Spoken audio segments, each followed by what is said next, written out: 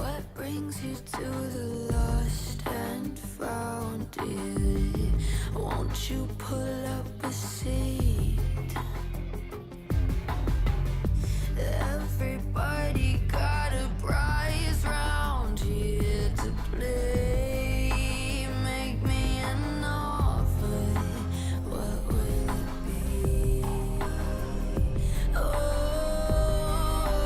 what will it be? Welcome to the playground, follow me. Tell me your nightmares and fantasies. Sink into the wasteland underneath.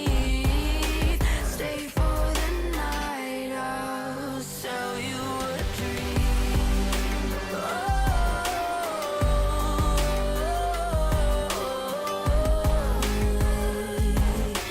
Welcome to the playground.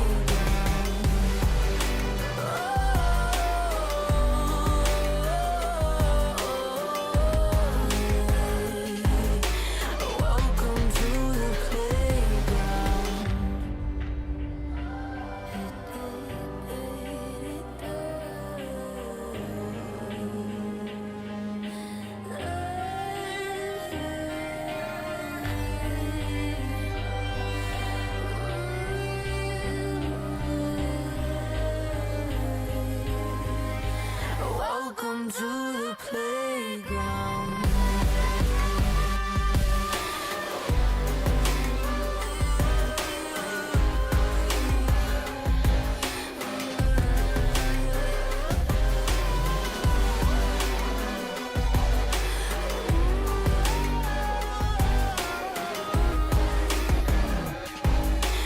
Welcome to the playground. Welcome to the playground. Welcome to the playground. Follow me. Tell me your nightmares and fantasies. Sink into the wasteland underneath. Stay for the night, I'll sell you a dream.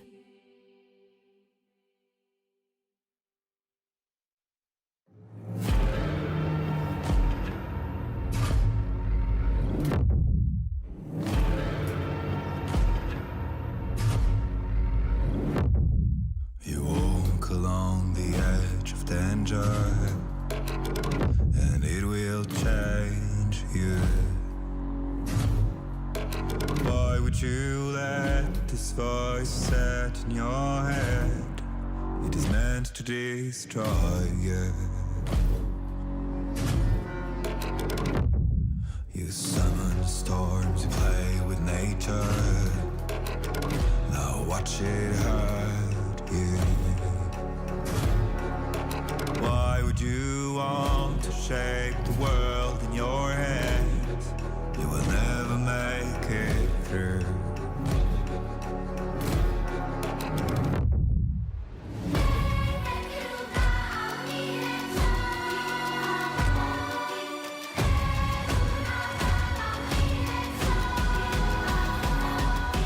Catch the fire burning out your soul.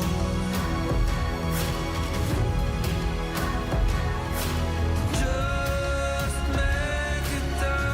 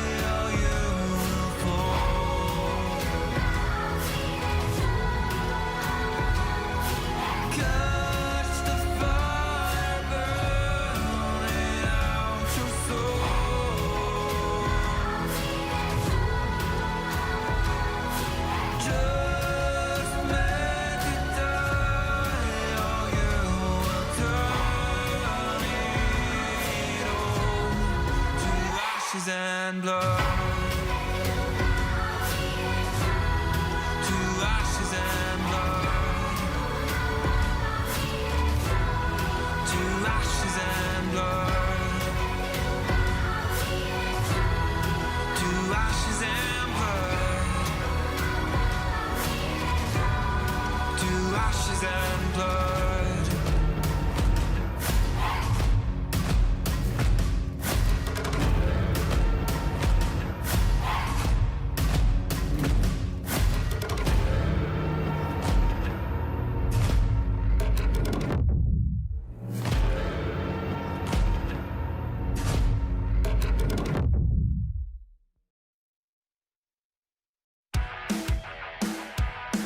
Hey, what?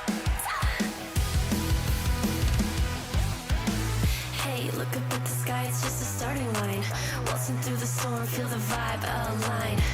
Radiant rebels in the silent fray. In the pulse of dawn, we embrace the day. We find harmony in mayhem, finding our own beat. Eyes ablaze, we're laser focused. Dancing through the storm, we become the light. Against all odds, we'll stand and play in this never-ending fray. Eyes alive in the pulse of dawn, we find our beat when the chances take form through the noise. Hey, look down at the tide, it's our warning sign. It's time to rock the wave or get swept aside. Crash through barriers, our destinies untied.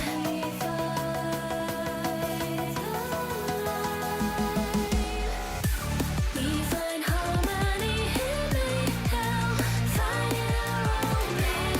Eyes ablaze, we're laser focused. We become the light. We become the light. Against all odds, we'll stand and play in this never-ending fray. Eyes alive in the pulse of dawn, we find our beat when the chances take form through the noise. Hey, look up at the sky, it's just a starting line. Hey, look up at the sky, it's just a starting line. Radiant rebels in the silent fray. In the pulse of dawn, we embrace the day.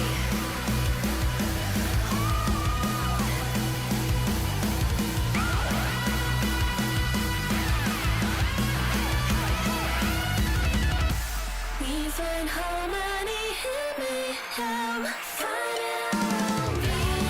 Eyes ablaze, we're laser focused. Dancing through the storm, we become the light. We become the light. Against all odds, we'll stand and play in this never-ending fray. Eyes alive in the pulse of dawn, we find our beat when the chances take form.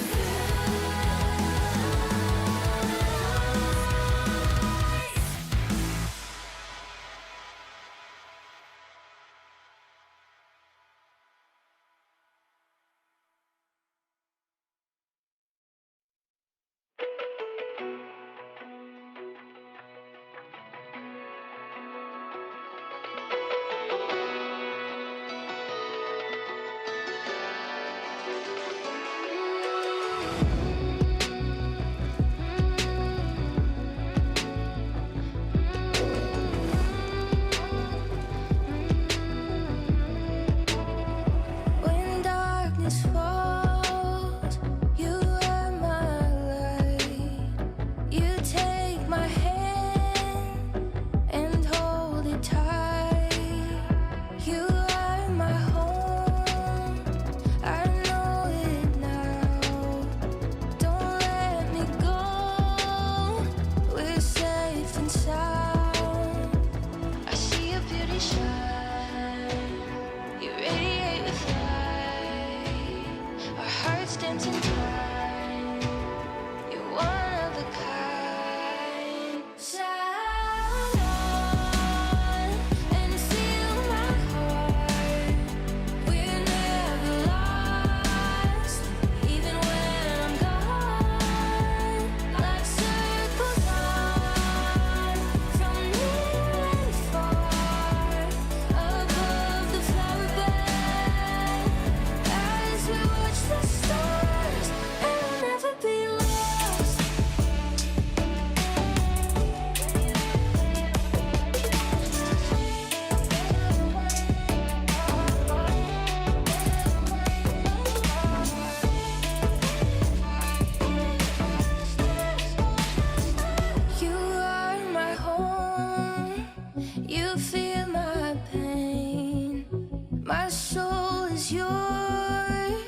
two souls the same.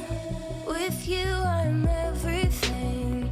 You never asked me to change a thing. They set our world on fire, but our hearts will burn for miles. I see your beauty shine,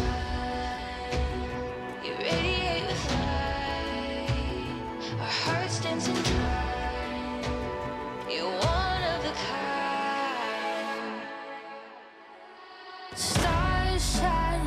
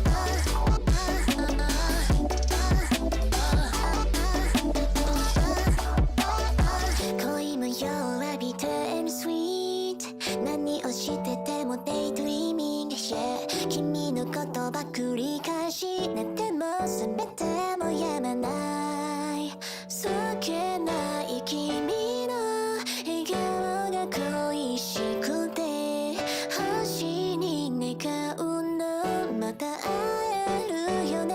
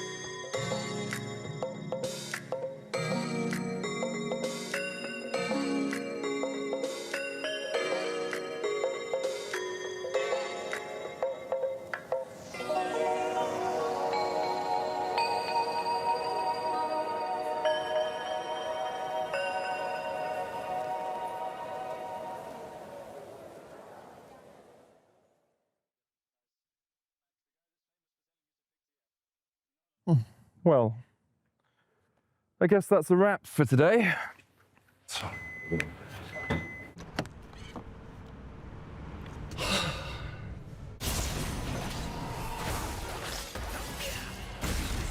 Seriously, medic? I thought we were going out for a ride.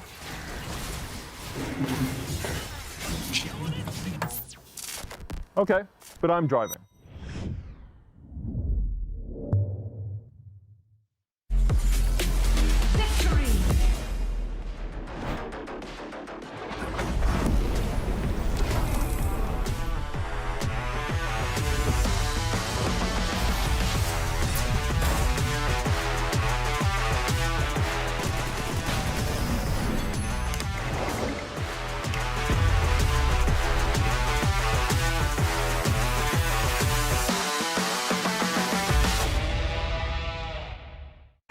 Now approaching the final pick, and what a ride it's been. A moment of hesitation, but we're getting closer to the game changer, and what a legendary journey we've been on. I mean, there's so many excellent options, but one of them has to be a perfect fit. Oh, they're about to lock in. Oh, what a pick! What a way to close things out. Join Marriott Bonvoy for a chance to claim a free Hextech chest and key. Marriott Bonvoy, a check-in at every checkpoint.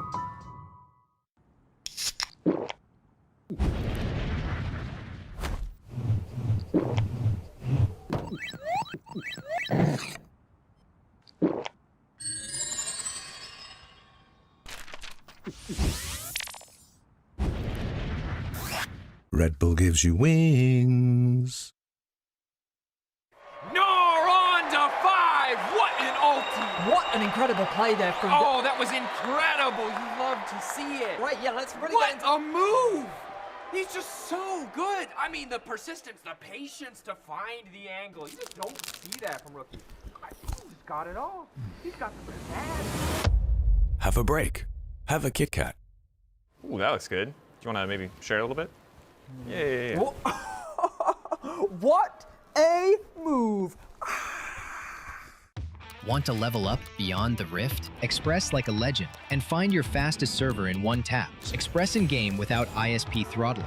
Express and shield yourself from DDoS attacks. Express and choose the VPN trusted by gamers everywhere. Express VPN. Experience gaming the Express way. Fast, stable, competitive. It's time to Express. Scan to start your 14-day free trial. Subscribe to unlock free Hextech chests and keys.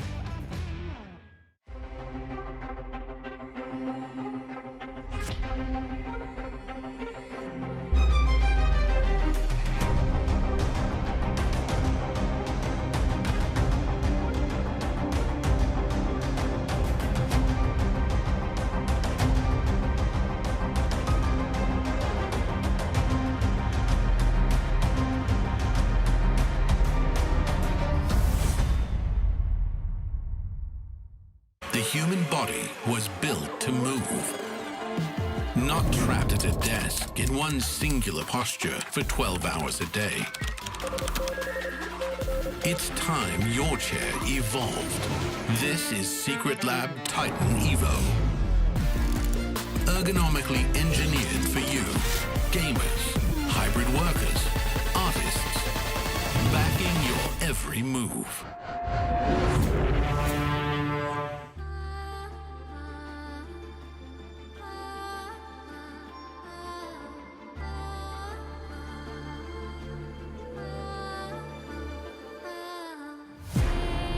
Echoes from beyond the past. The seed is sown. The spirit knows. May it guide me for I again will wander far and shape the path. Need again on mid horizons.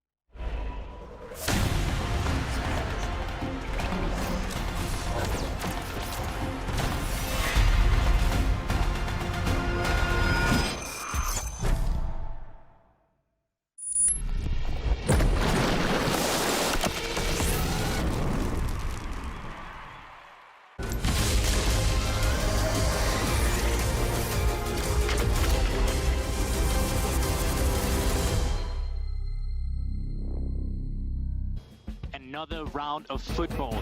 This time around, we've invited Casey over to truly test their skills at football. So let's get right started. Vladdy and Kalist, I don't know if you have a team name. The big guy. The what? Big guys. Alright, we got the big guys over there. Yike, do you have a team name? What is our team name, Kana? You have a good name? Use pink? Yeah, we're both pink. Oh my god. Team pink Something over with, here. Yeah, team pink. The 10 minutes has started. Tommy, you can get in the middle and we can start the first kickoff. Let's go. Stay in the middle. We go? Please, guys. 2, No. 1. Have at it. Oh, I can't go. Wait. I go. Try, play. No! No, Wait, you can't teleport. You can't teleport. Oh, no. Sometimes does that. I can't control it. You can't control the ball? No, don't control the ball! You're not supposed to do that! I can't! No, not get at least! No! Let's go, Kana! 1-0. 1-0 for the blue team. Stop dunking me, man! Don't push me, guy! Don't boosted on listening kicks! Like, what do you mean? Come back. That's cheating, by the way. No! No, you can't teleport back! Stop gripping, man! Okay, teleport. Hey, that's cheating! No! It went out! This doesn't count. 2-0. 2-0. Yeah, there We have the ball. You get the FF, by the way. It's over for you. Alright, Taka, you're getting a yellow card now. I'm sorry, but this is why we're gonna have to pull it. Stop trolling. Okay, let's go. Stop touching me! He's touching me! Oh, you want a goalkeeper?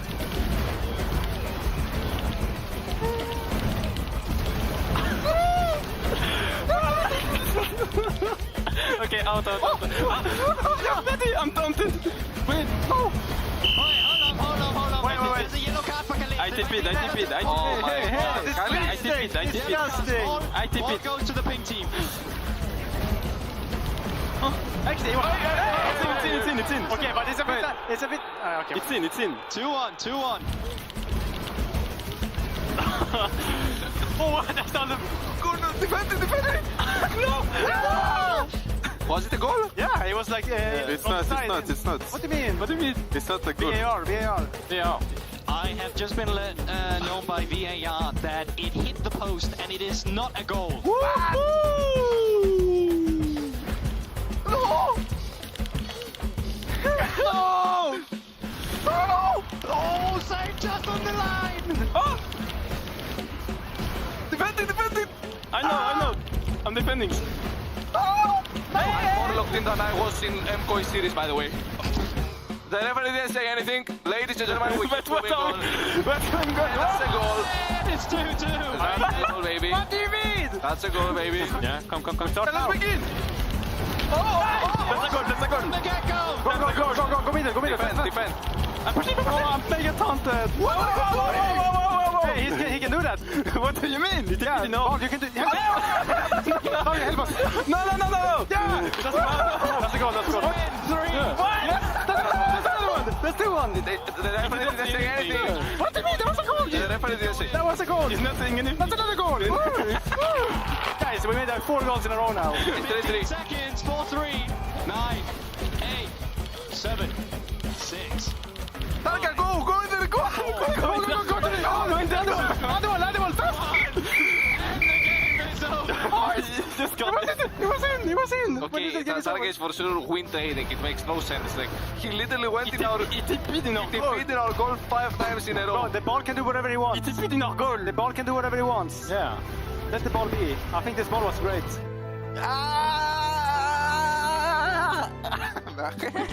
No, let's protect the players. Welcome back to the LEC with a super entertaining episode of GB Sport powered by Euronics. And guys, I'm gonna get straight into it. I'm so excited. My team is at Worlds, but it's not the only reason because it's the last weekend in the studio and there's so much on the line. VIT, Odo, let's take a look at the bracket straight up and see what we have ahead. It's not KT, it's KC. Well, we're not sure they're gonna make Worlds. We're not sure they're gonna make Worlds, so I'm gonna bask in my glory here. We're gonna see. Spoilers, by the way. Spoilers. Yeah, you just ruined it for everyone at home. I didn't ruin for everyone. Guys, it could go either way. You can still Yeah. Anyway, yeah, the bracket. We talked about how there's a lot of stuff cool happening this weekend. 2 teams going home, 2 teams going to Madrid. Yep. Super exciting. Playoffs has already been very intense for a lot of our teams, with 2 teams already eliminated, both Koi and G2 securing a spot at Worlds. There's only 1 spot left, and we're going to have a bunch of teams fighting, not even to qualify for that spot, but to qualify for Madrid, but they can fight for that spot. And honestly, it's super exciting because it's been a while since I feel like we have, true dark horses, because GX and Vitality are shaping up to be actual contenders in this playoffs. And you know what? A good news doesn't come on its own, because Shox is back as well, which is super exciting. So I want to know, what is important this weekend? What do you care about? What is important? What do I care about? Tell me this isn't the single most important weekend in the LEC studio. I know. Winter finals, spring finals, blah, blah, blah, blah, blah, blah. But listen, we still need our 3rd team to qualify for Worlds and for Madrid. KC might not even make it. They're our winter champions. They're up versus Vitality. Carzzy is memeing. Carzzy is saying, I don't care if I go to Worlds. I just want to kick out KC. Is that a storyline? I know. Then G2 versus MKOI tomorrow, who's going straight to the grand final. I don't really know. MKOI, of course, they want to... Okay. That's... Thank you. I think we pretty much get the message. Everything is exciting. Every match. That was very condensed. I was going to say, there was a lot there, and that's not everything. What? There's more. What are you... Noah Revenger go brrr. Oh my God. Fnatic, and Mickey X wants his revenge on G2 as well. So. You know what? Given that you're that excited, who do you think is going to be the 3rd team to make Worlds for us, for the LEC? Who's making it? I'm going to go do an interview. No, but she's right, though. She's right, because looking at KC, they were 1 best of 5 away from making Worlds last week. There's been a lot of drama, both on social media, and we don't really understand what's going on with the Niski situation. Honestly, I'm wondering, as well as the fans, are they cooked going into Vitality today? I would be worried. Of course they're not cooked. Okay, what's this copium mentality? They have 1 best of 5. It's not like they're out. They lost best of 5 against G2. Now they have to play against Vitality, and then the winner of GX versus Fnatic. It's totally doable. Of course they're not out. I think that KC should be considered favorites coming into this week. I did on Euphoria predict Vitality to win, but now that I've gotten away from Noah's charming smile, okay? Noah was just so confident, and he was so believing in Vitality, that I had to come back to my senses and be reminded that KC had a very good performance in Game 1. I thought their team fighting was still good. Game 2, they had the lead against G2, where they fumbled a little bit about Ardakan. I still think that KC is a strong contender and should very much be considered the favorites coming into this series. Really? Noah's such a charmer, honestly, because to echo Vedius's point, they did face against G2, right? And I feel like G2 just got the better of them, in the laning phase, but also when it comes to these Drake setups. And today, I feel like it's always going to be about these Drake setups, and also about, Chaik and Linsas working well together. So I really feel like it's a similar clash of styles. But at the same time, let's not forget that KC won winter, did very well in spring, and at the same time, just because they had dramas, it doesn't really matter. It just stops you from improving, because come game day, you're going to lock in. Okay, do you feel like there's been 1 player that has been consistent and stand out for KC? Definitely Kana. Kana, even though I feel like he's not the powerhouse that he has been before in winter and in spring, right now he's still getting a lot of leads. Even last time when they faced in regular season, Kana was consistently getting the edge over Naknako. And I completely agree. I think that what we've been seeing from Kana is a super strong performance, especially in that series versus G2, even though they ended up falling short. And my eyes will be on Kalista as well to see how much of an impact he can have. I think we've seen some mixed performances from Carzzy, and if KC's going to win, I do feel like investing towards that bot side of the map could be a key area to victory. All right, we'll see about this actually. I think we have an interview on StatVite. I want to see what KC thinks about all this, and Shox is now standing by with Rhea in the Marriott Bonvoy pregame check-in.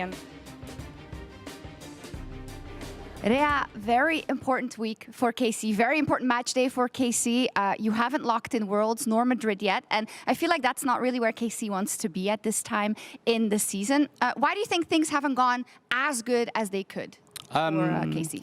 Yeah, I think there's 2 things that obviously are happening. I think one is the other teams are playing very good compared to basically the whole season.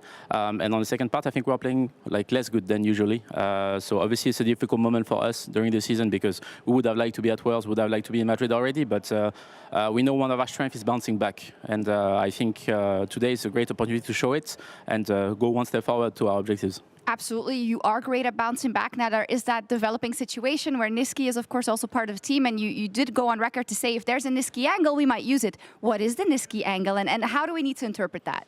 I mean, it's a six-man roster. Six-man roster. It's a six-man that is with us and that is able to play in some specific situations. But as you might understand, I can't really explain in what situation exactly Nisqy will play. But for instance, I think Vitality is a team we screamed a lot, so they know which spots we're going to use Nisqy, if we're going to use him. But no, I can't really say. But it's on the paper. It is on the table. That's what we also kind of tried to get. I don't know. We want to see it. I don't know if Vladi would want to, and that's of course the whole picture, right? As a coaching staff, has it been difficult kind of leading Vladi through that also? Because it is, it's kind of an intense thing to happen for a mid laner. I mean, of course, especially he's very young. Also, I think we're still a very young coaching staff as well, so it's a new situation to handle. I think it's been very, very hard to handle in that situation, but we know what the upside can be, having someone Nisqy available for us, for this team. And props to Vladi, because I think it was not an easy situation to be, but I think he's doing the best he can. Comes with ups and downs, but I think we are ready to play. He's ready to play, Nisqy's ready to play, and that's great for the team. Amazing. Thank you very much, and good luck today. And I think what he was saying right there is a large part of why so many people believe Vitality can cause the upsets. Because as you've already highlighted, KC does not seem like a clean and well-oiled machine like we saw in Winter. Yeah, and they did it last time, GB. They did it last time. I mean, I'm not as confident as to say that, yes, they're definitely going to do it again. But that's also why I'm so excited about today's matchup, because both teams have shown that they will have a different skill level depending on the day. And I think you can see a high from Vitality where all of them are working together. I think you see them improve from series to series, from game to game. Even their last series, game 1 was sloppy, but then throughout that entire series against Team Heretics, they got better and better, and that's honestly been the entire Team Vitality for me. I think you cannot forget how young this roster still is and how much they're still improving with very limited time. Yeah, the growth that they've demonstrated throughout the year has been a joy to watch. And I think that their top side has really come alive for me. The fact that they've gone through so many different iterations, the fact that they are competing in a way that I don't think many expected them to. Now, there is that legacy doubt that we have in Vitality, given that we've believed in their super teams before and they haven't delivered. But this isn't a super team, and that's where they get you. It feels like that these young rookies are the ones that are stepping up, and Linces is someone we've kept our eye on. No, Linces is the guy I'm absolutely looking at again and again. I'm super impressed with the skirmish heavy style he's brought to Team Vitality, where it's so easy for the rest of them as well to just come in. Great stats, as Betty is highlighting for us here as well. Because I think the fact that he's playing these Jarvans, the Sinsaus, the Trundle, it makes it very easy for a new guy to Fleshy to come in and say, I love Engage Champions. Let's link up together and let's just run the map. And while they're not always as comfortable and consistent at doing it, I think the highs that Team Vitality has displayed gives you a reason to believe that they might actually take today's series. And I believe that Vitality is nothing but full of confidence. We heard from Noah himself that they have been absolutely smashing in scrims. We believe in their ability to really step up, and I'm excited to see what they can do, because we know that both on and on the Rift, Vitality has been nothing but confident and, quite frankly, trash talking the opposition. Yeah, I mean, we've seen this with Karzi's tweet. Karzi was tweeting that he's already planning to buy Vladi's ticket home. I ran into apples as well in the makeup room. He's wearing Max tie. So the mental warfare is on. We'll see who gets the better hand here. It is the most important series for both of these teams this year. Pressure maybe on KC. Vitality proved that they could fight back, and Shox is now standing by the players in the tunnel. Yeah, I am. I'm with Karzi because I have to ask, did you find any good flights? What's the flight path for Vladi? I mean, the best flight is the cheapest one and the one that takes the longest. So 20 hours of relaxing and meditation for Vladi after the series. Are you more motivated by Vitality maybe getting to Madrid or Worlds, or by knocking out KC so that they can't go to Worlds? I just want to knock out Vladi, I don't care about anything else. It's just about Vladi. Okay, fighting words. I love it. It's about time we get into it. KC versus Vitality. Karzi with the most awkward smile afterwards. Welcome to the LEC Summer Playoffs as we continue. I hope my mic wasn't live. I think Karzi had a really awkward smile. I'm used to there being a little video there or something, but it was an awkward smile from Karzi, let's be honest, everyone. Perhaps his gameplay will not be quite as awkward as that as we make our way onto the Rift. I'm Medic, I'm joined by Dagda and Jack Spectra for this playoff match Worlds on the line, a possibility making it to Worlds on the line, a spot in Madrid on the line, and the rest of your LEC career this year on the line for both these teams. Big stakes here, and I couldn't be happier that both of these teams are such question marks for me. Normally, if you take this picture back a few months ago, KC versus Vitality, it feels like it would be a free win for KC. Yep. But now coming into today, when I have asked people, well, who do you think is going to win? It feels like could go both sides, really. And I think much of that is kind of KC having a little bit of an upset time at the moment. It's also been Vitality stepping up. Like, I think Linces has been fantastic for this roster. He's really been leading the charge from the jungle. And it's players like Nako that you can see on your screen as well that have just really settled in their rookie year into the LEC and starting to make a name for themselves that I'm just delighted to see them all coming together. And I love that Vitality feels like they have a very clear identity as being this like really mechanical team that just loves to fight, loves proactivity and action. Maybe not the smartest, not always going to make the best decisions, but they're going to fight you every step of the way. They're going to be vibing while they do it as well, singing in the voice comms. For KC, it has been a turbulent summer, to say the least. Kind of stemming back as well to when they lost to Vitality in that best of 3 in their group. Things have been a bit of a struggle. The introduction of Niski in a possible 6-man roster that isn't really a 6-man roster, but we'll see if today they can step up, because overall, I think KC have been underperforming compared to expectations recently. As we jump into the draft of game 1, Ziggs, Sivir, and Orianna taken away by KC. Interestingly, the Ziggs, one of the picks that Kazi used to beat them in that best of 3 earlier on in summer. Vitality going to get rid of Jarvan and Azir. Talia still available. We still have Varus up as well if you want to go for that on-hit build. Galio, the final ban. Yeah, and a lot of big junglers open as well, like the Wukong, the Xin Zhao, the Trundle, these kind of picks that have been sitting through. Yunara slipped through as well, which is an incredibly strong pick. So I have to see if that's going to be first rotation here for KC. Yeah, I'd be very surprised if they don't pick up the Yunara here, just first pick. There's also the Pantheon. There's a lot of strong AD junglers available, and especially when that is the case, you'd hope that this is just an easy Yunara lock-in, unless they have something else prepared. Nope, there we go. Yunara is going to be hovered and locked by KC. Will be the first time we see Kalista play it in the playoffs. Did play it in the regular season. Rumble Pantheon, the immediate answer, though, from Vitality. Yeah, I think you can set up really nicely here for Vitality if you can get your hands on the Talia, where you've got very strong mid-jungle, a ton of semi-global ults, the ability to kind of wrangle people into a spot so then you can get the Rumble ultimate down. I think as KC, you probably want to try and take that away here just so you can deny what is a very strong duo in that mid-jungle. Yeah, I could definitely see that. I think for me, one of the nice things about giving Yunara is that she's not very obnoxious to play against, as in you can play a lot of different ADCs, so you're actually fine dropping here and seeing what KC will ban out, while if it would be something like the Corki or the OP Kalista, it's like you have to play one champion to it, very specific, very niche. But with this, you have a lot of options for Vitality. Yeah, can't just look for something that scales up as well. If Helios Thresh, Jinx Thresh can deal okay with that lane. The Varus is going to be the pick, though. The lethality build nerfed a little bit a patch ago, but still very strong on hit and can still work lethality-wise. It still does good damage overall. This champion just doesn't die. I feel like they've nerfed it 10 times. It's still one of the highest priority champions. Karsi here locking it in. Gonna look to bully out this Yunara in the early laning phase, and probably gonna ban out some supports to try to set up for that. I am curious what Vitality want to take towards mid lane though, because you have the Rumble top, so you do open up options to take an AD mid laner if you really want to. Like we've seen Tristana start to rise up over the LCK and UPL, so that is always an option. And I think if you really want to try and bully out the Talia, the Tristana is a good pick into that option.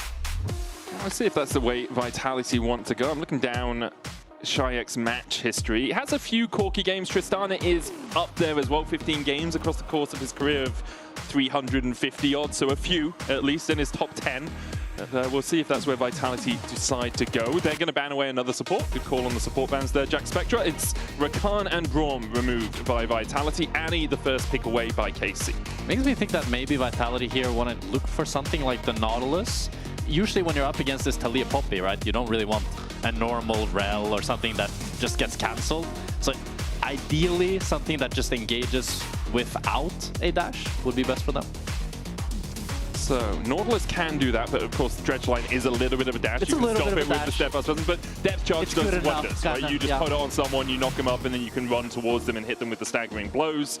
Alongside that, it is a little squishy in the redemption support meta we have at the moment. Like a Nautilus being the one that face checks. You do have a Pantheon to do it alongside. At least out of the Shield of Ages. Morgana. Is Morgana mid? Vitality. Likely mid is my expectation. Can be flexed down towards that bottom lane, but Morgana mid has risen through the ranks over the last few weeks. Was buffed in 3 consecutive patches earlier on this year. I've been hearing some rumors of this Morgana mid being strong, but I'm very excited that we get to see it here in action. Yeah, it just means that you kind of have to be on point with your CC's Vitality, because you kind of want everyone locked down in one place to get Morgana damage off, to get your Rumble damage off, to get your Varus damage off in some situations as well. So I am curious if these fights end up fairly spread out, if Vitality kind of have enough in the tank to really carry the fights from a DPS perspective. I really like the fact that they went for the Alistar here instead of the Nautilus. I think Targamas been great on the Alistar, and just as you said, Vitality has so much lockdown CC that you really need a support that's actually going to be beefy enough and have enough sustain that he can survive it. And Alistar definitely does that. Isn't really a champion at level 1 though in that lane, so we'll see how KC want to navigate that. Sion the final pick here for Kana. Not giving him a carry, but still giving him something he can carry on. Sion such a difficult tank to work your way through, especially since we've already talked about the damage profile from Vitality. It doesn't have a huge amount of consistent DPS. I guess the Rumble with the Flame Spitter, and if it's an on-hit Varus, you can slowly work your way through that Sion. I think it's also just having someone that can face check alongside the Alistar, because I don't want to walk into anything on Vitality if I'm going in there blind. So I like just having another tank in there that can kind of make its way into River and into the positions that you want for some of these objectives. And there's that Nautilus that we were talking about already. Yeah, I quite like KC's composition though into this Vitality comp, because you have these 3 frontline, forces the Varus to go on hit. I'm not sure how Morgana DPS is going to end up stacking up. I could see it being decent, but also not high at the same time. Yeah. It's hard to say. Yeah, I think like if you can lock someone in place long enough, I know you can get basically your W back up instantly because the cooldown kind of ticks down, and you do have a fair amount of lockup to try and enable that, but I just don't see that as your main DPS, especially as you say, Jack. 3 tanks on the other side that can kind of brute force their way into position. I think Yunara's going to have a field day here. Yeah, for sure. I think it's definitely easier for Kalist to be playing the team fights in this game, especially as Varus went Comet. That he did. We'll have a look at exactly where Kazi's decided to go rune-wise early on in this game. So we jump on to Summoner's Rift for the first game of this best of 5. KC taking on Vitality. Do or die for both these organizations. KC having a much better 2025 than any year previously in the organization's history, but if it is not capped off with a visit to Worlds, I think a lot of people will be disappointed. For Vitality, it has been 7 years since they last made Worlds, only once back in 2018. That was the Jizuke mini Attila mini Trupax roster that made it all the way there. It'll be a return to form for them. Obviously, not making it through just by winning this series. Importantly, do need to win another best of 5 after this, but if you're out, and you don't have a chance of going to China. And I think poetically, it's Vitality with a much more untested, unknown roster that's looking to potentially break kind of their curse after so long, after so many super teams attempted and failed. But I want to bring it back to Carsey and this lethality Varus here, because when I said first, like, I think he has to go on hit, I still kind of think he has to go on hit, but I kind of get the logic. You have 2 AP champions, so ideally most of the enemy team will be itemizing quite a bit of MR, which means that your lethality value will be much higher, and with this build you can actually win out on bot lane. Some changes to Morgana over the last few patches as well. Great point about the lethality Varus there, Jack. She was buffed on 25.09, buffed on 25.16, buffed on 25.17. And I think the question was, is she going to be a jungler that we just see all the time? Or is she going to be a little bit more niche? And it feels like she's fallen into that situationally a viable pick meta at the moment. Yeah, I remember chatting to Finn about it, and he was giddy to go home and play this champion in the top lane because he thought it was just absolutely absurd what it was capable of doing. Like, the push is absolutely insane. The ability to just kind of control your lane and also set up for so many of the picks coming off your junglers, and also just makes things very difficult. Like, a back shield on towards Linces means that a lot of that CC you have on KC may just not actually come to fruition in those plays. Especially when it's so like telegraphed. It's so easy to Black Shield, a Poppy, an Alistar combo. So it makes it really easy for Vitality's carries to play team fights later on. And not a huge amount of magic damage as well to work its way through that black shield early on. We'll see if the seismic shoves, if the headbutt pulverizes can connect as Targamas and Kalista gain control of the bottom lane for the time being. Fleshy going in with a hook, puts down that Titan's Wrath as well for a little bit of a shield, but Triumph from Raw from Targamas as the minions die around him will be enough just to heal him back up. This is really good from KC's bot lane here. Normally, when you play this Alistar, you're going to be losing push first few levels up to like 3rd, 4th wave, but already they're able to get push, presumably just due to how strong Yunara is in the all-in, and that kind of removes a lot of the pressure from this Vitality bot side early game. And I've seen it so often when Yunara does actually slip through the draft, just how strong she can be in the 1v1 on mid-wave, like as the game goes on.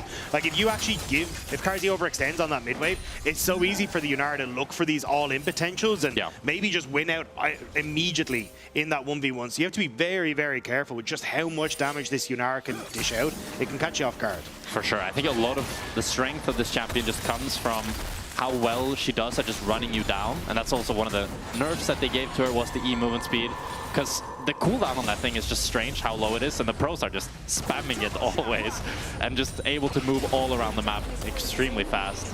It's a great one-hit wonder as well. 7-second cooldown at rank 1 and at rank 5. You do get more bonus movement speed the higher you rank up that E, but you're very happy just to have 1 point in that E early doors and then level it up last. We see Targamas on the traditional 4-minute Alistar roam around the map. Have a look around, see what's happening. Kalista's already in top lane farming minions. He's happy.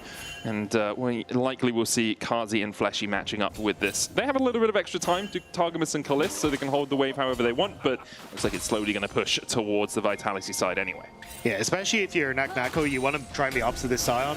Sion going to do way better than you when it comes to the lane swap, so this is going to be Vitality constantly trying to match up against KC where possible. And we just want to see as we start to go on with 30 seconds until Dragon, how we start to see Vitality and KC put pressure onto this. I think Vitality should be able to make their way over towards it just with the amount of pressure Chayak has on mid-wave. If you can start sacking them early, maybe that's something where Vitality can look to play through. And the biggest problem now is that KC bot lane will kind of retain this tempo lead, so they could just base and swap and do it again and just keep doing this over and over. As you see the Sion basing here, he's already opening up towards top, and now they can retain this tempo lead permanently and always have Vitality on the back foot. Yeah, always be first on the move around the map, and it can seem like such a minute thing to point out, but you're losing, say, 3 to 5 minions every time it happens, and that's a big gold injection, right? You're losing 100 gold every time it happens. Slowly you see these advantages build up. You can see about a 70 gold lead for Kalista, and he's already backed and is working his way down towards that bottom lane. And you can see Vitality weren't entirely sure what they wanted to do, because Carzzy went to look for the reset as the waves went to even Steven, but actually denies it, goes back up to try and hit the wave, and I think they weren't sure if KC were faking a reset to go to the bottom lane because Targamas had stuck around, but now Kalista's actually made his way into this bottom side, and it means that Naknako with the wave pushing away from him, not in the best spots. Yeah, it seems like they maybe just weren't willing to drop the minions, like Medic said, to do the swap to instantly match it. But now they're in a very awkward situation here where Rumble can't really farm. They can set up for this Dragon, and the Varus and Nautilus are never going to punish the Sion. And we're still 2 minutes away from the Grob spawning, so there's no cross map really for Vitality. It's saying, well, we can leave Carzzy up there, get him to level 6 a little bit quicker, give him some solo XP and farm against the Sion, who is already level 6, so Carzzy has to be a bit cautious in stepping up. We don't often see Sions just solo killing people, but they can definitely do it, especially against a squishier AD carry, even with the barrier available to Carzzy. He's going to stay up here. It looks like Fleshy is teaming up with Linsus around that mid lane just to allow Chayak to get a little bit more pressure. Naknako, he's comfortable enough farming under tower, but if the wave's ever pushing away from him or held away from him, it's so tricky for the Rumble. I do like how Fleshy's defending him though, because you've got Linsus who wants to move back up towards that top side. His Scuttle camp is respawning, and I think his camps are going to be spawning on the top side as well. But it just means that Fleshy, at least, if KC try to make any sort of play into the bottom side, is there to cover. And I think this is the best bet, because when you're investing Carzzy towards this top side, you really want to make sure this Rumble's not falling behind.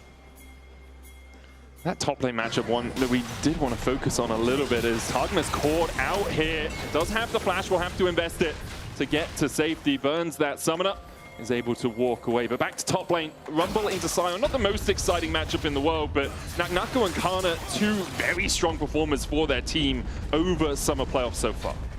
Yeah, I've been really impressed with Naknako in general. I feel like he's just coming in, looking to outplay at every opportunity, and I just love watching him play, to be honest. I feel like he gives me kind of same vibes as Kana, that they both love to play these carries, they love to be kind of flashy. And he plays Yasuo, but it's also a big bonus. Doesn't always succeed on Yasuo. Doesn't always succeed, but at least that you're willing to bring these picks out. Oh. Hook onto Vladdy. That's a lot of CC. Going out. There's a Soul Shackles as well. Vladdy has no recourse to escape. First blood to Vitality. Not sure Linces was even needed. Great pick from Vitality on the mid wave. Fleshy, making it work. And as you say, I think Linces may be a little bit of overkill, but still, that pick will net them these Void Grubs, which is massive in this early game. And that really showcases the power of Morgana. He got binded into ulted. That was like 4 or 5 seconds straight of just hard CC where he couldn't move. It's the longest CC in the game, Morgana Dark Binding, yeah. I'm pretty sure. I'm ready for those memes to come back where it's like, I got hit by a Dark Fletch is going for this. Kalist does have the flash and has the cleanse. Chain of Crushing down, there's the cleanse invested and the flash. 2 summoners out. Piercing arrow just shy of clipping Kalist's heels. And Fleshy flashed over the wall there to reach him. Ends up getting 2 sums for the price of his own. Very nice play from him, as they also get to crash the wave and deny Kalist some minions. He's also got the teleport here. Shayek's teleport, I think, is just coming off cooldown. There's a possibility of contesting the Drake with a support TP in, and that's exactly what he's going to do. TP's onto the dragon, has his mid laner and jungler coming across, and the Drake will reset, but Casey's plan of, okay, you take the grubs, you get topside control, we'll take a Drake, has just now been left in ruins by Vitality. I mean, Fleshy's been on a bit of a tear. Gets the play in mid, immediately goes tops, burns sums, and now is able to cover for Dragon as well. Like, he's been everywhere that he needs to be in the map in these early stages, and it's kind of hurting KC a little bit. Linces here might be a bit in trouble, though, as Casey just chooses to leave. Looks for the beautiful hook from Fleshy. Black shield down there as well. The Dark Binding's only going to hit onto Targamas, who doesn't have his flash, remember. Depth charge out as well, as Fleshy's already hit 6. They're chasing onto the cow. Another Dark Binding for the follow-up. Keeper's Verdict out. Linces will come in. Yike cancelled the Keeper's Verdict. Doesn't get the knockback. Kazi's coming in from the side as well. Doesn't have that chain of corruption, though. So in the end, Yike and Vladdy should just be able to walk away. Man, you just don't get to play the game. Something hit from Vitality. You spend the next 10 seconds wishing you could go back to the safety of your turret. But Yike cancelled the Keeper's Verdict. He could have tried to save his teammate, but I don't know if it's indecision or it's nerves, but Casey is looking disjointed. And Vitality are looking really strong. The jungle support duo coming up trumps. Both of them have been involved in every kill Vitality have got so far. And have to remember, Fleshy getting the double summoners out of Kalist on that top side. There is still a Drake available to KC and Vitality. We'll see if they decide to fight around it. But with no Merc Treads yet on the side of KC, I think they are waiting until they have a little bit more tenacity before taking team fights. The thing is that every time we're seeing Vitality making the plays, it's that KC are never getting that cross map. It's Fleshy with the TP to try and deny it, or there's some other factor that's denying KC from actually being able to get anything back. So I think for Vitality, they've just been absolutely spectacular in the early game. And this was kind of what we were hoping for from Vitality, was a strong early game to try and set them up, especially on a composition like this. And it feels weird to say, but Vitality are the ones that are looking confident in this first game here. They just are willing to pull the trigger. I feel like Yike looks nervous. Yeah, I'd agree with that. I think he has been struggling to have as much of an impact as he'd like. And that's not counting KC out of the game just yet. There's only 1,000 gold difference. No Drakes have been taken. We see scaling from both sides as well, especially if that Yunara is left alone in a team fight. She can absolutely rip through Vitality. But for the moment, Vitality definitely coming out on top. Kana, though! We talked about the solo bolos, and that's exactly what Sion can do. Vladdy was forced away on the top side. Soul Shackles used by Shayek. He's going to have to back away because Targamas is hit alongside Yike to protect his mid laner. They didn't know doctors could see the future, but here we are. Great play from Khan on the bottom side to get the kill, and will be able to shove in that wave and get a nice little reset for himself. Shayek should be fine on this top side. Morgana clears this out so quickly, and it looks like KC don't want to overcommit onto the Morgana. Still though, even with Kana getting that solo kill, it's actually Vitality that are able to pick up the Drake. So they still have the objective lead now with 3 grubs and the Drake. And a lot of that comes down to vision control as well. There's a ward just near Yike's blue buffer, just in the river next to it where he's baiting at the moment, that spotted him walking towards that top side. As soon as they saw him, Linces is like, okay, I can go for the Drake. We know jungler's top side. We know support's top side. We can go for this. And you have Fleshy and Kazi in the mid lane just to back you up if you're ever needed. Still only about 1,000 gold lead for Vitality, but KC definitely reeling a little bit from some early punches out of Vitality. There's a lot of vision control invested on this top side from KC, and it looks like Targum is, at the moment, trying to keep it, but I wasn't sure with Yike in the area how effectively they want to try and push pressure on towards this top half of the map, but Fletchy once more here to cover. He's been everywhere on the map in this early game. Redemption going to be his first item on this Nautilus. It's just so strong. It kind of sucks to see tank supports have to build Redemption just because the item is so good, but it it's feels just weird. So damn good right now. It feels weird seeing them be so squishy every game. Especially with Unsealed Spellbook. Yeah. You don't even have Aftershocks. You go in, it's like, okay, I'm dead, I guess, but I can Redemption after I've died. Yeah. Which is why it's important as an item. Ooh, Kalist taking a brunt of a piercing arrow there from Kazi. Yike's going to get the knockback onto Linsus, but Linsus just able to walk away from this one. Next objective, Rift Herald up in a minute and a half. There's a lot of back and forth, though, on where exactly you want to try and set up here on both sides. Like, Chayek going in towards Kana seems like a little bit of a response to Naknako having his life taken from him, but I think you kind of want Chayek up at the start for this Rift Herald fight if you want to try and go for it, but he doesn't have his TP. He still needs to reset. Kana's still pushing, and Naknako needs to get a reset to try and match this bot push. So I think Vitality not exactly in the best opening when it comes towards wave states for this Rift Herald. When on the bright side, they will have Shayek's TP for the Herald spawn, but I do agree with you a lot that I feel like their whole comp, kind of their center pillar, is this Morgana. They need her CC, or they need her to continue setting up their own CC so they can actually get some kills.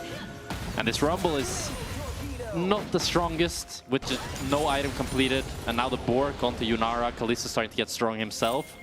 Importantly, not too much magic resist on KC yet, at least in terms of Merc Treads, they have none. There's one probably on its way for Kana, so if you are going to fight, now is a really good time to fight for Vitality. All of that CC gets its full duration instead of having to sort of work out when's it going to fall off with the extra tenacity. Obviously, these guys have played enough games to have that as a muscle memory thing, but still, you do want to try and take battles before your enemies have those tools in their toolkits to try and negate some of the pressure you can put down. Yeah, I'm very surprised that Yike and Vladdy, neither of them have Merc Treads yet when it's so valuable in this game, but you have to feel that for sure it's coming. Yeah, 100% very soon. I wouldn't be surprised if we see 4 Merc Treads and Kalist probably with Zerkers, right? Yeah. Like, it's definitely the way that you want to go if you are KC here, just to avoid all of that CC. KC are shifting Kana up towards this top side, so it looks like going to be a big 5v5 as Morgana TP's in as well. Oh, Weaver's Wall coming out. Flashy with the Dredgeline Death Charge hook. That's Chain of Corruption follow-up. Kalist still has the cleanse. Linsus flashes over the Weaver's Wall. Meanwhile, Targum is rooted up in the middle of the play. Flashy getting chased out by Kalist. He will fall first. The Equalizer ticking on Targum and it roasts that beef. Follow-up, though, from Kazi onto Kana, just trying to CC him down in the end. A 1-for-1, both supports traded. They try to make it work for Vitality, but for KC, but they just didn't quite have enough, and Vitality managed to get one back. Chayek still fishing for Vladdy here. But again, the tankiness that we were talking about for KC, the ability to just shove a bunch of tanks in front of this Vitality damage, means they net the win in the end. And Chayek was a bit too late with the TPS. It looks like they're still trying to Grand Starfall, they're going to go in. They look for the Pantheon immediately. He's not back, locked against the wall, grounded. Rift Herald looking to reset. It's Chayek that gets it. The smite with 4 HP short. Yike has to flash the wall. Linsus and Kazi looking for more, won't find it. But the objective goes over to the Wasp. And Vitality get away with murder here as they lose the fight, yet they still get the Herald. And now Linsus tries to get the Wolf, but can't quite get it. I don't think the most important part of that play was him getting the Wolf, but I'm sure he would have felt great if he'd stolen. I think the most important part of this play is just the confidence that Vitality is displaying here. They keep going into River. Even when Chayek hasn't TP'd in here, Linsus is a bit too early as he doesn't have the Black Shield to actually defend him. Chayek flash ultis in and only connects onto Targamas. So that ends up being a little bit bad as then Kana could ulti in, be there first, even with Knock and the Equalizer. It's not enough. Yeah, with the KC just able to rally behind Kana, it makes it a little bit easier to have that beefy front line. But Flashy's been doing a good job of finding Kalist in a lot of these moments, even getting the prediction on his ult E to get the dash. So shout out to him as well. Yeah, he's doing a good job. Yeah, he's doing a very good job. I mean, both Linsus and Flashy actually having a great start to the series, and both of them KC Blue alumni. They played in this team. There was a big furore when Linsus left KC Blue to go over to Vitality. And now we see them facing off for a possible world spot and a spot in Madrid. I think that speaks a lot to just the rivalry between Vitality and KC, that a lot of KC fans felt like that was like a betrayal of Linsas, that he would go to Vitality. Yeah, it's now Fleshy. Death charge onto Yike. Weaver's Wall's going to separate Linsas from the team, and now he's on the wrong side of dodge. Does manage to get the damage down, and the follow-up on Targamas is enough.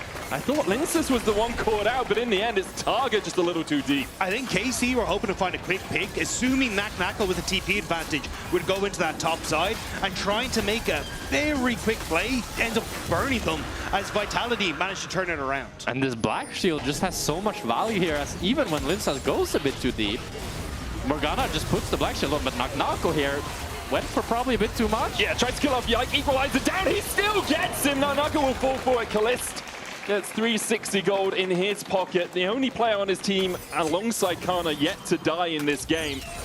And a lot rides on both of their shoulders now for KC. It's the fact that we're seeing these fights not play out like fully as a 5v5. It's kind of these like little picks in the moment. And KC here are just trying to set up, but again, Fleshy, great hook. Linsas goes to follow up, and the Weaver's Wall is something, but I don't think they expected Rumble to be coming in on this flank. So even though Linsas does get locked up, the Black Shield saves him. The extra damage coming through from the Rumble ults, they just end up picking off them. It's also the Aegis Assault from the Pantheon, that E just blocking so much damage because he was caught out. Yeah. KC just couldn't put the damage into him because he had that E and was able to survive through it. Still only 1,000 gold between the two teams and a 720 gold lead for Kalist in that AD carry role, but Linsas having an absolute stormer so far. 700 gold ahead himself, has the Sundered Sky, Kindle Gem, and the Merc Treads already complete. Feats of Strength were gained for Vitality. Alongside that, they have 2 Drakes and 3 Grubs. And I think it's this mid-jungle for Vitality that has been stepping up the most that has really impressed me. Like, Linsas has looked fantastic and has been kind of the key player in setting up a lot of these side lane plays we often see Vitality going for when it gets to the mid game. But Chayak as well has kind of been the unsung hero. This guy has been spectacular in the mid lane, has been able to find a lot of success. We don't talk about that Fleshy, but across the board, I think that Vitality, like, it has been these newer members that have really stepped up to make a name for themselves. For KC though, I think on the bright side is Kalist. On this Yunara, he's going to be able to scale up nicely. He already has a 700 gold lead with his 2 kills. And I really think that him alongside this front line can lead to a long, prolonged fight that can set him up so well for success. Yeah, and I think it'll be looking towards that second item at 3 minutes until this next dragon. He should have access to the rune. Oh, it's actually not. It's the Phantom Match. I thought it'd be the rune that he wants to pick up. I'm kind of surprised. I'm very surprised. Yeah, I mean, you assume that you want to take these big fights where you can hit onto multiple people.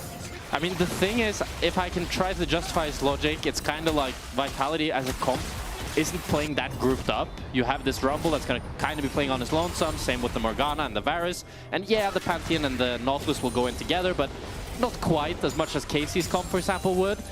And the nice thing with Phantom Dancer is just a great stat stick, as Kana here is on a ward and Linsas is wrapped around. Yeah, Nako's going to chase him. Linsas there as well. Unstoppable Onslaught meets Linsas in the face. Stunned up. Now Kana needs to retreat. Does still have the flash and not too much damage yet onto him. He escapes with about a third. Meanwhile, on the bot side, Chayak trying to survive himself has put down the Black Shield already.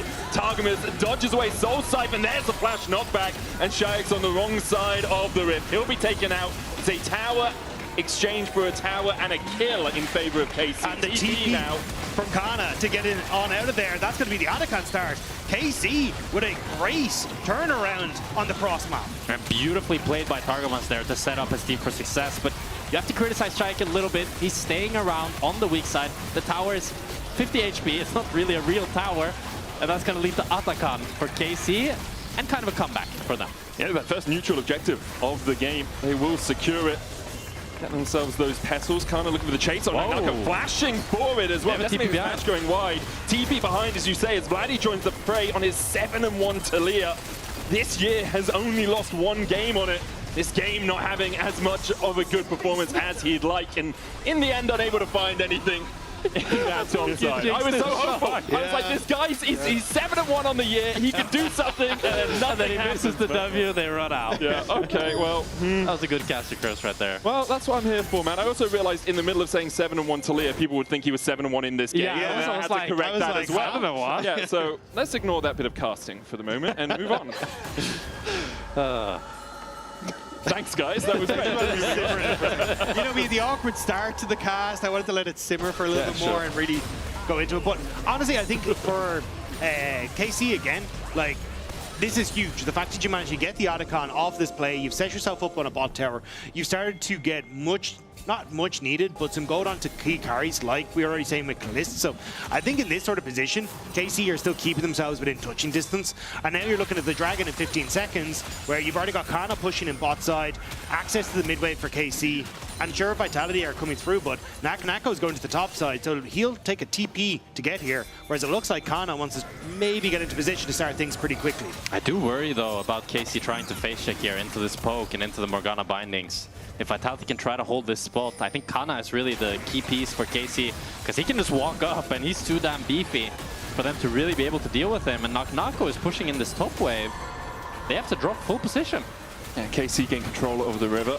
Drake up there, Inferno Soul, our first course in this best of 5. KC will start it. Nako now TPing to the bot side as KC already have the Dragon down to 4,000 HP. As you say, Jack, it is just too late. The Drake secured. Vitality will look for the fight. Targum is immediately jumping onto Nako. He tries to flash the wall, but he can't escape. Equalizer down. Won't do much. Kana keeping the rest of Vitality at bay.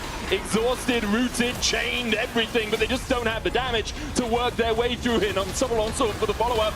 Good black shield there, but the follow-up onto Fleshy with a seismic jump. He hooks back in! Immediately into his death. Linces has to flash away. KC win out the fight. And Vitality are falling apart at the seams, and KC are pouncing. They get the Dragon. They get 2 kills. Nako? What was that? Yeah, the questions, they're the same. I don't understand, because at this stage I'm like, oh, they're just going to play for the tier 2 and top and look to forgo Dragon, but you've already got Linces in way too early. The black shield's now used, so the rest of Vitality have to back away. So Nako left completely on his own, and Targamas just sniffs it out because he walks straight over enemy minions. He's envisioned the whole time. And then Vitality, we already said it, they just don't have the damage to try and get through Kana. He knows it. Happy to start setting up these fights so they can pick off Flesh in the backline. And I think in this fight you could really see how Vitality's comp is starting to get more and more difficult to execute. Getting through these beefy members, you just don't have the DPS, as Flesh has a crazy flank here. Grand Sample coming out as they look for Kalist. Targamas and Yike here to try and defend their AD carry. Linces jumps in, but the Hex Flash away from Targamas gets him to safety. And Vitality feeling looks like a little bit desperate, trying to see if they can get into positions where they can catch people off guard. But it does mean now you get KC pushing in top, they're going to be able to push in bot, they can group on towards mid-wave here and should be able to get this tower if they wanted to, but actually kind of going to make his way back down towards this bottom side to cover the wave. And this Yunara is just so damn safe with all this mobility, with the flash, with the cleanse. I think it's going to be really hard for Vitality to realistically look for picks onto Kalist. But then it's like, who else can you look for? Yeah. It has to be Vladdy. It has to be Vladdy. And the question really is for Vitality as well. It's like, even if you find one, is it enough? Eventually, you're going to have to deal with Kana and with Yike and with Targamas, even if you find a pick at the start. Can you work your way through those 3 meatballs as Fleshy looks for the hook? Only finds a minion. Kalist was basically out of that anyway. And that's why I wouldn't have minded if Vitality gave that last Dragon and said, cool, we push mid, transition to the tier 2 and top lane, start to get a bit more gold onto some of our carries, and then we're in a position of, hey, we've traded successfully and we're using this buffer of the 2 Dragons we have to avoid team fights that aren't going to work out in our favor, where we don't have that pick to start off. But it looks like Vitality just want to keep fighting, and I think at this stage, KC are getting a bit too beefy for it. Yeah, and it's only going to get harder, it feels like, because Morgana is starting to build towards that pen now, and Rumble does have it as well, but neither of them are really ever going to be going very fast through the Sile. They might get through the shield at least. Yeah. It's going to take a while, especially Blackfire Torch Rylai's, right? Yeah. That is not the highest DPS build in the world. As Targamas is going to find a pick here. Weaver's Wall coming in as well as they look for Nako. The Equalizer down, but he's locked against the wall. Redemption coming out as well, but it won't be Nako's savior. Targamas takes it with the Redemption, and Baron immediately begun by KC. Vitality going to have to try and get in here. At least the pool should be doing some good work when it's in this Baron pit. But KC can just turn and burn if they want to. Yeah, with the ultimate, it gets knocked out. Yike's going to take a lot of damage from the Baron here. Chain of Corruption's going to hit as well. Seismic shot back onto Fleshy. Soul Siphon only going to hit onto Kana. And Kazi's trying to put the damage down that he can. Piercing arrow through Targamas will be enough. Kana getting chunked out. Linces on the chase. The hail of arrows not enough. Kana so low, a double in the end. For Kazi, Kalist tries to turn it around but can't transcend high enough to make the fight go KC's way. The pools from Chayek were insane in that fight. They managed to hook on towards Yike in the pits. He's getting damage from the Baron and from Chayek, which forces him out of the fight. He then gets the setup on towards Targamas as well, and on towards Kana.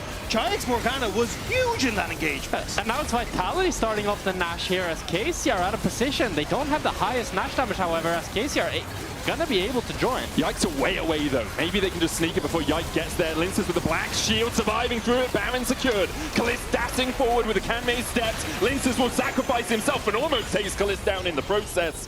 Vitality settle for the Baron on 4. KC have to be happy with 1 kill. And Vitality showing us that even if they don't have the damage, they can make the fight last long enough that they can kill the Scion. And that secures them the Nash. Just this slow and steady gameplay of the Morgana. And I think so far this game, I'm kind of convinced by the Morgana mid. Yeah, I'm surprised by just how much it could do, because this was a great pick from KC. Like, great on Targamas to work with Vladdy, even the wall pushing Targamas in on towards Nako.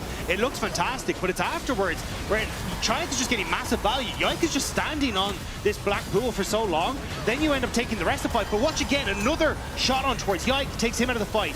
Now you end up in a situation where you can continue to play these fights incredibly slow. Kana is trying to step up to be the front line, but Kalist can't really step forward with how much damage Vitality have from both Chayek and from Karzi. And again, the pools on these bindings are doing so much work. Yeah, I'm really surprised as they have enough damage to take down the Scion, and now with the Baron Nasher, they're going to be able to get tier 2 mid, tier 2 top, as KC are actually looking to try to trade for tier 2 bot. Hook Weaver's Wall coming out. There's the knockback onto Flashy. Double death charge, but it's not going to be enough. Flashy just on the wrong side of the wall. And as you say this, KC pushing for the tier 2 on bot side. Recalls coming out from Vitality. Linces dead as well.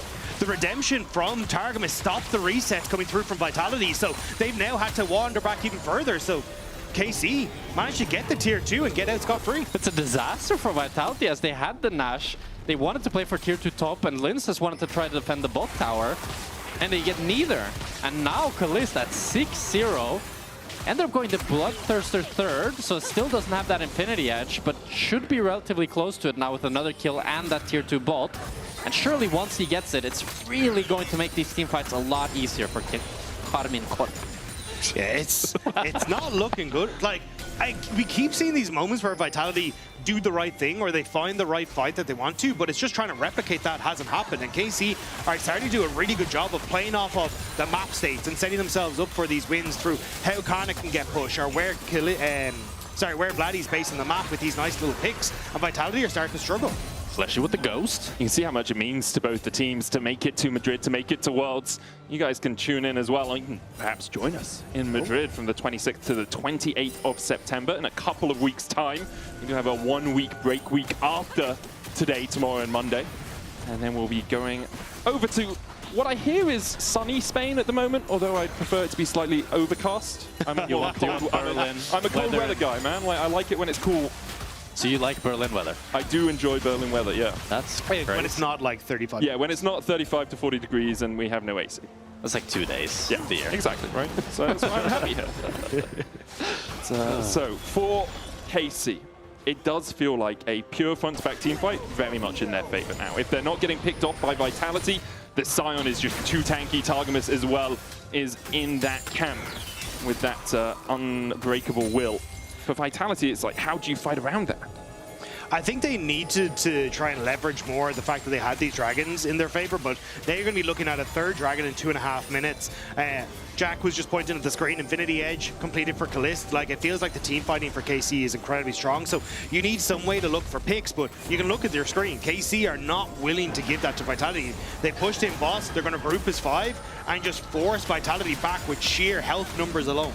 Yeah, I mean, you're going to need to have a really slow and patient mentality from Vitality here, which is interesting because that's really not what I associate them with. But that's kind of the only way that they can make this poke composition work, because they don't have enough burst and they don't have enough sustain damage if the fight is just all together. Crit Bloom complete for Shayek. That's his 3rd item. We see 3 on Nako as well with the Riftmaker, Leandries, and the Bloodletter's Curse. On the other side, 3 items for Vladdy. He's gone for the Void Star, 4 already on Kalist. He is incredibly strong. KC will take 2 towers out of this push, and Vitality won't answer even with the bot one. See Naka also already walking his way up through that bot side jungle to join up with the team in case a tier 2 dive materialized. I do like how KC are playing this off of 2 waves, so they're happy to give bot if Nak was stuck around, because they're just like, great, well, as a 4-man unit, we can just brute force our way in towards mid, and Vladdy is always winning out on the side lanes as well, and can join us so easily in the mid lane play. So getting down this mid lane turret just opens up the map so well for KC now, and Vitality are going to lose more and more as this game starts to go on, their opportunities to get on towards the map. Exactly, Robin. I think it comes all down to the Sion. Like, wherever he goes, Vitality needs to respect. Because if they're going to win a fight, it kind of needs to be without him. Or if it's going to be with him, it's not going to be a short fight, that's for sure. Makes a lot of sense. For the moment, no fighting really happening on the Rift, but we have the synced up Baron and Dragon timers. Would only be 3rd Dragon of the game for either of these teams, so no soul on the cards, but we might see eventually a trade between those 2 neutrals, or we might see one team just taking 2 after winning the fight. Perhaps slightly more likely as Kana steps up into the face of Kazi. Shayak looking for the flank position here. Hook between the uprights there from Flesh, and I think maybe he's a little bit glad that that one didn't connect. I do like the idea from Vitality though, just fish for a binding or a hook or something that can follow up, but here we go. Corruption, Death Charge coming out as well. There's the Equalizer on top of it. Redemption healing up Yike, Keeper's Verdict will knock back one. Fleshy surviving through it. The Cripplin's going to heal him up alongside that Redemption. Kana's still on that front line, but he's going to be hooked up. Grand Starfall in by Linces. He was knocked away with the Keeper's Verdict. Yike having to flash out. Kana locked up. He doesn't get the chance to move away. Kalis flash forward and was met with the anchor of the Nautilus. He still gets the kill. Linces dives in. Vladdy goes golden, but he's only getting silver this game. Vitality find the fight. Yike looking. Oh my God! The buckler from beyond for KC. Perhaps saving the game for Carmine Corp. What is this game? Vitality feels like they're doing the impossible here. They're playing it so slow, so precise. Fleshy just getting hook after hook after hook when you'd think he'd just get one shot at the first hook. And even Gliss, with so many items, he just doesn't have it. Yeah, the fact that you're getting the hook on towards Yike, you get him to so low health. And Fleshy, I'm shocked he gets out of this one, but able to flash away, the Redemption to heal himself up. And Kalis just isn't able to get into a position in these fights to really get access to the backline. He flashes forward here in just a moment to try and make the play happen, but Fleshy again, these hooks. Yeah, he dashes. I mean, the prediction is just... It's so good. And now he's so chunked, he can't rejoin the fight, and when he tries to, Linces just flashes on him and kills him. And I was thinking here, wait, is this game? But then Yike sits in the bush. Boop, bonk. He goes, thinks better of it for a second, and then is like, haha, my buckler will follow. But I think Vitality are just playing these fights so well. The patience on them, as Jack was saying, the fact they're not overcommitting on that first hook, they're just using the range you have from the Varus, the Morgana, even this Rumble ultimate to just churn through this front line very quickly on KC. And then afterwards, you just don't have the beefcakes you need to allow Kalist and Vladdy to really step up into these fights. And I really feel like it cannot be understated how much value this Morgana has, because maybe as a viewer you're thinking, why doesn't KC just engage? If they just engage, they win. But they can't, because the carries of Vitality are positioning separately, and whoever they go on will just get black shielded and they'll peel them off. And we saw it there at the end where Linces ulted back in and immediately got black shielded after Kana used his ultimate and just walked on out. Like, it's so difficult if Vitality are playing these fights correctly. And honestly, I didn't think they had it in them, but Vitality are making it work. No, Equalizer down, Chain of Corruption was Kana as well. There's Redemption, but he's already dead before it finds the floor. Kana down into that zombie mode again. Vitality find a pick. And now KC have to fight 4v5 around the Baron pit. And how do you try and get it back? Access to this, Targamas kind of has to be the one. But if you walk in, we've just seen what happened to a man who has significantly more health than you do than the cow. And crucially there, Vladdy as well got completely chunked out. So it's nearly a 3v5. Oh, the turn onto Yike. They'll get him rooted up, and they stun him in the middle of the Keeper's Verdict. He's going to go down. That's the jungler dead now. But Carmine Corp Vitality living up to their name, giving their fans a breath of hope early on in this series as they will get the Baron. KC going to walk down towards that bottom side trying to find something in the bot side jungle. Not going to find anything. Vitality fighting back as they go ahead in the gold for the first time in about 10 minutes. Okay, Vitality, round 2 with this Baron Nashor. Let's see what you can do with that. Honestly, I feel like they've really locked into how they need to win out these fights, and especially as you start to siege up at this, it feels like it becomes even more difficult. I think the only maybe saving grace for KC is if you get into a position of like having Targamas come in on a flank and that Black Shield gets burnt early. Maybe you can try and set up something that way. But the Black Shield usage from Chayek has been great in the last couple of engagements. I think crucially when it comes to this Nash, I think a good Nash play here would be that they just get the tier 2s, they're able to get a 4-5k gold lead coming into this Drake. If they're able to get an inhibitor, I think that's when this game will really kind of be decided, because that would be a great Nash for them. But maybe they'll just fight. Definitely would be. As we see Vitality trying to step down towards this bottom side. And it would be incredible for Vitality to be able to take them down, because we had a GX on the podcast Euphoria this weekend, and they both predicted Vitality to win this. Wow. I think opposite of what a lot of expectations were coming into this, but Vitality, at least in game number 1, definitely showing what they're capable of here against KC. I mean, it's been a rumor mill over the last couple of weeks, right? Is Nisty coming in? Are KC struggling? Are Scrims not going as well? Is there unease? Well, for GX, I think they got slapped by Vitality that day in Scrim. I mean, that also could be the reason. Chenikov down onto Kana, no follow-up CC from Vitality. They're trying to push in with this Baron buff. Still have a minute 20 on it. So far, I've got about 700 gold in excess of the 1.5k you get for just taking it.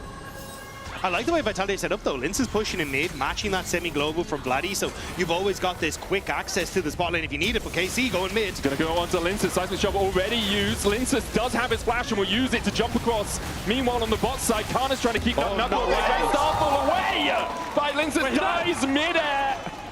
He can never come back down. He's an angel now, guys. It's fine. He's joined the top of Targamas in his...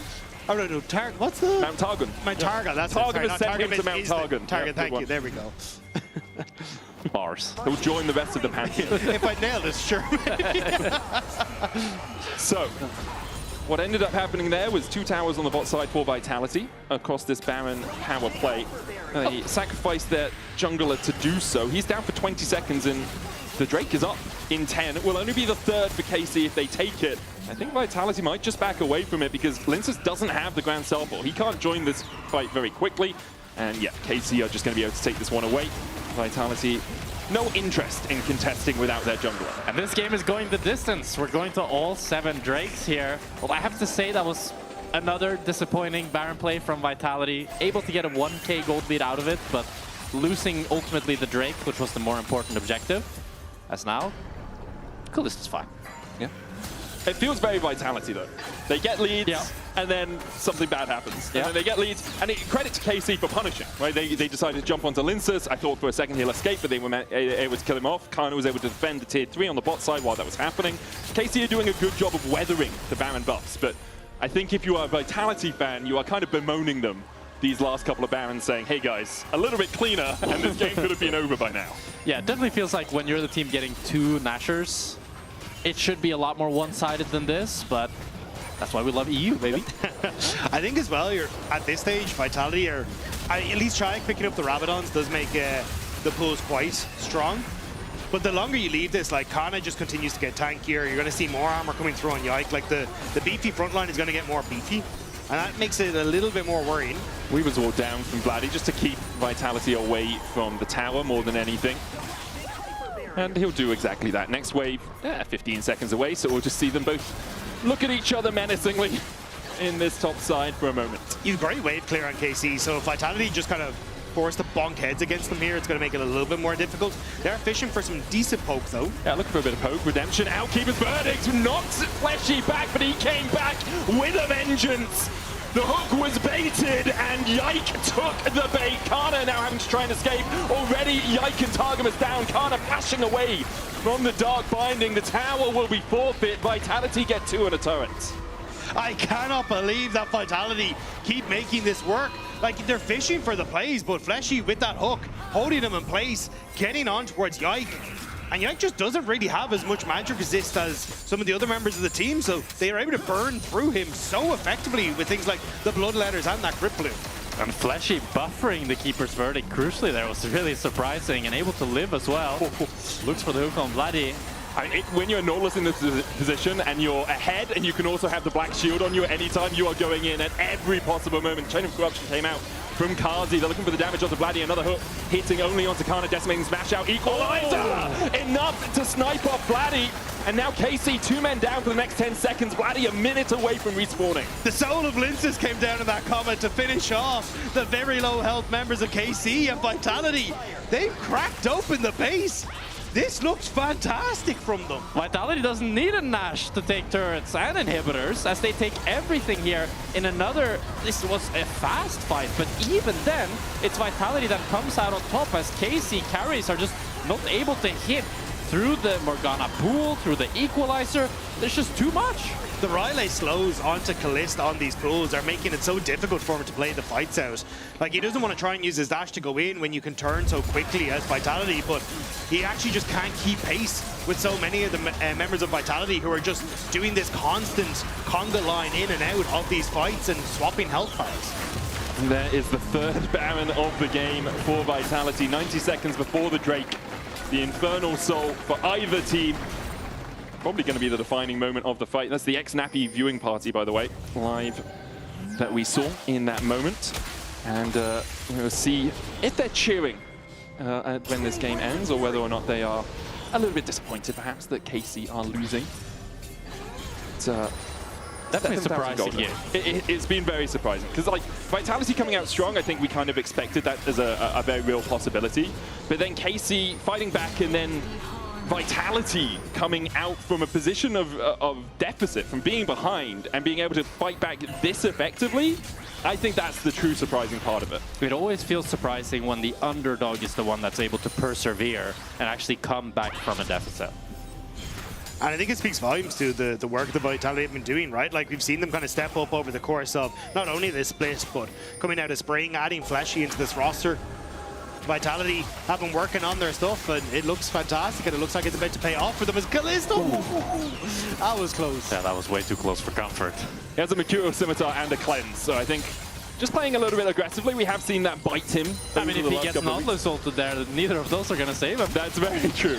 As he heals up off the wave, Vitality looking to crack the third inhibitor tower of the game. Nako, there's Kana charging in. Black Shield once again onto Fleshy. Good knockback with the Keeper's Verdict. Vitality fighting a 4v5, but look at the equalizer damage onto Vladdy. Redemption already haven't come down. Kana's locked up on the front line. Nako pops a stopwatch, but he might just go pop immediately afterwards. Scrap Shield Redemption not down in time. 1-for-1 so far. The exchange for the top lane is dead, as Kana uses his zombie form to force Vitality a little bit further away. Vladdy still eating a world of hurt here as the dive comes in from Linces. One cannon minion about to fall. The second stands for a second, but KC still hold on to their bot side base. But the Dragon is up and available. Vitality are just walking back to try and pick up Soul. KC need to commit without a tank, and Vladdy has to try and get out of base. But look at their Nexus turrets, they're under siege. Vitality are just trying to buy time as they get Chain of Corruption onto Targamas immediately. I love that. I love that. Just wait in a bush. A little ambush coming out of that bot lane try. Vitality find the cow, and they're looking to find the Soul alongside it. Yike. He can't get into the pit. Fleshy here acting as a bouncer. There's the Soul to Vitality.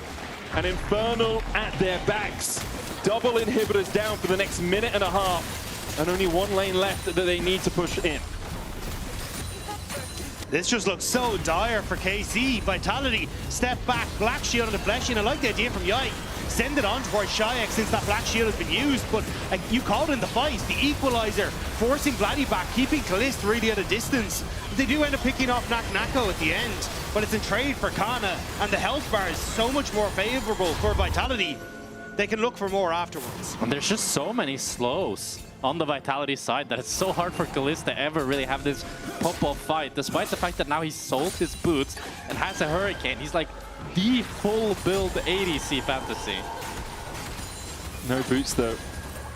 Gonna struggle a little bit with some of the CC coming out from Vitality. You can see Targamas went for the Swifties to try and negate some of that. The slow resistance coming up strong for him. On this Alistar, I think 10-1 this year. And we have Vladdy sitting on his 7-1 Talia. Neither of them have had the impact that they would have wanted so far in this game, but the game yet to be over. Nako TPing down towards the bot side. Vitality Gonna 5-man push through here. No Baron at their backs. 2 minutes before that one respawns. There's the Weaver's Wall. Vitality will try and get on the right side of it, which in this case is the right side of it as they walk back. Next wave, 10 seconds away. Yeah. Again, we're kind of seeing Vitality just 5-manning it and looking for the poke underneath the tower. It worked very well in the tier 2. And they're going to try and let this mid-wave do the work for them, but it's a little bit far back, so KC at the moment can continue at least to clear out these waves. Keeper's verdict. Trying to hold for that Black Shield. It is cancelled, as you say. Inhibitor tower down for Vitality. Binding's going to land. There's Chain of Corruption follow-up on Kana again. Chunked out before he can really get into the battle.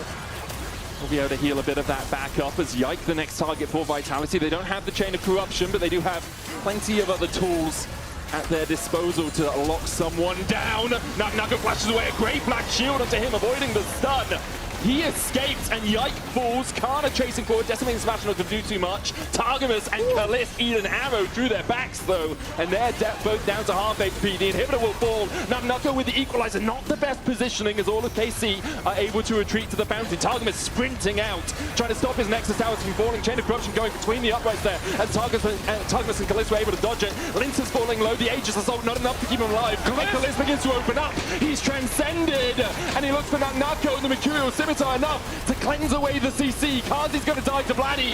Naku's going to go down to Kalist. Only Fleshy and Shayak left alive. The binding dodged by Targamas. Vitality need to extricate themselves from this situation. Otherwise, KC might just march down mid. Shayak finds the binding. Oh, a great hook into binding. Fleshy, though, now looking for more soul shackles coming out. Gonna land the stun. Shayak kills him! Shayak gets the root. Decimating Smackdown. There's the Black Shield to avoid the knockup. Vladdy comes in, though, and in the end, Kana will secure the kill. An ace for KC, but it cost them so damn much. And finally, when I thought Vitality had done it, they could end the game, they bit off a bit more than they could chew, as they played so nice and patiently here. Yike tries to flash in, but a beautiful Black Shield. They're able to continue poking them with the Varus arrows, with the Morgana binds and slows and everything. You see the carries just getting poked out, and you think to yourself, it's GG, it's gonna be game. But Kalist, he's able to hold the base. As Linces goes a bit too deep, he gets comboed, he ends up going down, and then the rest of Vitality are left wandering. And KC... Linces is coming for this. Oh, he's not going to get in range. Okay. I saw him standing still, and I saw Grand Star fall up. I was like, is he just going to go into the pit? Decides against it. Probably the right choice. Don't want to die when you have Elder coming up in 2 minutes' time. Don't want to give up another player for the next 60 seconds or so. It still feels difficult for KC to do a huge amount with this when it comes towards taking towers, simply because all of their inhibitor turrets are down, inhibitor on bot side's down.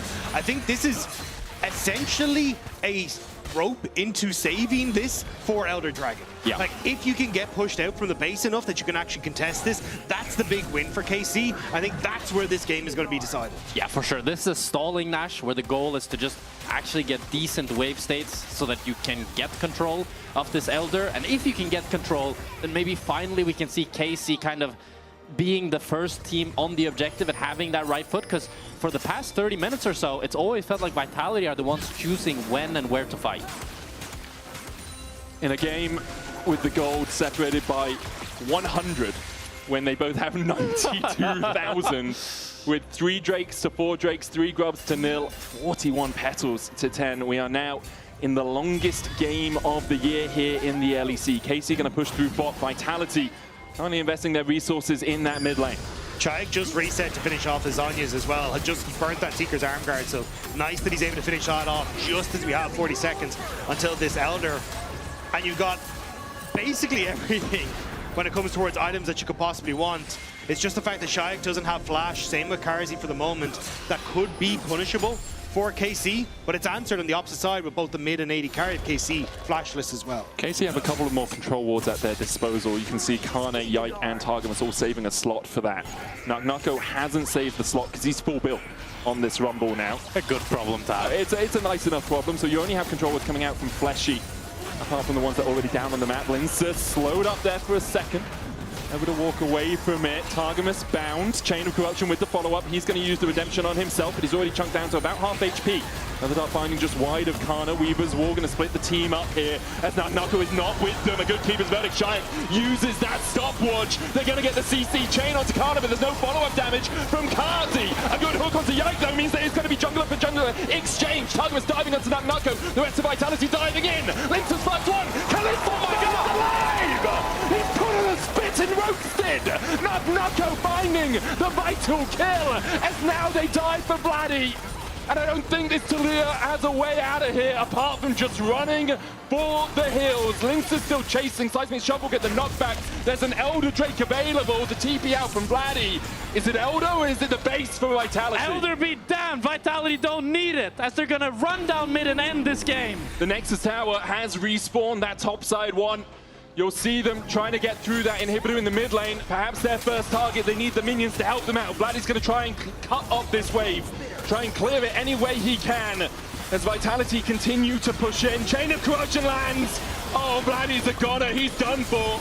He buys himself a second, but all he can do is watch as his team is still dead. He is dead, and Vitality go 1-0 up in the series. The draft was doubted, Vitality was doubted, but that performance left no doubts. What an incredible game from Vitality and start to this series. We'll be coming right back after the break with hopefully 4 more games of that. Don't you go anywhere. In fact, we're not going to go anywhere because there's Linsus standing by stage side. Shocks, take it away. Thank you, indeed. Need to get a word from Linsus here. Well, I know it's only game 1, but what a game. Tell me about that last fight specifically. I mean, the last fight was a banger. I think my Rumble cooked them quite a bit, thankfully. I don't know. I think if we lost the game in that fight, I would have lost my mind as well. So. I know, I mean, there's a little bit of history there with you and KC Blue, so is there any honor left there, or do you just want to smash them super hard?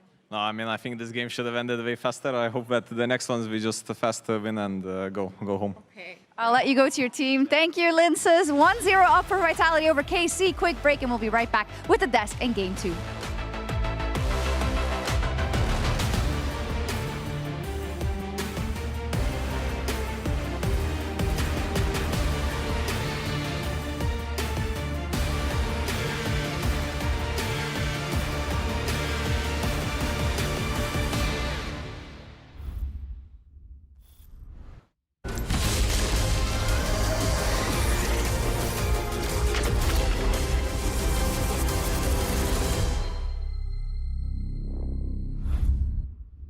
He doesn't like that. Look at him, he's a good boy, but he don't like that. Maybe we could play some A-rounds or something like that. I mean, this is map, right? New towers, new objectives.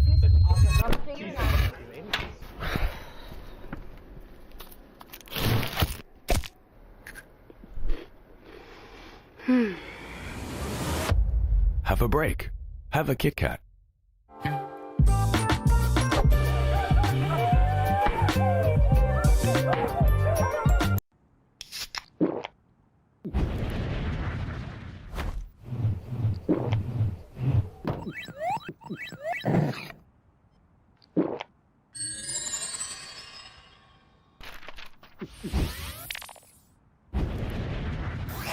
Red Bull gives you wings. Hey, Jay, have you joined the WhatsApp? What? Oh, join the WhatsApp? Jake, I needed to join the WhatsApp. I already joined the WhatsApp. Why ask me? I joined the WhatsApp. Have you joined the WhatsApp?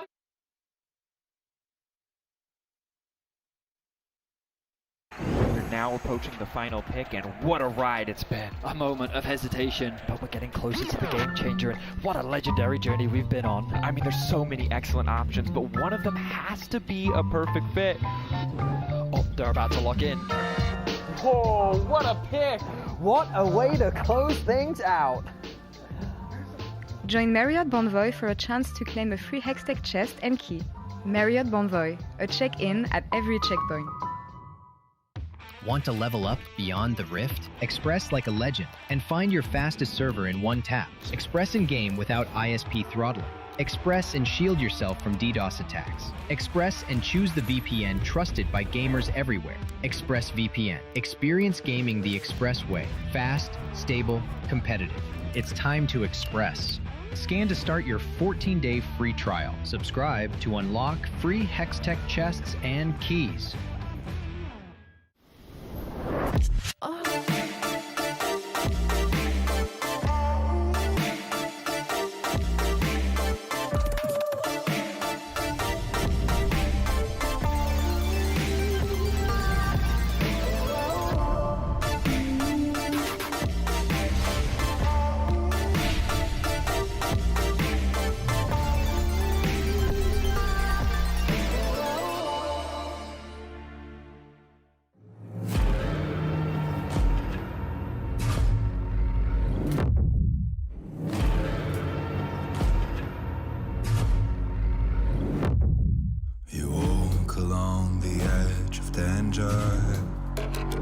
And it will change you.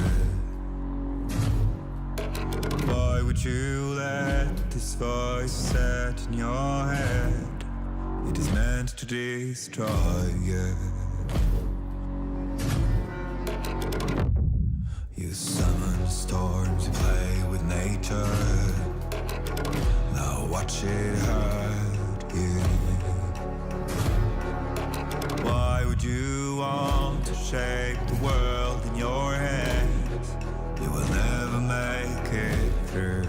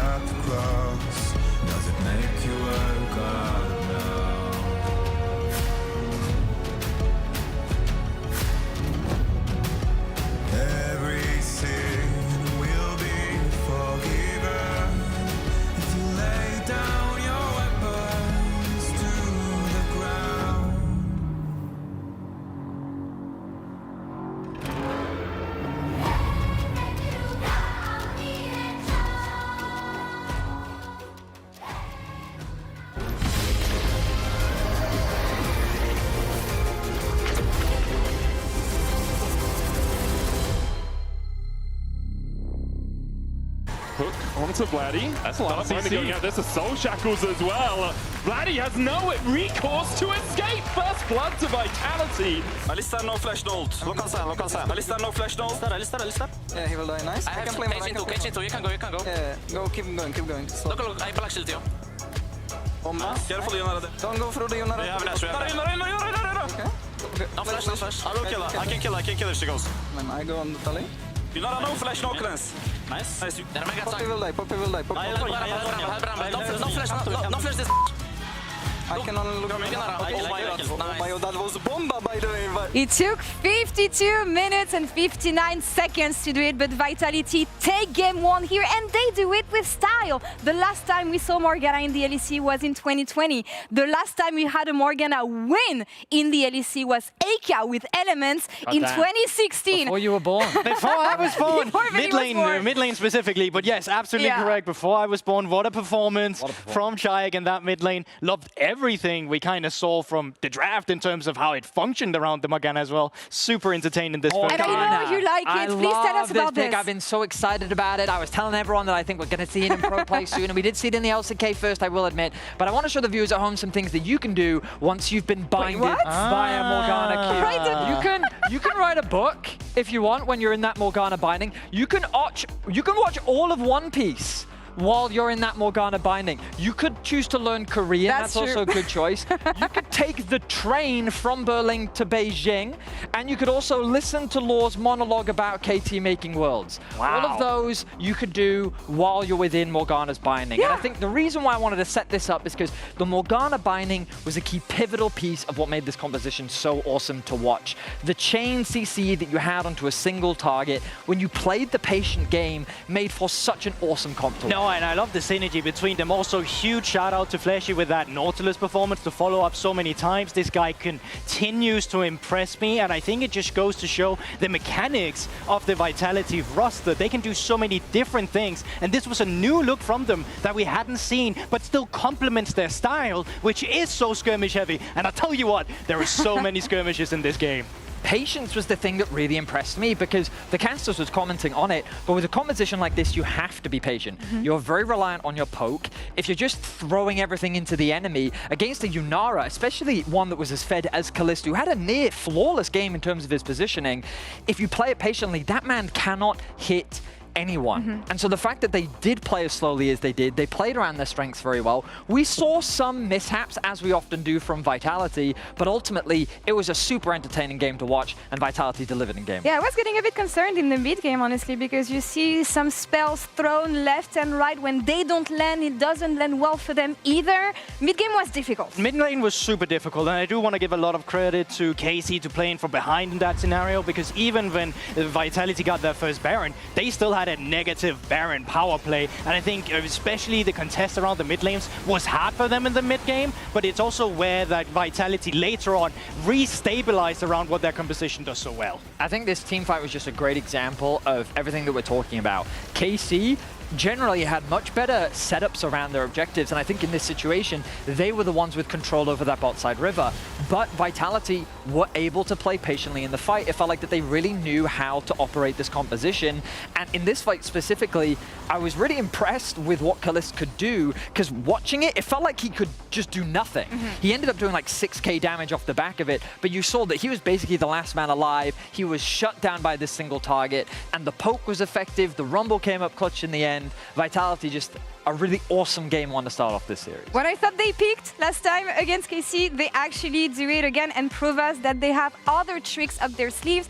I was talking to Mac and Pad last week about this guy actually, and how they let him grow, how they let him progress, and how he has transformed to someone who can compete with the best in the LEC here. No, I think it's just the fact that this entire team is kind of being built around what Linces loves so much, which is that you're not putting him on Sejuani, you're not putting him on Maokai, you're putting him on these AD champions where he's just rallying the troops around them. And I think the fact that you can combine that with now a Morgana pick makes me really excited to see what else have they cooked up. Because I do need to see a bit more from Vitality as well as this series goes on. I think they were a little bit bailed out in this game one with how creative they were around their draft, and if that mid game doesn't get better, that's where KC definitely has an avenue to come back. KC on the other end, anything to say? I was one of the skeptics. I was worried about them. The question we all have to ask is how many of us are game one Andys? You definitely was. My name's Andy. I'm a game one Andy, okay?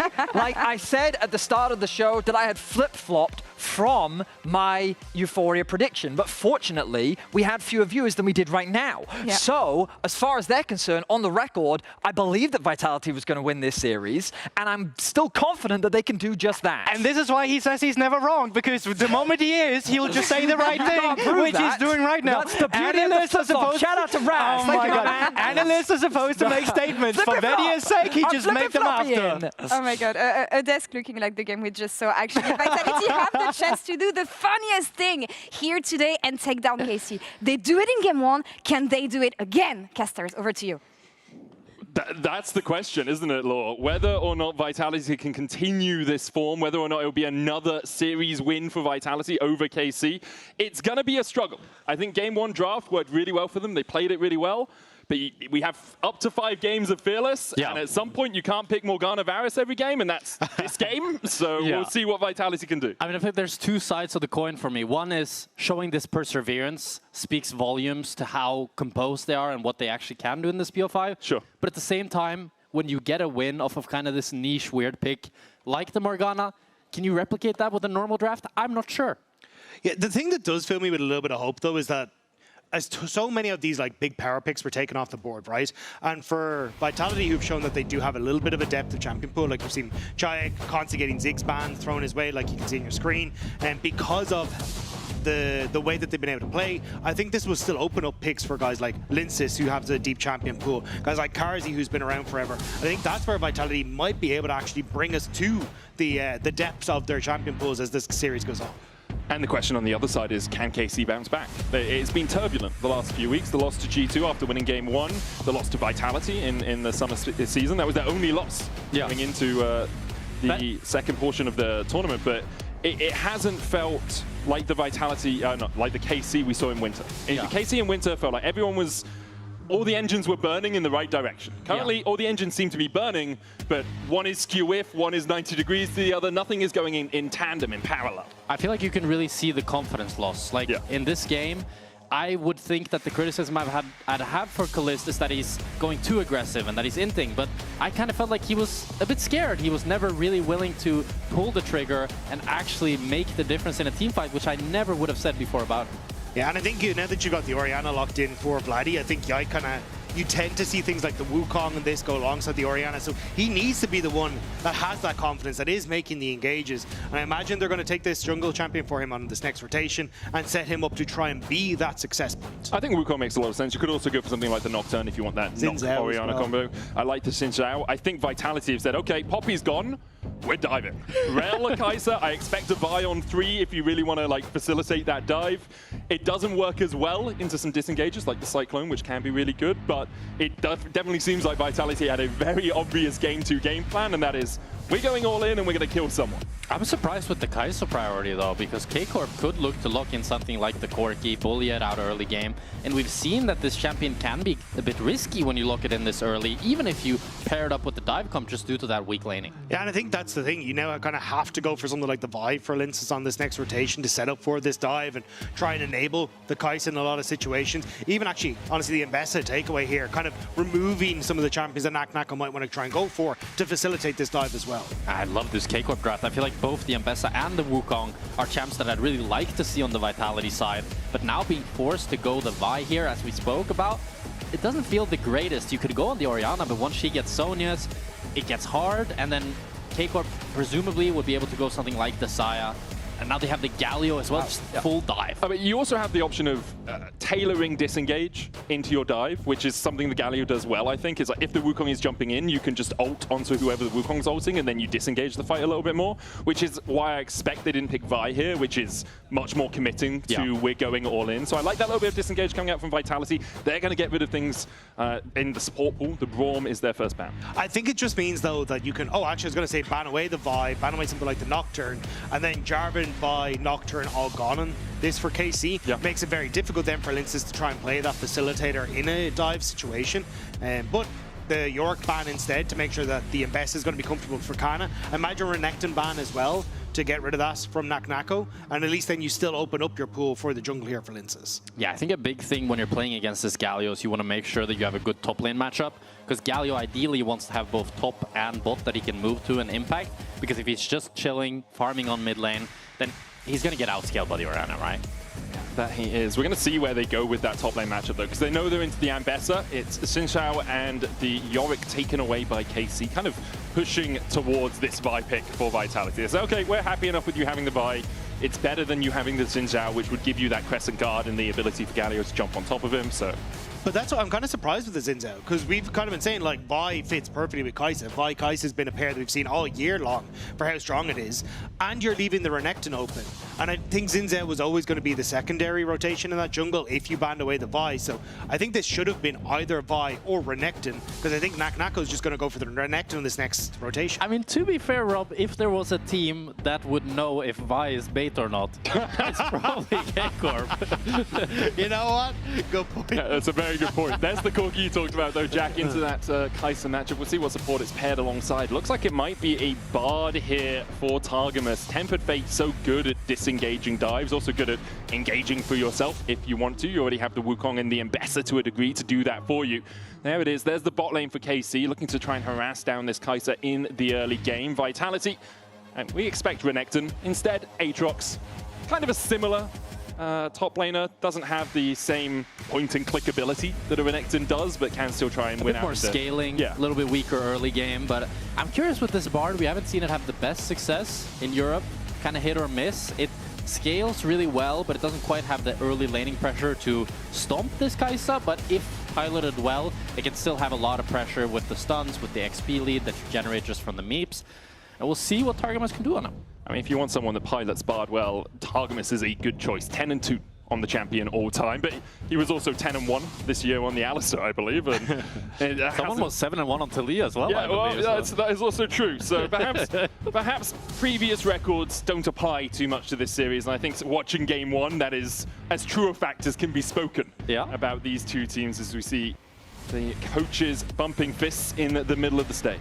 I think also just off of the last game, KC didn't look very coordinated when it came a lot to the play. So this is also a composition that when you're up against what Vitality brought to the table needs to be on point. You need to make sure you get your engages down. You're one-shotting people very quickly, because otherwise things like this, Galio can come in over the top, do a lot of saving, cause a lot of issues for KC. So this is kind of going to be a test once more as to are KC on the same page coming into this game number 2. It's going to be a big test for KC. Need to bounce back here, you feel. Vitality, an incredibly momentum-driven team. When these guys' vibes are high, they are absolutely flying. Could be said to be true about the 2018 Vitality as well. That was very much a vibes team. And perhaps a resurgence of them. 2018, the last time the organization made it to Worlds. Kazi obviously has made it a couple of times in the meantime on Mad Lions. For KC, they have a pretty solid Worlds player on the top lane. You know, Kana had a pretty good time. Targamas going with G2 for a couple of years as well. I mean, it would be a big shame for this KC lineup to win in winter and then not even make it to Worlds. I mean, first and finals as well. Yeah. You kind of expected them to be in that talking position, and that was it for the most of the split, right? It's G2, KC, MKOI that were the supposed top three talking to the teams, and then it was Fnatic who were trying to make it up into the ranks, but Vitality already went up in the series and causing a little bit of an upset as KC moving in, want to get that vision down, and we'll spot out what Linces is up to. I do feel though that compositionally, I think the K-Corp comp is a lot easier to pull off. I think if a longer fight erupts, Vitality can win with this Aatrox, Galio, and Kai'Sa sustained damage. But Wukong just going in with the Ambess ultimate, it all looks very easy for me to imagine. But that was kind of the case for Game 1 as well. Yep, and I think that's it. It's I think it kind of again falls on execution for KC, because I think if they mess it up and it's Yike goes in, then Kana tries to ult, and suddenly Chaya comes in to save Karzi or save one of these other members of Vitality, I think you can find that KC are very quickly overextended and don't actually want to take that fight. So I think a lot on Chaya in this game to keep his team safe, and for Fleshy as well to try and provide that both engage and disengage from some of the damage members of KC. KC bot lane once again winning the race to level 2. Targamas picking up his meeps early on, means he gets that 2 first, puts down the Caretaker Shrine, and heals himself up with a spot of T. Reminiscing about Game 1 a little bit, Kazi actually had such an incredible performance on that Varus, second highest damage per minute ever from a player in the LEC, 1.7k. 90,000 damage, it's insane to look at. Pretty impressive. He's only beaten by Upset on, it was a Zeri Yuumi game, Upset and Hylissang, where Upset did over 1,800 damage per minute. And Kazi now taking second spot on that leaderboard. But I wonder if that's the highest damage total, maybe? 90k? I don't think so. No, because we used to have like 80-minute Yeah, I guess actually, There's 100% someone's done 100k damage at some point. It was the Wild West back in the day. You couldn't end games. I feel like it was start of 2018 when games were slow and long, and it was the 500 CS Silver win condition. Hopefully we won't see that in this series. Although I don't mind it being a win condition, as long as there's fighting before that becomes the win condition. If it's like Game 1, 50 minutes long, 500 CS Sivir, tons of action, I'm happy enough with that, you know? Yeah, I'm definitely down for more of those. But, for the moment, nothing really happening between these two teams. Jungler's going to pass down towards that bottom side scuttle. I mean, Chayek was forced back in the mid lane. Bloody getting some decent trades and actually forcing Chayek to go for the early reset. Does pick up the Dark Seal, so it's not the end of the world for him, but definitely gives Bloody a bit of time to stick around in this mid lane. Should be able to get up towards either the Lost Chapter or the components of his Rod of Ages if he wants to, but I think in this case, going for the damage is better. Oh, Kalist. Kalist's going to have to Valkyrie away here, putting that Gatling gun down, looking for a bit more damage. It was a really interesting bit of pathing from Linces that I'm slightly confused about, where he walked through his blue side jungle and then just based in the bot lane. So he was trying to cover his bot lane for a potential dive, and normally you would just go for the top crab because he knew he can contest the bot crab due to no bot prio, but I think he was worried that if they got more chunked on bot lane, Yike could wrap around and potentially dive them. But now he's choosing to open up again towards bot lane here. And he gets spotted out once with a ward on the Drake. It's going to cost him a lot because there's a couple of wards actually placed here by Yike as he walked through that jungle, and they know exactly where Linces is. Now, Linces will be able to go back and start farming up his camps, and that's fine for him, but it's a little bit of a few lost seconds there for the Vitality jungler. Yeah, I think he was a little nervous because Yike had cleared, and I think walked past that ward that's in midway from Jayek, so they spotted him as he was going in, and he didn't want to try and go back towards his Gromp with Yike on way in towards the jungle and push on bot lane where Targamas has the magical journey to get people into position. So I think just a little nervous and had to go back bot, finish off the Gromp, and now can move his way back towards topside. So definitely pressure on Linces in this early stages, and I don't think that's going to let up a huge amount. I think you will continuously see Yike try to get in towards his jungle, especially if he's on that bottom side and has Targamas to support him in getting into the face of Linces. And it's always the story when we talk about Vi, right? It's about getting that level 6 and how well can you run it. Flash Shadowing Strike into the taunt, the follow-up from Linces with the knock-up, and once again, it's Vladdy who falls first. He didn't get to play the game.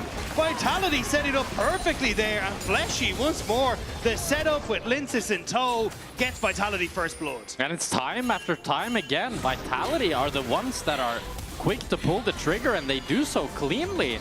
Able to get first blood, even crashing in the wave here with the help of Carsey, who's kind of taking a tour of the whole Summoner's Rift here, going all the way up to top. But he also spots that this Scuttle Crab was never taken. So that his jungler's very happy. He's like, oh, I can just take that. Nako dashing away as soon as he lands through his teleport. Kalist's going to farm up the bot side. Looks like no swap coming out from Kalist. It's going to be Kana who goes back up towards that top side. TP's up, so Kalist is going to try and just get a bit of extra XP and gold for himself. Kalist was considering to base there as he Valkyried back, but then Kana ends up basing, TPing top, so it seems like a bit of miscommunication there. But overall from this swap, since Carsey walked all the way from bot to top, he's already down 13 CS at 6 minutes. Fleshy had considered opening boss, but then saw that Targamas is starting to run to this bottom side, so he's just going to TP up to the top half of the map as well. So overall, kind of all over the place when it comes to where the supports want to be, but will just be the swap. Opening is normal. It's this constant balancing act of how far can we put our top laner behind, how well can they survive in a 2v1, how much of a lead do we want on Kalist, because getting gold into Kalist for KC is usually an incredibly effective game plan. In game 1, didn't quite work out for them. You could argue draft issues or whatever, but usually if you get Kalist ahead, he's got enough power inside him and enough strength, enough talent to help KC get over the finish line. And he is very far ahead. You might look at the gold lead and it only is 170 or 150, but if you look at the XP and the levels, he's already ticked up to level 6, while Carsey just barely hit level 5. And that big of an XP lead will continue to play throughout the game, and Kalist can just maintain that 1.5 level lead throughout the game.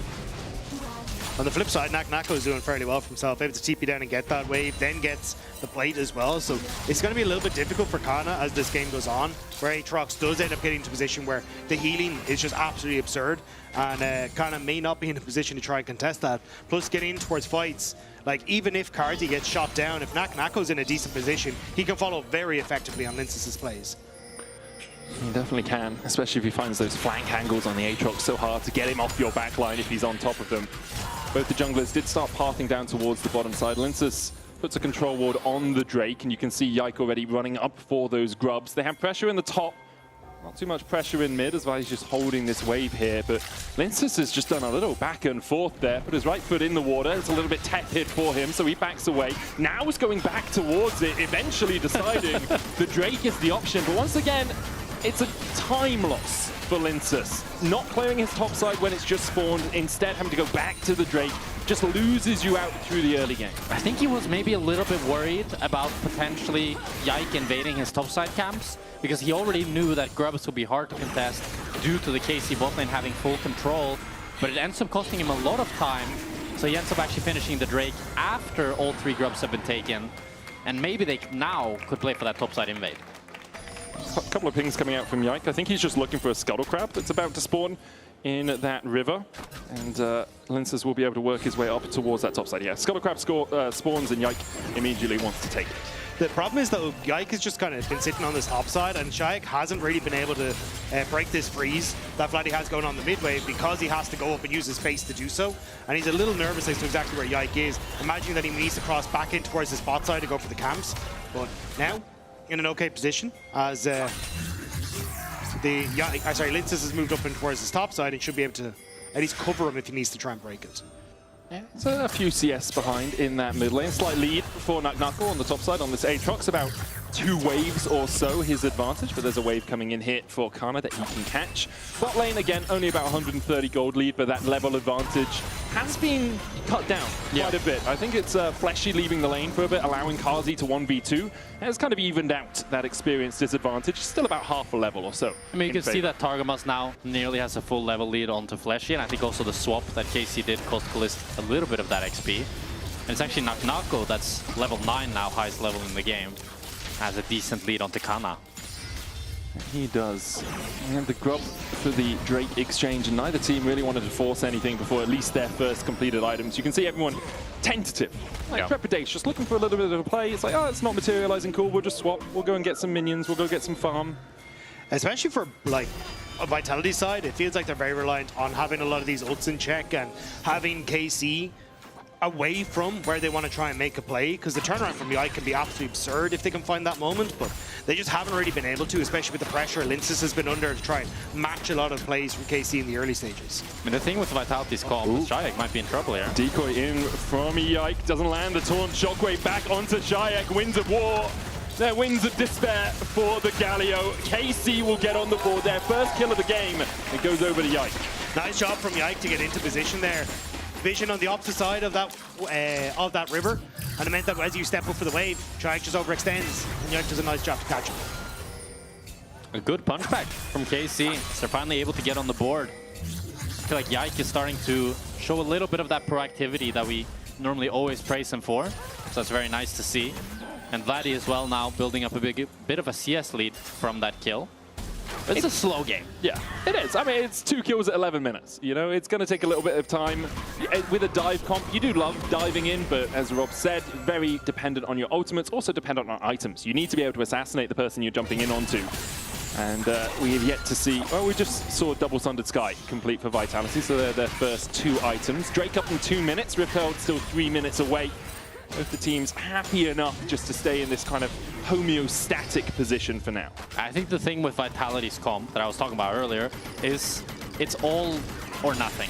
You go in with this Vi, you go in with the Galio, and you fully commit to it. While with this KC comp, you have the Bard ultimate, you have the Wukong who can go in and then clone out, and you have a lot more potential play patterns and ways you can play fights. While for Vitality, it feels like you have one mode or you're not fighting. I think it's also, but KC been doing a good job of getting Vision into the Vitality jungle. A lot of that coming off the back of Targamas. Again, having push with Kalist has meant that he's constantly been able to get these slightly deeper wards. And when you just spot out what Linces is up to, what Fleshy's up to, although Fleshy not going to be collapsed on there by KC as he goes in. Targo got a couple of wards just behind Shayak in the lane, one in that bush. Next to the blue buff, Kana going to be pulled back there. Tries to go back in, but Naknaku's healing, a little bit too difficult to deal with. It's Eclipse versus Sundered Sky. A burst from Kana against the slightly higher sustain coming out from Naknaku. That's Kraken Slayer, picked up on Karzi. That it is, that it is. Yes.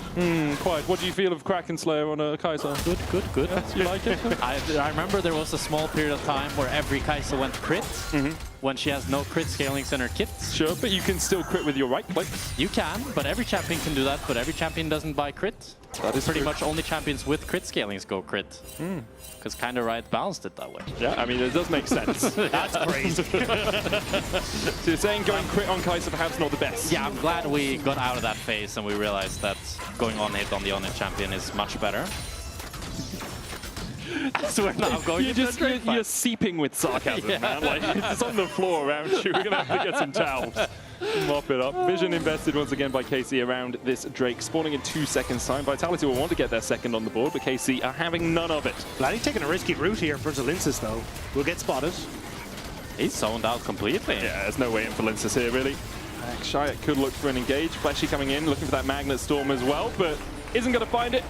A nice little magical journey back to the safety of their jungle for KC. Yeah, it's just the vision control again from KC coming in big as Linces.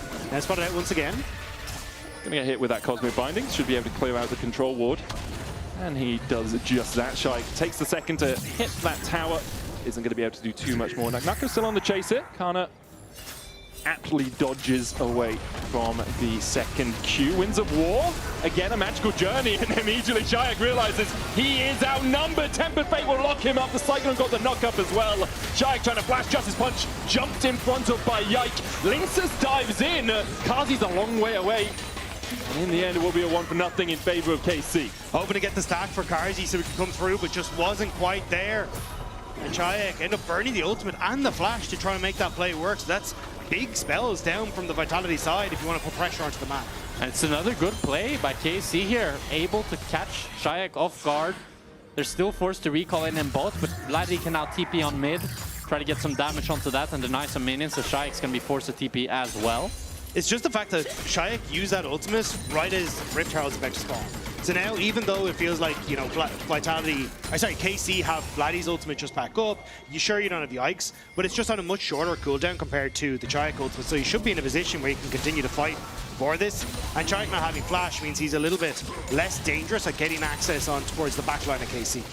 Rift Herald has been started by Vitality. KC TPing Kana up towards the top side, but aren't going to be able to challenge the Rift Herald, so it will just be in the end, a Drake for Herald exchange, kind of. Targamas with another Cosmic Binding. He's more of a nuisance than anything right now. He gets the magical journey out. It's taunted at the end of it. Kazi diving forward. Look for Targamas. Redemption already complete for him. He flashes out of the redemption and takes the shot from Kazi.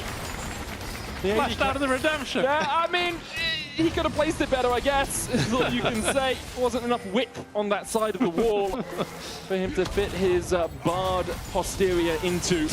This will be the tier 1 in the bot side as well for Vitality, although Yike is coming to try and defend it. Kalist already here.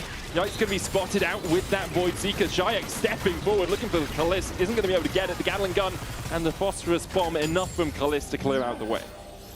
Nice pick from Vitality, not able to get any more off it on the bottom side, but still, he's getting something back. It still kind of feels though like KC are the ones dictating a huge amount of this game.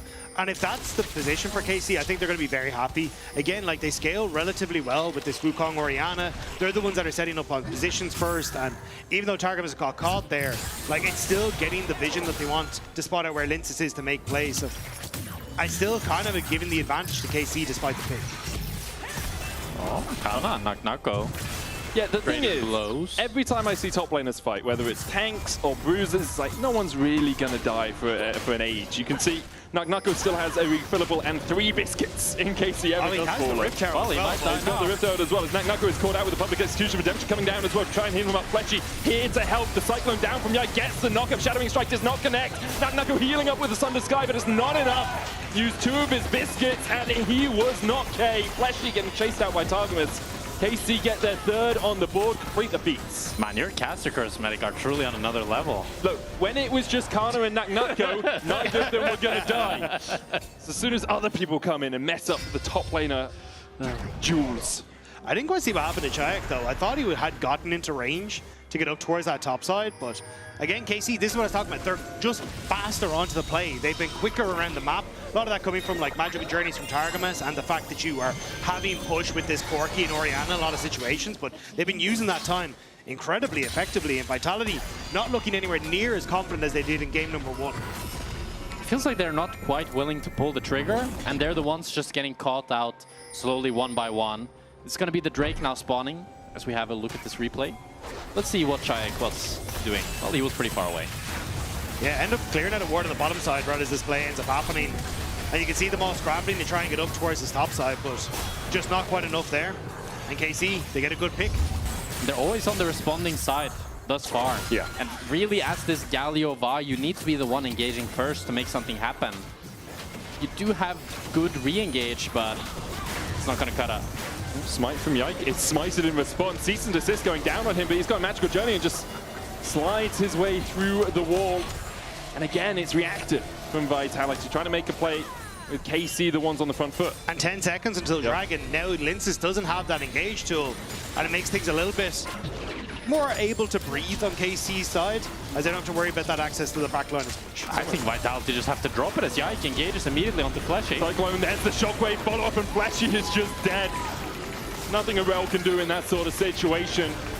So much credit to Yike through this early game. 3-0-1 has been involved in every one of his team's kills. He's been everywhere with that Cyclone. Targum is doing a great job with the vision control as well. Yeah, the wards are definitely a big MVP for KC this game, as they've been spotting out Linces consistently and able to just have Yike take over the game, as they now get 2 dragons and continue being the one that are always in control. And when you're a dive comp that's this far behind, the game becomes very difficult to play as they look for Yike. Well, they catch him out. Redemption coming down. Doesn't get pulled back with the Infernal James, but Cardi dives in immediately, and they go for Kalist instead. He tries to Valk away, but he's hit with a Praise Seeker. Targum takes a journey, a short trip across the wall. No return ticket for him. Vitality kill off the enemy AD carry, and with it, look like they're going to take this mid-tier 1. See, that was a cast. Yeah. And Kalist getting caught there, ends up using his flash as well as they get mid-tower. It's a huge throw from KC. A lot of gold in Kazi's pockets, 1.1k ahead. Vladdy trying to get something on this top lane. We'll be able to take this tier 1. Those 3 grubs in the mites helping him out. I think Shayak should be here to clear, and you still have Rift Herald for Naknako as well. I think he gets it. Yeah, he gets it. There it is, Rift Herald on that bottom side as well, so you could look for a potential cross-map here as Vitality, but there's a lot of Vitality members on the top side, so this is going to be a solo endeavor, it looks like, for Naknako. I think that tower's low enough that a Rift Herald charge should so. just kill it off. It's hard to see from the map, you kind of have to guesstimate, but yeah, that's definitely low enough. Rift Herald will get the charge in, Vitality will get their second tower of the game. We'll probably even out the gold overall, as Naknako gets 300 to go and spend on whatever he pleases. 2 items though for Kazi. He's brought up that Ginsu's alongside the Kraken Slayer on hit. Reigning supreme here, Beautiful. Jack. Beautiful, and now he's going to get that W evolve soon as he gets a bit more AP, and then he can start actually poking and not playing just this purely dive style Kai'Sa, which just allows him so many more options and so much more threat. And he's going to be doing so much damage on the passive procs. It's going to be dangerous for KC. Yike going in here. Redemption used the shockwave follow-up. They were on a wall the whole time. Linces goes in with the cease and desist. Void Seeker from Kazi trying to find his mark, but a good tempered fate will lock Shayak and Kazi up. Kalist can't quite get the damage down onto Kazi. Shayak flashing out. Public execution. Dives in onto the Kai'Sa, who killer instincts across the wall. But Kana is having none of it. Chases him down. It's a double for the Ambessa. Linces tried to go in to turn it around, but KC find it regardless. Now Naknako running for the hills. Should just be able to escape, but the rest of Vitality are crumbling around him. I think I need to stop speaking because I just cursed Vitality. Like, now it's going to be Atakan for KC, and they're firmly the ones in control of this game again. Now they are 2,000 gold lead with the Atakan. Be about 3.5k in total stats ahead of Vitality. Kind of reminiscent to game 1 though. I'm just going to put it out there. I don't think Vitality had as strong of an early game, but this is kind of the point where KC began to bite back in that first matchup. I mean, a great engage from KC here, and I think this is kind of showing, though, the issues with Vitality's comp, where you have to go in, but great ultimate from Targamas means you can deny the re-engage, you can deny the follow-up, and Kana connecting on towards Karzi here was really the nail in the coffin for Vitality in this fight, able to pick off any hope that they had trying to escape that. It's always so satisfying to see CCs combined correctly and properly so that you get that Wukong knockup immediately into the Orianna Shockwave, and there's absolutely no counterplay for the Vitality squad. Yeah, it basically does what Nocturne Orianna does, but slightly better because you don't even need the paranoia. You don't need the darkness out beforehand. There's no warning bell. You also don't need Nocturne. You can have a good chat. That's true. Look, don't let Betty hear you say that, man. That guy still stands on Nocturne mid. This is business. He'll always say I haven't played it in years, but whenever you say it's bad, he'll be like, nah, actually, you guys just don't know how to play it. It's, yeah. But KC definitely know how to play their draft this game. A huge lead for Vladdy and for Yike in that jungle mid. 1.2k ahead each.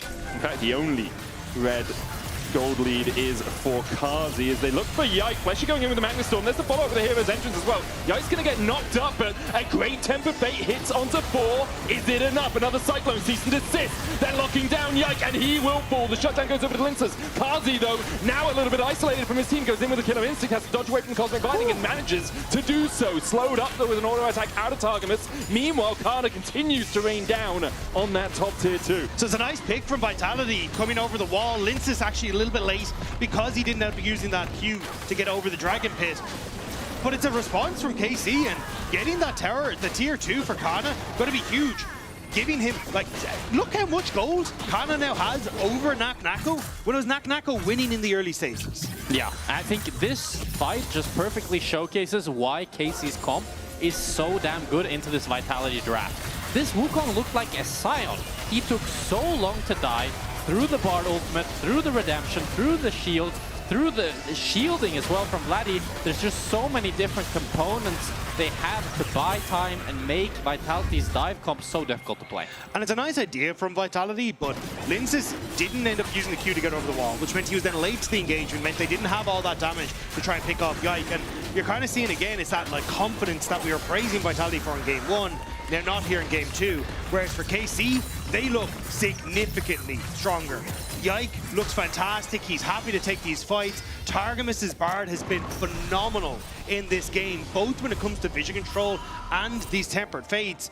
And it's just making the game unplayable for Vitality. And the magical journeys too. It feels like he's everywhere on the map, saving people, engaging plays. Brilliant game from him. Really good stuff so far from KC. Vitality trying to punch back though. They've shrunk that gold lead by about 1,000, was 2.2k, now down to 1.2. Do have to add in those Artican petals, about 1.4k for an 11 advantage, maybe 1,000 gold, and alongside that, 3 Drakes to 1. Double Ocean going to be helping out KC alongside that Hex Drake they picked up earlier in the game. And 1 dragon away from the Soul. Baron has spawned. You can see Vitality trying to vie for vision control around it.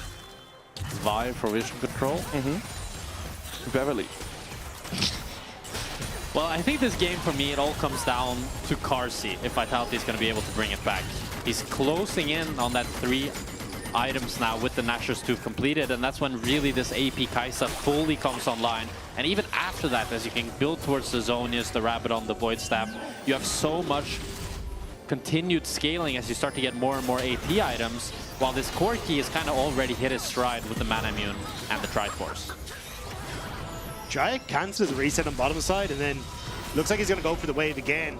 KC moved Vladdy up towards his mid lane, so I think they might need to try and make a pressure towards this Baron if they want to try and get the TP out, but or at least Jayek should be able to get the push on bot wave here and get some control on side lanes for Vitality. Yeah, Vladdy's going to go down there and answer that wave, so he'll be the one catching it because he has that TP. He was about to hit that level 16 as well. Very powerful shockwave. You see Kana just cresting that level mark. Kazi finishes the Nashor's Tooth. Truly online, as Jack Spector would say. I will say unsurprising that the AD carry main suggests that the AD carries are the important people to watch in the game. I kind of agree with you though. Kind of has carry in the role, in the name. That is true. We need to rename support to support carry. Top lane to top lane carry. Only when they deserve it. Yeah, that's true. So supports never.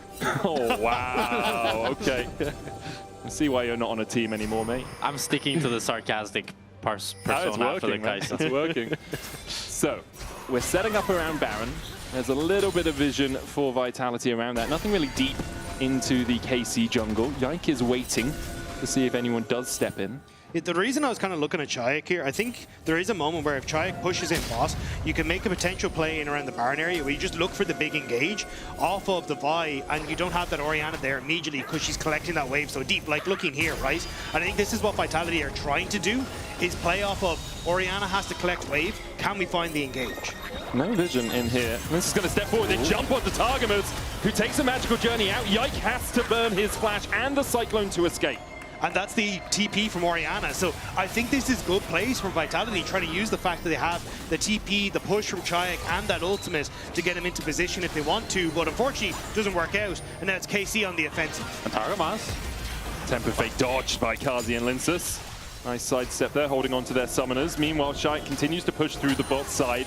Vitality going to regain control over this blue side jungle. It looks like Vitality want to try to do the same play again, as they have a ward here onto Yike. He's no flash and ult now. They jump onto Yike immediately. The world ender coming out as Naka looks for the damage, and Yike falls. No Caretaker's Shrine enough from Targamas. And now Fleshy keeps Kalista Bay, ignites him as well, just to switch through the summoner spells. Shayak is up here, he's TP'd up. Vitality have a 5v4. Great use of the map by Vitality, and Shayak, as you say, TPing in, it's Baron. But Nako wants to try and wrap around, he's not on vision. Fleshy looking for that position up towards the top side. Has Hex Flash, no Magnet Storm. Kana stepping in there. It's Kalista. They dive onto Kalista, who has to flash away and use the cleanse. Next up is Kana. The shockwave doesn't hit anyone. Kana goes in with a public execution, but only hits onto Nako, and Kana falls for it. Shayak survives. There's honeypot for him as well. He wants to pick that up and continue in the fight. Has no TP. Vitality turn their eyes back towards the Baron. 7 seconds on Yike. He won't be up for this as Nako tries to keep Vladdy away. No shockwave. The movement speed from the command dissonance enough to get him out of the chains. Nako takes the honeypot. Linsa's down low. Vladdy stepping in. Low mana on him. Vitality continue on the Baron. They'll secure it. Tempered Fate just not in the nick of time. Vitality retreat. They get the Baron on all 5. Really well played by Vitality on the map. And just as Dragon spawns as well to be able to pick up the Baron, but this is what I was talking about. You get the push on bot. Orianna has to collect. Vitality pounce onto the play in the top side, using the fact that they had that small window on the map. It's an Ocean Soul. In the picture.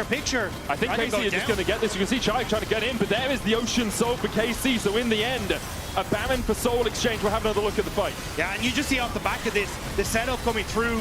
The stopwatch from Shayak means the shockwave hits nobody, and it's Kana who goes a little bit too far forward. And now Vitality with the Nash, we have to wonder, what can you do with this? You gave them Soul for this Nash, and we saw their Nash play in the last game. It wasn't good enough. They didn't get big enough leads. We need to see at least tier 2s and ideally inhibitors. There's also the risk of you're playing a dive comp and you feel like you have to force the tempo. You dive a tower here, that could be it. That could be Dunzo. A Cyclone Shockwave is just going to stop you. A good Tempered Fate is going to stop you in your tracks. At least in game 1, they had to wait to hit their CC, but KC are not waiting. Hero's End just going down. Naku's already fallen.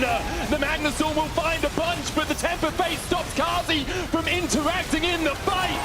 Beautiful from Carmine Core. There was no carry for Vitality as the AD was taken out of contention, and KC just turn it around in their face. And it's Targamas landing this Tempered Fate as we start here. Yike goes in with the Embest ultimate as well. They're able to actually one-shot Nako before he gets any of this healing to actually play this fight.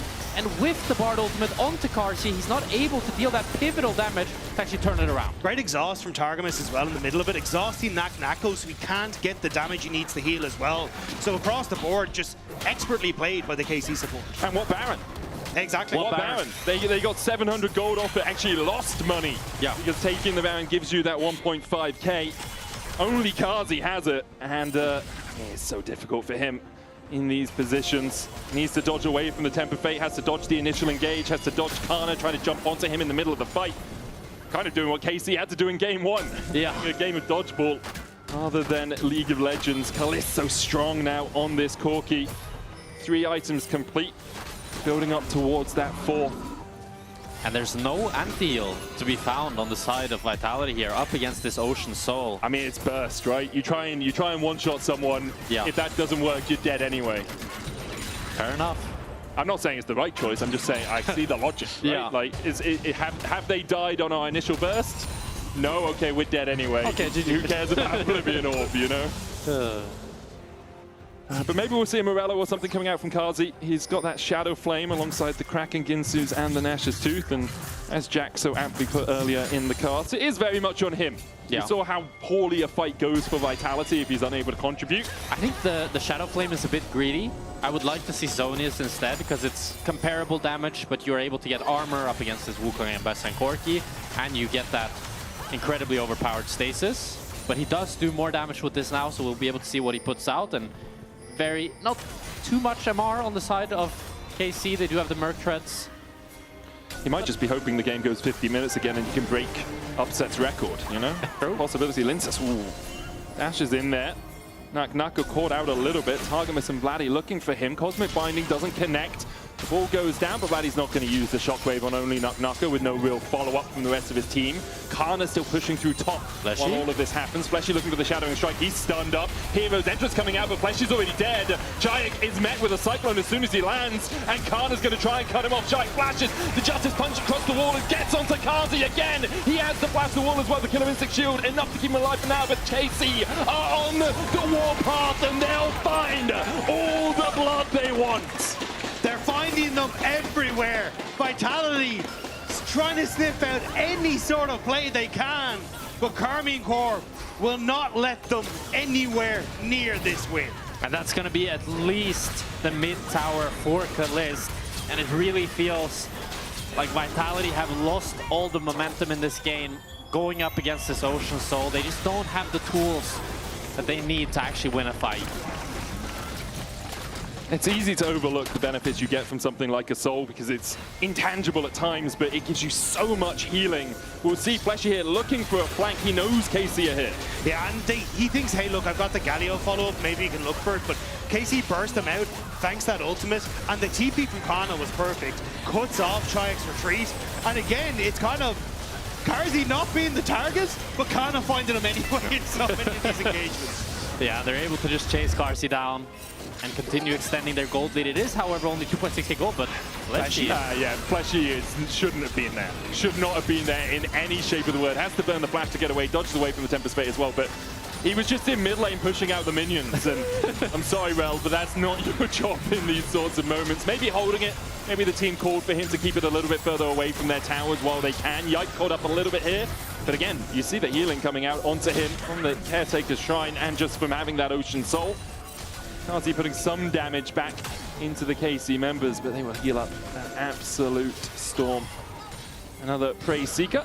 Doesn't quite connect from Kazi as the Baron spawns, and KC look to make it their main objective. Yeah, KC kind of need to rush this though, because Vitality know the 25 seconds until Elder Dragon. They're trying to position for that afterwards. This Baron going down quick though. Kazi giving vision. Karzi can try to get some poke here. And they can leverage control of this Elder. This Nash could be bait if KC are not able to get back to this Elder and try to get control. Yeah, Vitality trying to play around the mid lane prior. Didn't get as much of it as they wanted. There's a control ward behind them here as well, towards that bush that Kazi just walked past. TP's coming out from KC as they look to continue the play. Linces has snuck all the way behind here next to the Razor Beaks.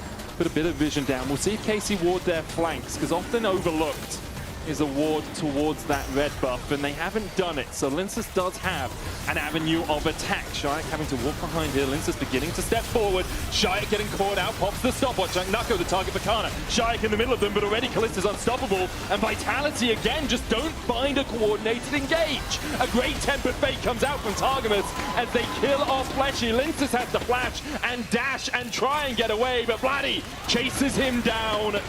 The Elder, only a cherry on the cake that KC have devoured. Kazi trying to escape. The Killer Instinct is anything but almost taken out. Kalist is having none of it. Won't let his enemy AD carry escape. Kana tanking the tower here as the chase continues. There's the Elder, but the Nexus lies in sight for KC. And Vitality try as they may. They did not have enough to close out game number 2 as KC take this game. In dominant fashion, Karmine Corp will stamp their name into the scoreboard. 1-1 now between KC and Vitality. KC coming alive in game number 2, responding well to Vitality's pressure, finding the control that they need, and taking a confident win. Hugely confident win for KC, and hopefully confidence for the rest of the series. We still want to see 5, and if you want to see 5 as well, join us after the break. We'll be right back. League fans, mark your calendars. The LEC Expo is back. On September 27th and 28th, we're taking over Plaza de España in Madrid with 2 full days of free activities celebrating everything League. From cosplay contents and meet and greets with teams and talent to partner activations like Kit Kat's selfie box with Aporo, Red Bull 2XKO station, and lore-inspired booths. This is the ultimate fan experience. It's not just about watching, it's about living League together. So grab your friends, bring your fandom, and join us at the LEC Expo 2025. Free entry, no ticket needed. Don't miss your chance to be a part of it.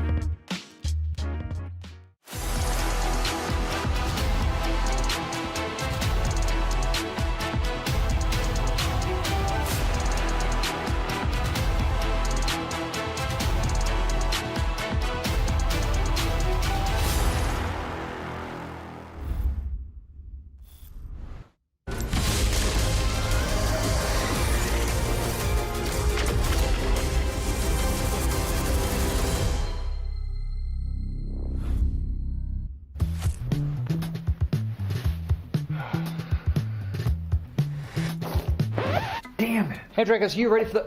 Oh, that doesn't look good. Wait, I have a solution, but you have a break.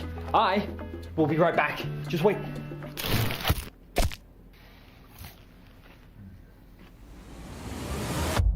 Have a break. Have a Kit Kat. See? I told you we'd figure it out. I don't think this counts. Come on, let's go.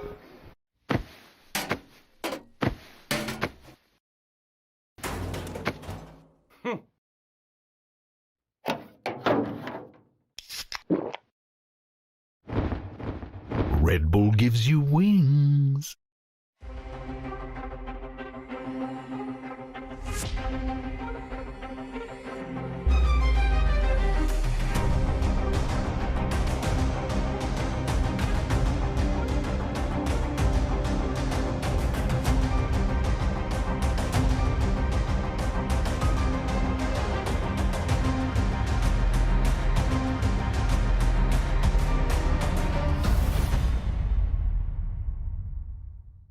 That is the changing lanes guy. Is he switching lanes? He might have said it. He should change his in-game name to Changing Lanes.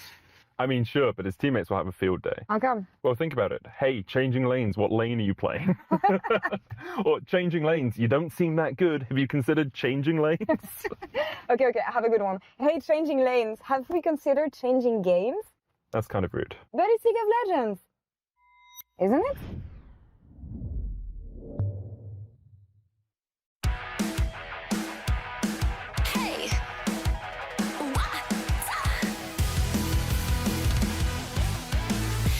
Look up at the sky, it's just a starting line.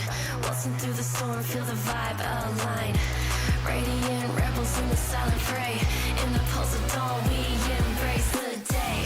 We find harmony in mayhem, finding our own beat. Eyes ablaze, we're laser focused. Dancing through the storm, we become the light. Against the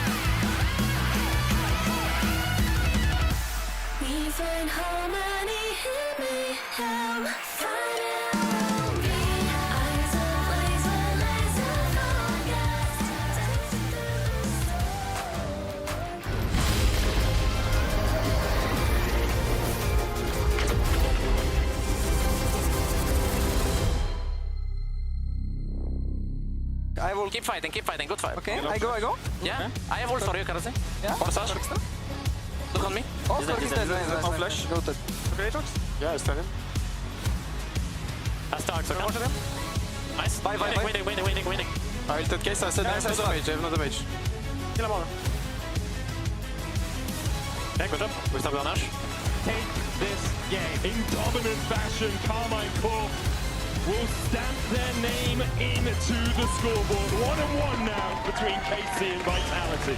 The blue wall is not done here in this elimination series, and they come back strong against Vitality in Game 2. And as we say in League of Legends, when things don't work, rely on jungle diff. I mean, rely on jungle diff and then rely on a jungler that's just going to gank all your power lanes, because that's what Yike did this game. I was so impressed with the jungle mentality that is, I will full clear and I will pick a lane and I will gank it. And that's what he did in this early game. Players hate it. But that's just a typical Yike game. Every time we say Yike, oh, when is Yike doing the best is when he has strong lanes, he does his full clear, goes behind someone, helps them out. Why are you looking at me like that? Because you're right. That is when KC looks the best when Yike is doing that. Angry? I was happy about you. I was not looking angry.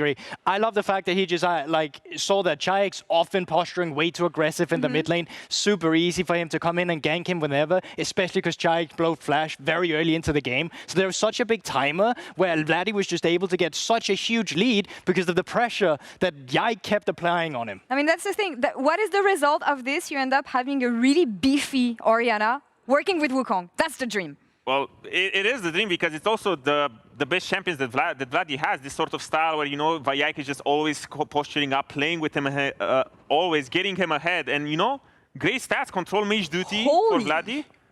Holy. I mean, he did have 100% KP up until minute 25 in that game. So for me, he was doing, you know, great. But at the same time, it was just a stock standard KC game. No, for sure. But I think that's what a lot of people wanted as well, right? You get a Wukong Orianna rotations. That's great. It's so reliable to play through. It's going to be good for you in the early game. It's going to be good for you in the mid game. It's going to be good for you in the late game. Like, I think this is exactly what they need going forward as well. Because Vitality is such a team that loves throwing curveball at you. You need to have something that you can always rely on. And that's what they brought this game. And we saw it as well because this game wasn't easy for KC by any means. Sure, they had their draft the way they wanted. They had the champions they wanted. But at the same time, Yike did get caught around the Gromp area. It did prompt this whole Vitality shebang where they get the Nasher, and it complicates things a lot for KC. But at the same time, they had enough tools for it. And that's how quickly a game can shift here. Yike, just being a jungler, he's done great so far. What's that? Enemy jungler, all CC wombo combo on top of you, and suddenly you're just in a position where you're going to lose Nash. You're in a position where the rest of your team is going to have to posture forward.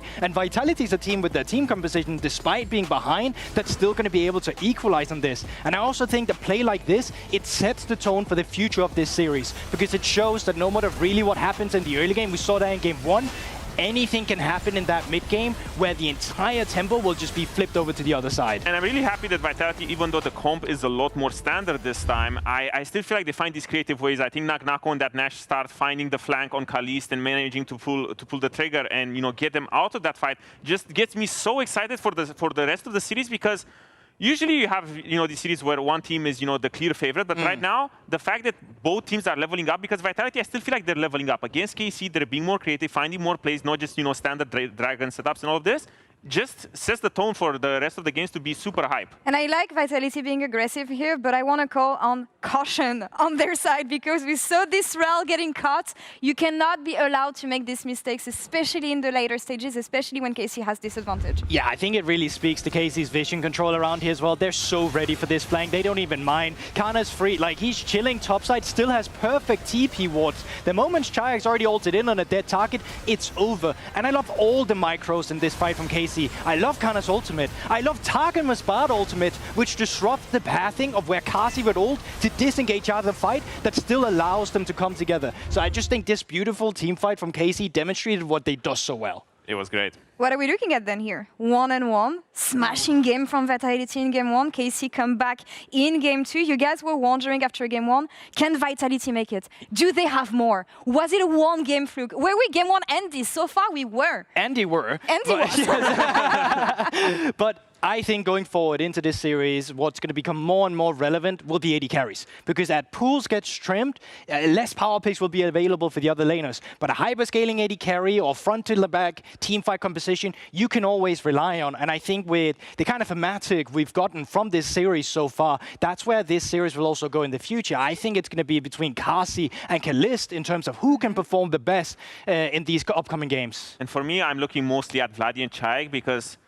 traditionally, Vitality is a team that really wants a lot of proactive tools, and I feel like with Game 1, having that curveball out, Game 2 now also a lot more other of the proactive tools are out.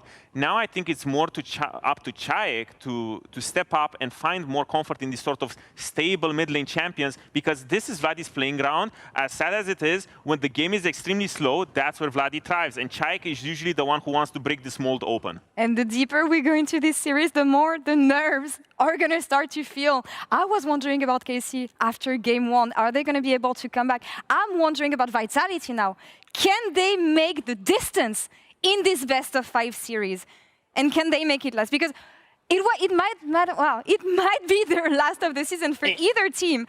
In a question about vibes and mood, you can never doubt Vitality. They can lose 3 Nashes in a row and they will tell you, all right, but there's a 4th one coming up. And that's the kind of vibes they will rely on to come back into this series. Usually as the underdog coming into this series, usually you're looking at KC and you're like, oh wow, they're the ones supposed to win. But Vitality already showed us that they don't really care about any of this. I still feel like they're finding a lot of cool opportunities to play. And for me, it just sets the tone that they're on even playing ground. I think this welcome back. Thanks. Hello. I think this series has, and you'll have to excuse my French, become a bit of a shit show. I quite frankly think that we're seeing throw after throw from both sides, and that to me is one of the biggest determining factors. Overall, I think KC is playing better League. I think their objective setups are better. I generally prefer what they're doing in the early game. But I think Vitality just have that raw talent that when they draft well, know how to use the strengths of their composition. So coming into this draft, I'm curious as to what tools they will equip themselves with this time around. And that's why I think ease of execution just becomes that much more important, because while they might be losing out of the map Vitality, if they are in a favorable team comp around team fighting on these Drakes or anything like that, that's exactly what they need to showcase those raw mechanics that our Game 1 Andy is talking about. But also that ease of execution that you're hyping up so much, that goes out the window in Fearless, because now we're in Game 3, melee supports are starting to be out. Jarvan. No, hold up. No. They're gonna drop the Jarvan ban now because they choose blue side. But this time around, when all the AD carries who have their dashes are out, that champion's priority suddenly rises. We talked earlier, Odo, about the Nico. With Nico and Rakan gone, that means Leona, Braum, maybe even higher priority now. Like the support pool, obviously, once you get to Game 3, much more pinched. You can see KC debating heavily on what they want that final ban to be, but with the K'Sante gone. So right now, I would favor red side a little bit more on the topic that you just said when it comes to bot lane power pick in that sense, because counter pick on support makes so much more sense when you don't have a premier support in the game, which Leona, I feel like there's a lot of counters to it. I'm looking at the potential trade of junglers, the Zinzao, Maokai, or the Jarvan is going to come in. Ryze picked already. It's great. Usually when you don't have a, with Orianna gone. Yeah, a super OP champion in the draft, you can also just look for these trades, because for me, I'm looking at these junglers. The junglers are the OP ones, but you can just ensure mid lane prior with the Ryze, and the Ezreal pick is lovely. I do wonder now if you're looking for anything like Aphelios Thresh now. Thresh very lovely always into the Jarvan as well. Not Pyke, sorry, but Ryze can be a great target for that. So any movements from Fleshy or a champion that allows him to play safer around his laners, that could be very good here. I have to imagine Xin is the pick here, no? Yeah, the problem with Aphelios Thresh here is that you can't really pick it because you really need to secure your jungler. Otherwise, you're going to get pinched hard. Zinzao is going to go out, Maokai is going to go out. Whoa! So they're cooking, actually. Razork is so jealous right now. The thing about Jarvan is he is just a weak skirmisher. He's got great gank setup. He can punish lanes without flash super easily. But in terms of his 1v1 ability, Zed just outperforms him massively. Zed should have a much faster clear speed. Zed has a lot of options. His overall team fighting should be weaker. But especially against champions like Ezreal, who inherently have that inbuilt mobility, Zed can lock those target downs and make it very difficult for that AD to live. The hell are they doing? I really like what they pick here with the fact that they picked full topside here, because if you would break up this combo and you would let the AD and support pick in isolated phases, you would lose a lot of power. So for me, it does make sense. You do want, top lane to be a lane that will push no matter what, so that the Ryze and the Zed will always have a target no matter what. because that's Vitality's game plan right now. They need to explode the game early game and not make it so much about these objective fights. Playing around an Ezreal as well on the enemy team, like you can easily just make a trade-off where both VT carriers will just farm waves by themselves and you start roaming around with these supports. I think movement from Fleshy and Tarkamas is going to be key going into this one as well. Already a great performance we just saw from Tarkamas on the bot, but Fleshy's already getting some of his ones taken away now with a Pike being banned. Yeah, they're really pinching that pool pretty significantly. The Renekton ban, I mean, Odo. They really need they really need to make something volatile here, because it's not so easy to make something volatile in this draft. You can't really just clear-cut punish bot lane. So the Renekton makes sense because you just want to take out all the beefy boys if they have someone to dive, because that's your only clear win condition. Is there any good picks left into Yorick top? Ooh, I was thinking maybe Gnar. As much as people hate it, I think Gnar is there. I think Gnar is always there. So Gnar is probably the next ban for Vitality then? I would say so, unless I'm missing something. But I'm sure that I'm missing something here. But I do think that Gnar is probably Sion from Aurora. How is she into? Probably not that great into Yorick. I mean, once he throws his wife and kids at you, it gets a lot harder. The thing when you melee, you one-shot the ghouls, but when you range, you actually have to spend time actually hitting them. So it's always quite hard. Karma Ezreal. Yeah, Ezreal Karma is what they're worried Again, about. they're looking to find something that they can they can break open to secure an early game lead. I mean, Vitality's comp already screams to me like side lane focus, split pushing, skirmishing. Like, they don't want necessarily the 5v5 that Casey, when you have a Victor plus a Jarvan and Ezreal, they're basically saying, hey, come fight us on a dragon. We'll either poke away at your HP or we'll force an all-in fight. And I guess I don't like the Braum though. So the reason I don't like the Braum is because, again, you're not really countering anything. You go top lane. But I guess they're arguing that there's not much that can punish the Braum. Yeah, it's probably one of those cases right now. What about I mean, we haven't seen Renata in ages. Would she make sense here? I mean, you can go Kalista Renata and explode the game, you know? That is quite explosive. You wanted Volatile. Okay, Sivir. Lulu? Yeah, makes sense. So I love the Sivir Lulu in isolation, but when I look at the whole soup that Vitality has over here, Where's the engage? I get quite picky. It's Sivir's ult, right? Oh, right. I mean, but it's side lane. You saw Nako, when was it, like 2 weeks ago, or whenever they played, the wife pushed down and took 2 towers and an AHIP. There's a 6-member on Vitality. Now you have Ryze on the other side. That's the game plan. And Cho'Gath. Cho'Gath is also a great one. He is good. He is very good. All right, well, I think on paper, in terms of ease of execution that we were talking about earlier, I do prefer Casey's comp.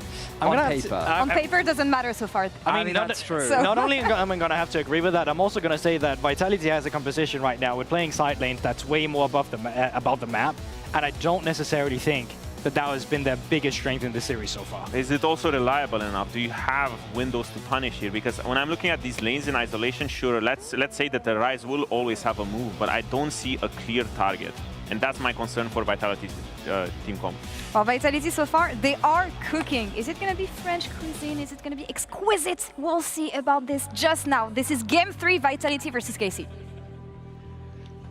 Let's get into the game. Thankfully, the password was not #VIT wins, so we didn't have anyone sneaking into the lobby for this series. But we are getting ready to get into Summoner's Rift. Again, the Zed jungle, a surprise with how early it was picked in the draft. All you saw was Jarvan and Ezreal at that point, and it's like, okay, cool. Time to smash in the Zed. Yeah, normally when it comes to a niche pick like that, it's like you have this insane scenario that's going to happen for it to come through. But Linces was just like, nah, I want to play Zed. I mean, apparently all he needed was the 2 planets of Jarvan and Ezreal to converge. It's like, oh, this syzygy is enough for me to find the Zed pick. Let's get into the game. It's a best of 3 from here on out for your Madrid hopes and for Worlds qualification possibilities. Whoever loses this series is knocked out of the LEC, also knocked out of the possibility of going to Worlds. If you win, you are not automatically in Madrid or at Worlds. You need to win another series if you are going to make it there. 30 seconds until minions So we see a line of scrimmage between the 2 teams. First time we've seen Vitality on the blue side as well. You can see Nako down in that bot lane, probably just looking for a little bit of vision for his Sivir and Lulu to give them a bit more pressure in that lane. Double ranged is always really nice into a melee like the Braum, but if the Braum does get on top of that Lulu, she dies pretty sharpish. Yeah. So she needs to be a bit concerned. I mean, for sure in the Sivir Lulu lane, the goal is to just keep pushing in this Ezreal and Braum. It's going to be hard, I think, for the Sivir Lulu to get a considerable advantage, but if you can keep pushing them in and get a CS lead that way, then you're going to be pretty happy. But with how strong Ezreal is level 1, you can see KC are actually choosing to, looks like a late invade here. I mean, Braum is nice in the late invade, but I don't think they're able to get much. I just realized, because I saw someone's Twitch message pop up and it said, Sivir will carry. We predicted this in game 1, guys. This is the 500 CS Sivir win coming out from Vitality. KC will get their invade off and steal away this red buff. They'd love a split map. If they can keep this Sivir and Lulu by themselves in the bot lane, keep the Ezreal and Braum safe, but also the ability to gank a Lulu after she's burnt that flash is really high when you have something like a Java. Yeah, it means that Braum can actually have some pressure, because now suddenly if he hits a Q, Ezreal can follow it up, then Yike wraps around behind.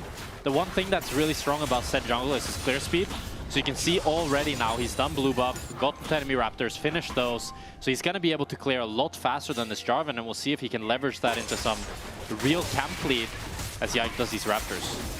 I think Yike was spotted on the wave that walked past the Krug camp, which is why Linces was so confident immediately going in for this, because Yike could have done red into cross mid and to go into his red side, and then we would have had a little bit of a battle, but Linces happy enough just to farm up the entire. You can see Linces waiting here as well. Also, crucially, the steal away from Fleshy on those small Krugs means that Yike is still only level 2, so it doesn't actually tick over to level 3, which means he has to do another camp.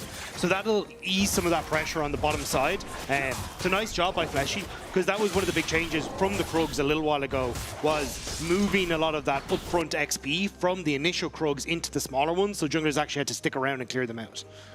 And now with Linsas doing his own top side, he should be able to just transition back into his bot side and then actually end up with quite a decent tempo lead, all in all. Yeah, we'll see how quickly he gets over towards that bot side, because he'll probably stop on the Scuttle Crab on the way. Yeah. Likely see that exchange of Scuttle Crabs. Wanted to talk a little bit about the top lane matchup. I really like Cho'Gath into Yorick. I think it's a really good pick into it, because Cho'Gath's passive is whenever he kills an enemy, he heals a bunch, right? And restores a bunch of mana.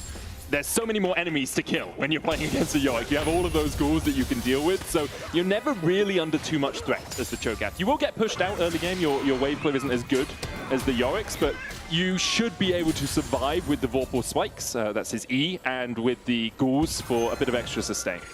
Fleshy's in a lot of trouble on the bottom side. I think Yike going to look for a potential play here as the wave starts to push out from. Really good trade from Callisto and Targamas. And now there isn't a vision to spot out Yike. He's going to be able to sneak in. Yeah, immediately Fleshy and Kazi are backing away. Spell should use the flash invested as well. Targamas burnt his flash Winter's Bite, and Kazi was wise to it. Fleshy stepping up towards that. Like, actually, no. I'm okay not checking that Tribush yet. But they don't actually have a ward. Yeah, I think it was a mind game to be like, oh, we know you're here. But I don't think they actually, well, they clearly don't. No flash now. Yeah, Kazi doesn't really have an escape tool. Dodges away with just the movement, but the concussive blows will be enough to lock him up. Spell shield away from Mystic Shock isn't enough. Lince is diving forward, trying to kill Targamas. Targamas hasn't procced the concussive blows. There it goes. Lince is dead as well. A great dive from KC. They'll find 2 after Vitality. A little greedy, knowing that perhaps Yike was there. KC getting 2 kills on that bottom side. I think Fleshy looking for the mind game, being like, oh, the bush is warded, we know you're here.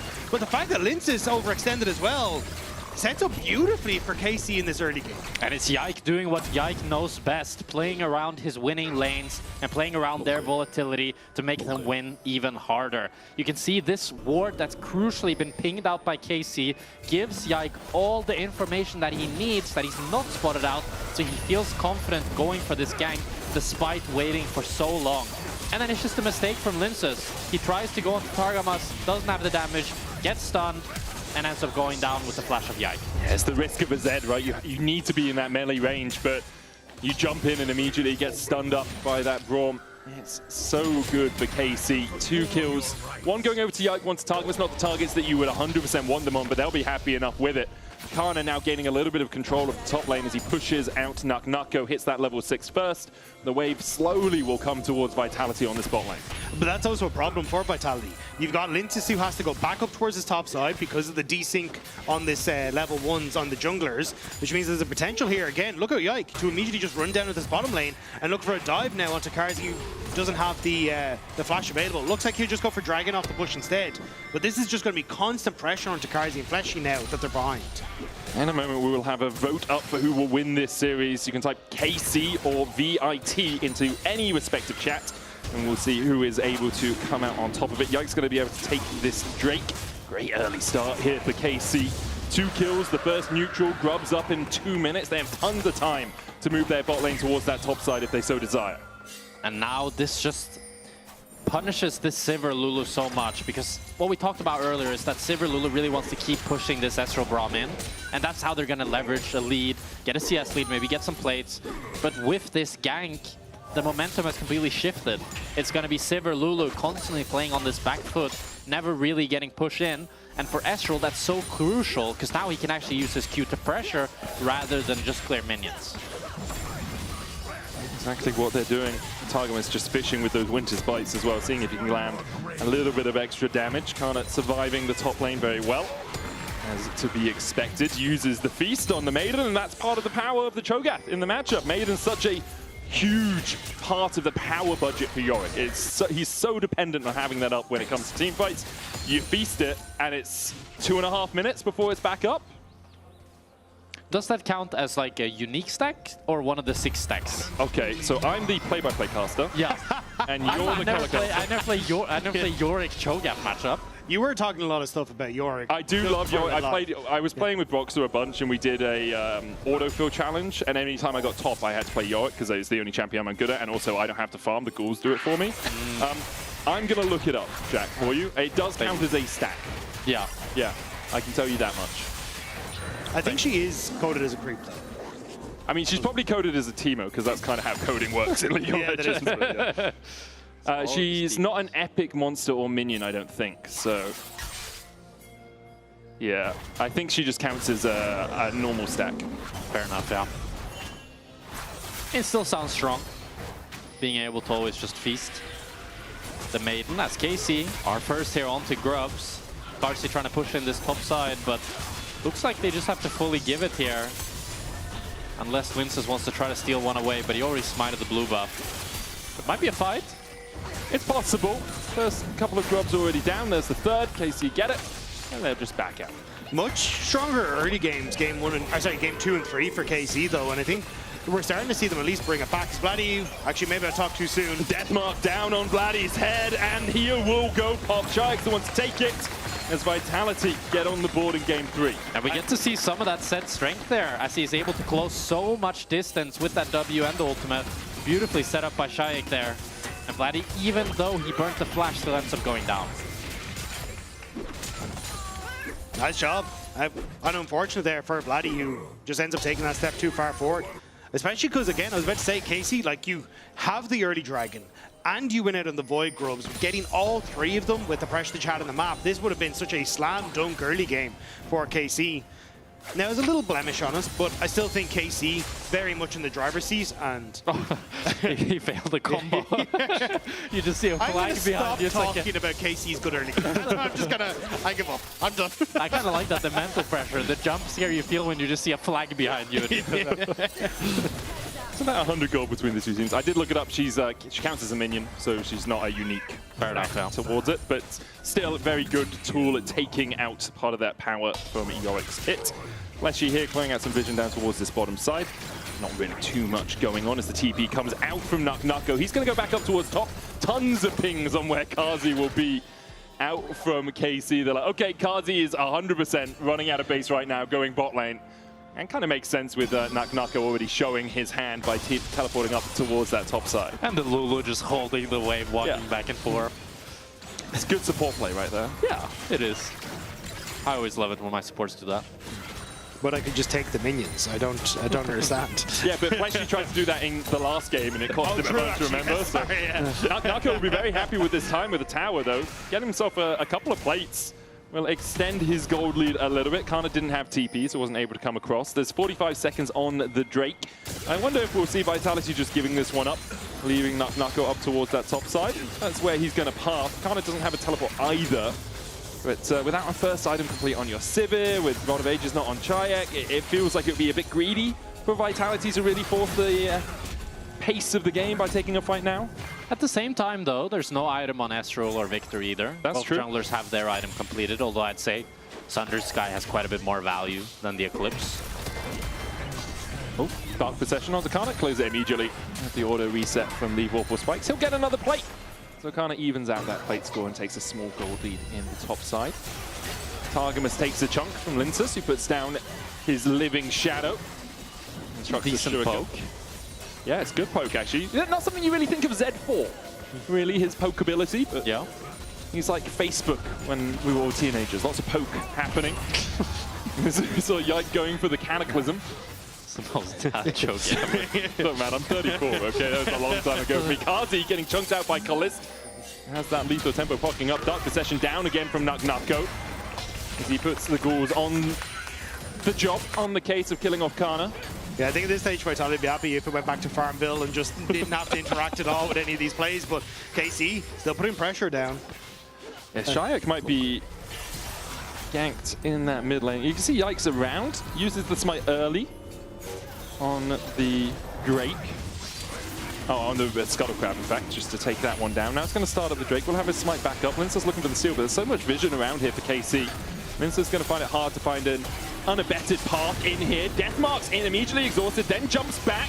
The root lands onto Yike, who has to jump away. Does land the smite on the Drake, and in the end, just a couple of summoners burnt from KC, and they get the Drake in as well. A valiant effort from Linsus to try to find a steal there, despite the numbers advantage for KC. Doesn't quite able to get it, but he does get the flash from Yike. It is, however, 2 Drakes now for KC, and with a Mountain Soul potential on the horizon here. I mean, this Cho'Gath, Jarvan, and Braum are going to be very happy if they can try to secure that. And I think KC have come in with a decent game plan in 2 and 3, which is just try and keep Linsus in check. Like, split map in this game, try and force him away from lanes that are strong to play around.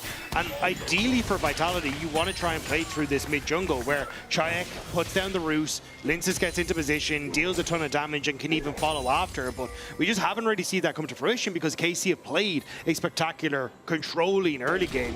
And now, as Jack was just saying, they're in a great spot of moving Targamas around with Yike. Their jungle support are so strong on the map thanks to the CC they can offer, and Vitality have to play scared for so many of these plays. I don't think Vitality mind playing a little bit scared. Like, 2 dragons and 3 grubs is a large early game lead for KC, but the goal pretty even between the 2 of them, and you have Ryze, Yorick, and Sivir who do all scale well into the game. Yeah, but they scale well when you have someone who can engage. And that's what Vitality are really lacking with this composition. So I feel like you kind of need to get, it's more of like a 1-3-1 style composition for this, where you can try, because otherwise, I feel like whoever gets engaged on by KC is just going to have a sad time. Yeah, I get that. It definitely feels like a criminal lack of CC on the side of Vitality. I mean, you're really relying on Shayek to find these roots. you have Dark Possession, you have a slow from Morning Mist. Yep. Shadow Slash does have a slow from Z to E. It slows a little bit. And Lulu. Is it only on the Shadow or is it on the original though? That's what I always forget. Only on the Shadow. Yeah, enemies hit by Shadow Slash. No, it's on all of them. Enemies hit by Shadow Slash are slowed. Okay. Yeah. So. Really? Yeah, that's what it, I mean. I'm looking at the wiki, man. Like, it's, fair enough. Yeah. It's just what it says there. So. But yeah, still not very much CC. Yes. I think we can all agree on that. As the Dark Possession comes down, there's one of the forms, but can't able to clear it out. Has the Heart Steal and a Bramble Vest, and has Consume as well. Goodbye, Maiden. Goodbye, Maiden. Nuknako, it's an Elden Ring playthrough. Maidenless and poor right now. So he can TP back down towards that bottom lane, but it will give Kano a bit of time to work his way through the tower if Nuknako did decide to finish that recall. Linsa's looking for Vladdy. Okay. Living Shadow across the wall, doesn't hit with the shurikens, and we'll just back away. Flashy, no flash on him, pops the heal, Redemption coming down, there's the Wild Growth as well, but Flashy locked in the cage. And Lulu goes bye-bye. Linsa's trying to come in from the side, can't do much. Kana with the chase, Nuknako has to flash, the Ghouls will chase Kana down a little bit, but I'm not sure Nuknako wants more of that, Barney. Meanwhile, in the mid lane, Kazi and Linsa's trying to fight around this Rift Herald. Kallista's, he's taken a third of his health, and now a little bit more. Good Unbreakable from Targamas to block the Boomerang Blade out from Kazi. Linsus will smite the Rift Herald, and I think Vitality might get this, even though it was Casey who started it and did have a man advantage. Yeah, Chayek repositioning from topside with the Realm Warp to actually be able to join with the team, but Targamas. He's going to protect Vladdy. He does it well. Linsus jumping across here as well. But they do know that Targamas is in the area, so I don't think Vitality will force anything. But they did force KC into the top side, which is leaving Carzzy alone with this mid-wave. So even the fact that you get time alone here for Carzzy is pretty nice. Lose a wave, maybe get the second one pushed in here. Could even start to move bot lane, which is what Fleshy looks like he's doing, and relieving some of that threat for Naknako as well. We're officially a third of the way through the game. 170 CS on Carzzy.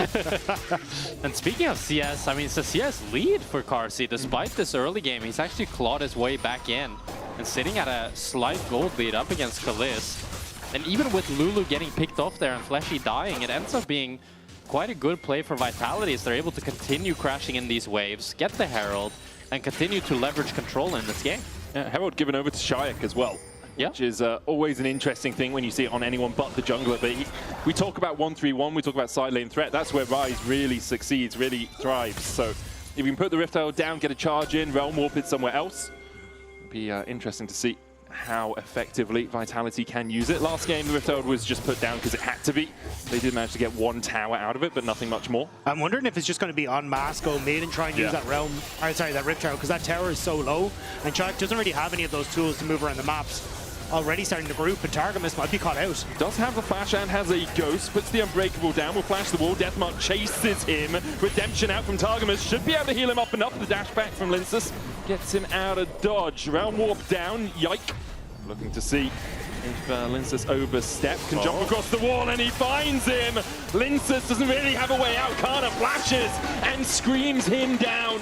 The Rift Herald will get the charge into the tower, Cataclysm down, but Shayak, the great wild growth, knocks Yike up. Ricochet's coming out from that Sivir, it's not going to be enough. Kana getting chased out, TP in, there's the Rune Prison. Kana, they just don't have the damage to work through him as of yet. TP out from Vladdy, third Drake on the cards for KC. I think Kana was trying to run back towards his mid tower and realized that one was gone. Ends up joining with the rest of KC, but you called it, no damage. Not even to take down Targamas, who's able to hop away.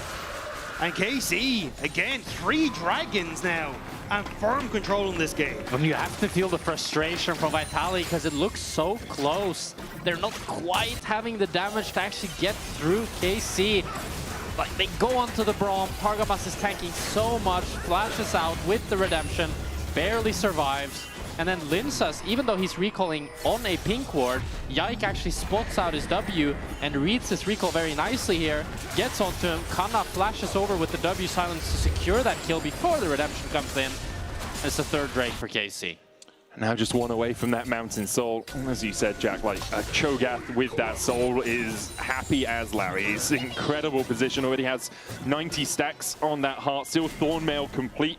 Hasn't even upgraded his boots yet, sitting on those slightly magical footwear. 1,000 gold lead for KC. Vitality still in this game, although the last few fights have not gone in their favors. Maybe 2 items on the Ryze, 2 items on the Sivir will be enough. But the problem is, it's like, how do you try and catch a player to get back into the game as Vitality, right? It's like Linsus ulting onto them to then wall growth them to provide the CC to get the damage down. And so often the players that they've been trying to go on to are like Yike or Targamas because, well, they're the ones that are out in the open, but no Shayak. Oh, we got feasted. Rupture doesn't quite hit. Yikes here, though. And the Cataclysm definitely finds its mark. The tower alongside of the KC. They kill off the enemy mid. They're looking for towers on either side of the map. Vitality trying to respond, but they just don't have the pressure to really push into KC, and it's that lack of hard engage really coming back to bite them. And as you say, Vitality are falling apart at the seams. They have a comp that really only works as a 1-3-1 without having much team fighting tools, but they're losing both sides of the map. They can't pressure neither bot or top. And it's looking harder and harder for them. In 3 minutes, I feel like it's just over. Yeah. I don't know what you're supposed to do. And like, I appreciate Vitality trying to cook. And I can understand once you see the Braum going, okay, we want to go for some sort of enchanter support here. But it's just like that over-index into what works in lane versus what we actually need holistically in this composition. And unfortunately, it's at the point now where you just aren't winning enough to try and force these rundown plays with Carzzy and Lulu to just outright win in the 2v2, and your sides are losing, so there's just very little wiggle room on the map. I also think we can safely say the set was a bit over-eager. Yes. We didn't really see enough to make sure that it would work, and it just doesn't have the value that you need in a comp like this. You'd really want a bruiser that can frontline for this Lulu, give him some CC, and make the game easier for Vitality's team comp. I'm just remembering game 1 where we said very similar things about Vitality's team comp, and then somehow they won the game. I don't we said think they had it's a the lot same. of CC. We said they had it, but I was saying we wasn't quite cohesive, wasn't as coordinated as we. Where was the damage, you know? Yeah. I agree with you both, by the way. I think they're lacking CC, they don't have the damage, they pick the Z really early, especially into something like a Braum that can just CC you as soon as you jump in. The thing is, if you have very low damage but a lot of CC, you can make that work because you just CC them for longer than enough to die. But if you have a lot of damage but very little CC, it's really hard to make that work in competitive because people don't just walk into you and die. And what if you're lacking damage and CC, like Vitality seem to be in this game? Sounds like my solo queue. Ah, okay. That makes sense. That makes sense. KC with that 1.4k gold lead. 3 dragons to the good. Artican is up. And we do see many games thrown around there. Kazi at 2 items now. Begins to open up onto Yike. Put some damage down, but takes some in response from Kalist.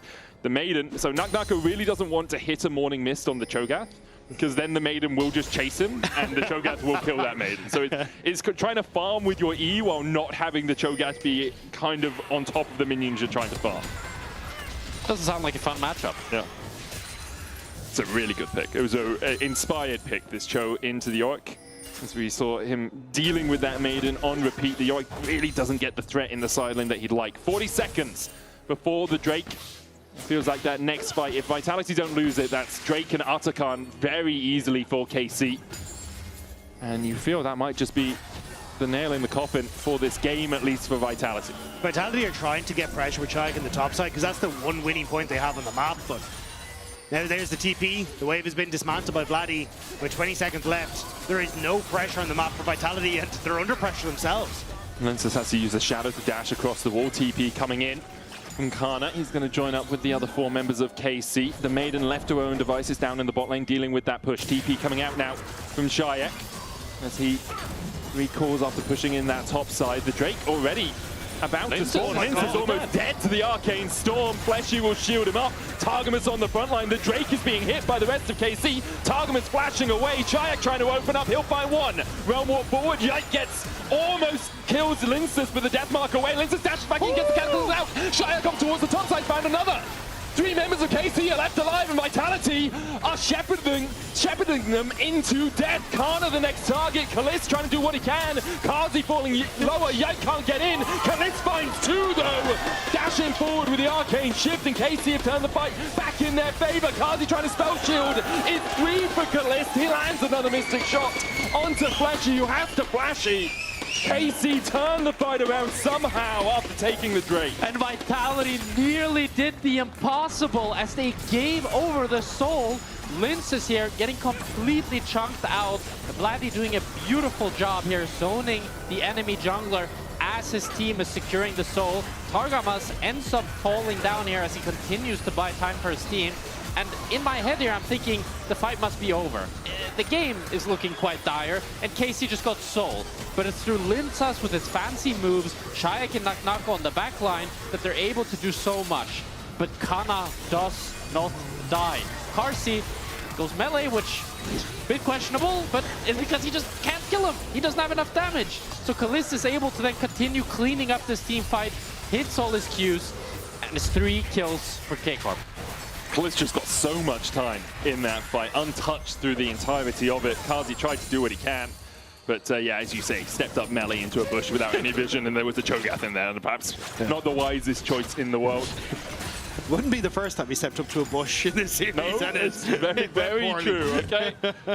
At least this time it was Kana and not Yike with a buckler just to kill him off. But for now, KC in total control of the game. Mountain Soul, that's about 6k worth of stats. They have 17 extra pedals, that's about another K.5. And then they have a 2,500 gold lead alongside it. Kalist, you can see most gold in the game. And a level 16 Cho'Gath, who's just looking so damn unkillable at 9 stacks. But this looks so much better for KC. Like, there have been so many question marks floated around this roster as to what they're going to look like, how are they going to step up, what's their early game in particular going to be, but KC have kind of shut a lot of those doubts down in this game 2 and 3. They've had commanding leads, they've played through them well, they've played out the map better than Vitality as well, and their drafts have been significantly stronger too. So at least for a lot of KC fans, this will give them a lot more hope coming into much well, I don't want to say tougher matchups, but certainly later on into the tournament, these are the wins that you want to be picking up handily. Yeah, really happy with KC this game.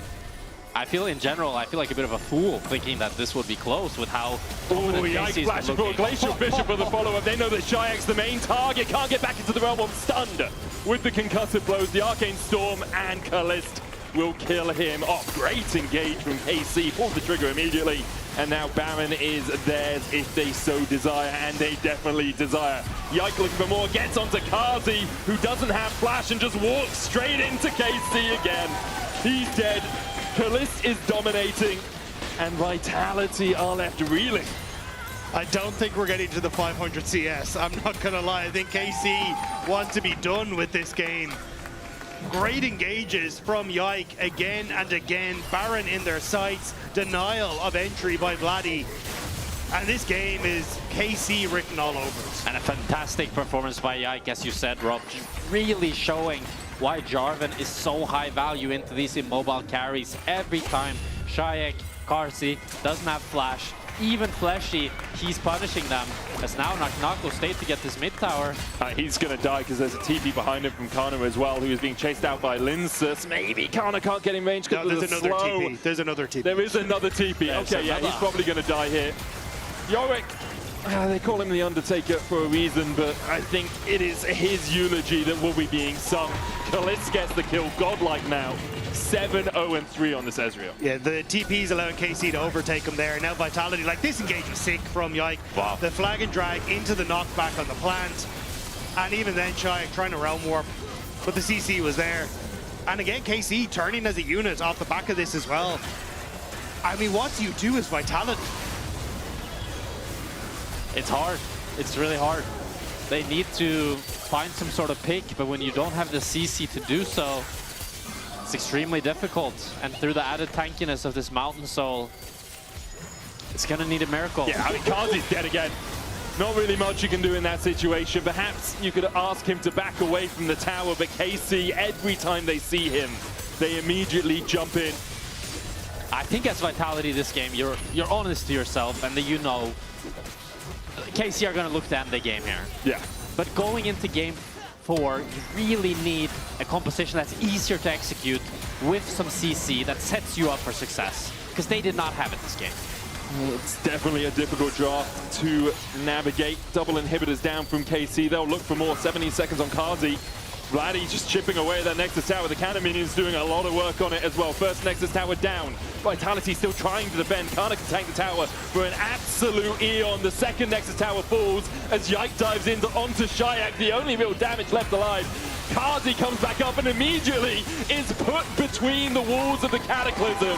KC will take the game, even more dominant than game 3. A 10k lead at the end as they go 2-1 up. And KC's demise was greatly overstated as Kalist and Yike, really the driving forces in this game, looking fantastic. Incredible stuff. I'm excited to see if this KC will stick around for game number 4 and potentially further into the tournament, because as you say, it's much more confident. Great control. We'll have to see as we move on whether it will continue, as we're going to toss it over to a quick break.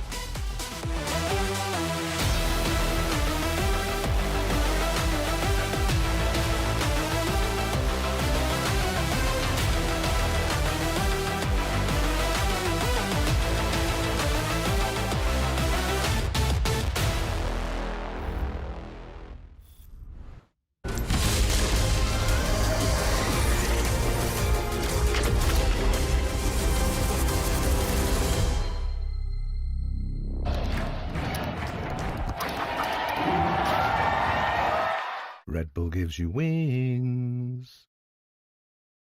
Join the WhatsApp. Join the WhatsApp. Have you joined the WhatsApp?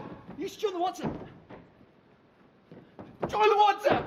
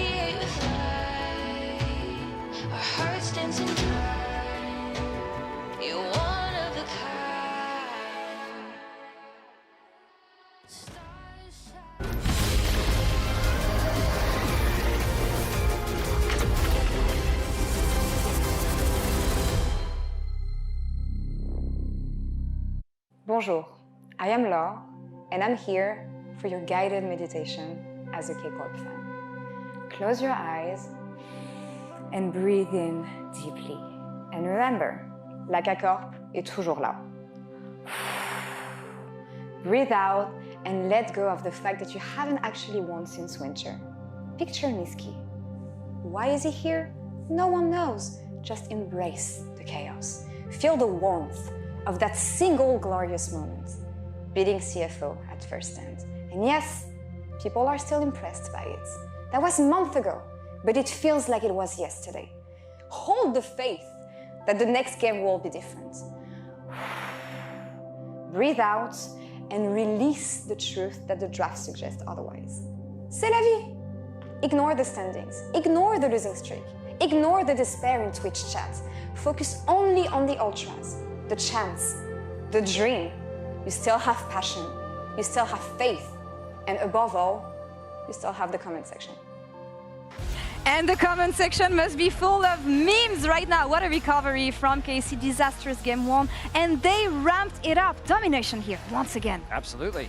We saw the most convincing game of this series from KC as they completely dismantled Vitality. It felt very difficult for them to play, and it felt like that it started from the draft. Yeah, I mean, it was just another day at the office. I feel like Another day at the office? I mean, it's just KC getting a KC draft and Vitality shooting themselves in the foot. Hey, the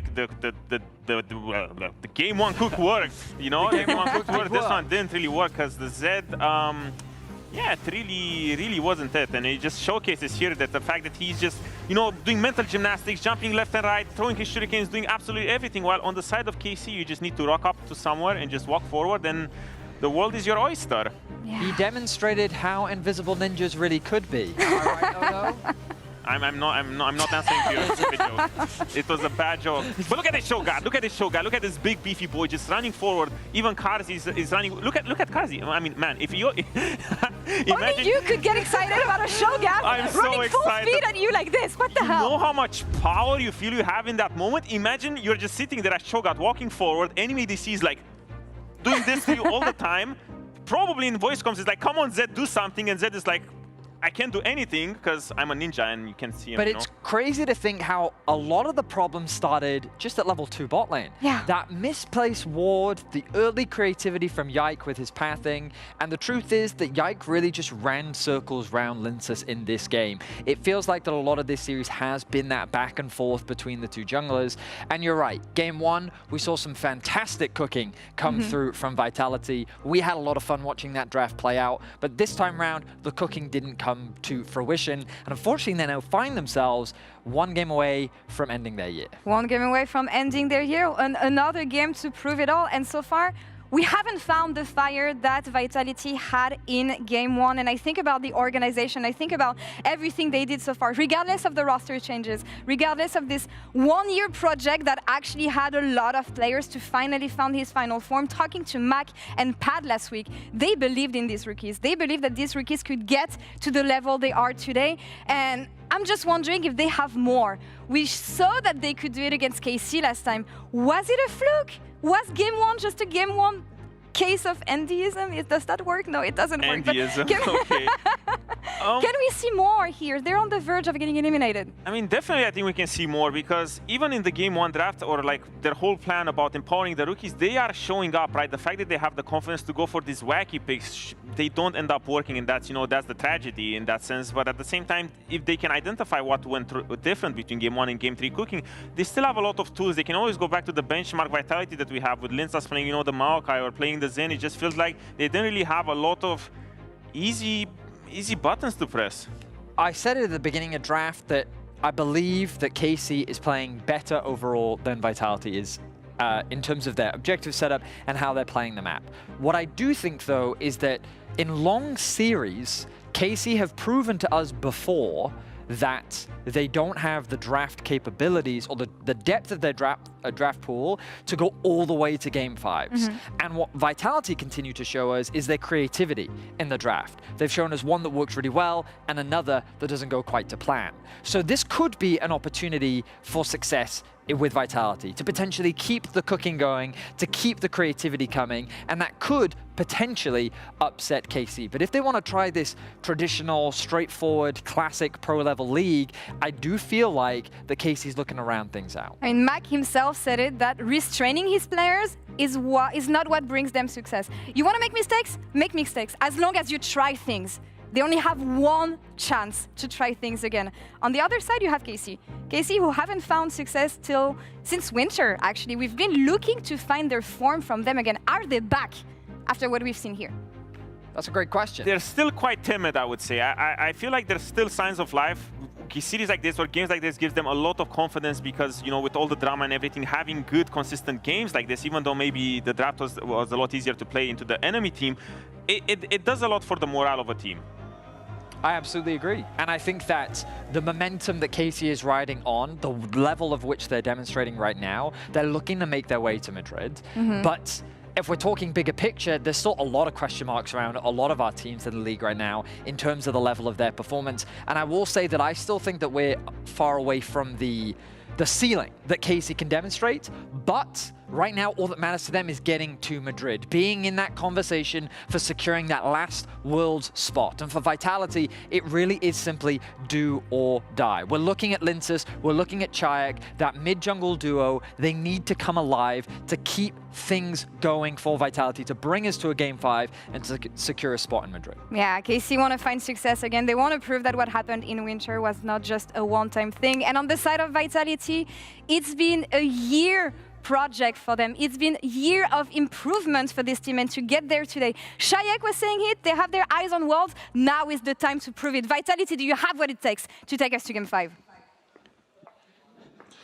That is the question. Do Vitality have what it takes to win this Game 4, or is the project over? Are Mac and Pad at the end of their rope, really, when you think about it? Because it has been very public that Vitality will not accept anything other than making it to Worlds, or at least making a deep run into playoffs. And for Mac and Pad, they've built up this team. They've spent a few years doing it. This new roster obviously only coming in this year, but it will be the end of a journey for them if they end up losing. Doesn't it feel poetic then, in the sense that it all rides on the draft somewhat? Yeah. Like, this is really the coaches needing to step up after that last game. A really difficult draft for Vitality to play. And I'd go even further to say that in nearly every game, especially in the Game 2 and Game 3, KC had the better draft. It was easier to execute with more tools and also just having better champions and better synergies. So I really think Mac and Pad need to step up for this game. I agree, and it's a tough one. I mean, so much rides on this last game, well, potentially last game, trying to see if we can make it to the game number 5. But we haven't really seen from Vitality the flexibility I kind of expected for them coming into this. Like, they have had picks that are unusual, but they haven't really felt like they've threatened with them or they've understood themselves how to play around it, apart from game number 1. So now going into this Game 4, do we just see them go back towards a bit more standard, like Nako on a Cassante, Chayak on a control mage, Karzi on something he can just be like Isaiah, and then Rakan for Fleshy, something along these lines, right? But we'll have to see exactly what the game plan is. And the thing is, like, do you revert to standard when you've been practicing things that aren't standard? Do you just go for comfort picks in a game like this as we jump into draft? The old school draft. Wow. Back to join us here in the LEC. Vitality on the blue side, KC on the red. They get rid of Ziggs, Pike, and Annie. Rakan, Nico, and Azir banned out by Vitality, and it's the first pick, Jace. That is quite the crazy lock in here. A big takeaway from Kana, as he is our best Jace player in the league, and we'll see if Nako can make a statement on this pick. I'm also wondering if it is to hold open that flexibility where you can put that Jace in towards the mid lane for Chayak. I want to say he's played it before, maybe not this split, but in the past. And then if you end up taking something like a Cassante that Kana was hovering, then take the Gwen into it and you can flex those champions around. But KC at the moment going for the Aurora, which holds its own flexibility, so kind of answering tit for tat. Yeah, it's a good pivot from KC here, not getting baited into that Cassante lock-in, as you say, because then Vitality could flex that Jace and get a really good matchup into Cassante, but now they can just have the Aurora go into the Jace if they want, or even flex that as well. And with the Xin Zhao now locked in for Yike, another really strong early game jungler that he can look to have a lot of impact on as he's had this series. Yeah, we're kind of falling down the ranks in terms of junglers. You know, Pantheon gone, Jarvan gone, Wukong gone, Vi gone. where are you looking if you're Linsus, right? You could go for something like a Maokai if you just want area control. You could go for something like Sejuani for a similar sort of idea, and that is where they're going to go. So Sejuani obviously really solid with the Jace. That's what I was going to say. I think it works with the Jace, especially if you are putting that Jace into the top side. But even then, regardless, you can always, again, keep that flexibility there, go for a melee champion in the top sides. So I imagine we're probably going to see something like the, I pick here, sorry, for Karzi in the AD carry role, just to try and secure that ADC in this position, because I think keeping that Jace flex works well into this next rotation. Yeah, for sure you want to try to keep this flex. I like the Sejuani, a pivot from last game saying, we didn't have enough CC. Linsus, no more set, you're on Seju duty. Oh, the Jhin is the pick for Karzi. Game 4, and you bring out the Jhin. There's a certain serendipity to that. Looks like Kasante is the pick for the top lane. Aurora will be flexed into mid for Vladdy.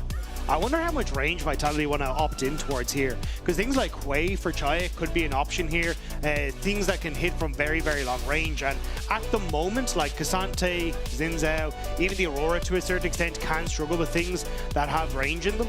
And if we're already looking at banning away more of these engaged supports, I think there's very little in that is left that KC can really operate off of engage from that bottom side. Yeah, I'd love to see Vitality just all in on this poke comp. We saw it earlier today. BDD on the Zoe went absolutely crazy. I think if you go for something like that or the Hwei, you have so much potential here to just play with your Jace, Jhin, all so far back.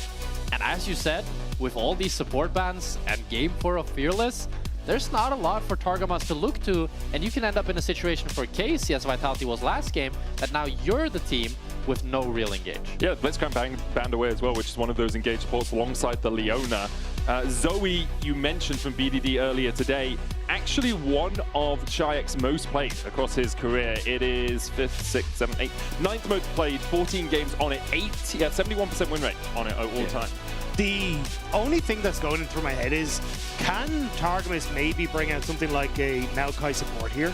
So basically going, hey, we're not gonna, that's at least some engage that we can try and play around, and works against a lot of these long range compositions. And they are going to leave us to that last rotation, but definitely something to keep your eyes on if you want to try and go for those. And now with this Aphelios lock-in, I'd love to see Vitality go for this really long range mid poke champ that can just continue punishing KC's comp, because Aphelios is really weak into poking champs when he doesn't have engage from his own team, and unless Targamas can find a rabbit out of the hat, I don't think they'll have it. Yeah, I mean, there's little bits of engage for KC, right? Aurora ulting in, getting the slow, Xin Zhao with the follow-up for the knockup. There we go. Zoe.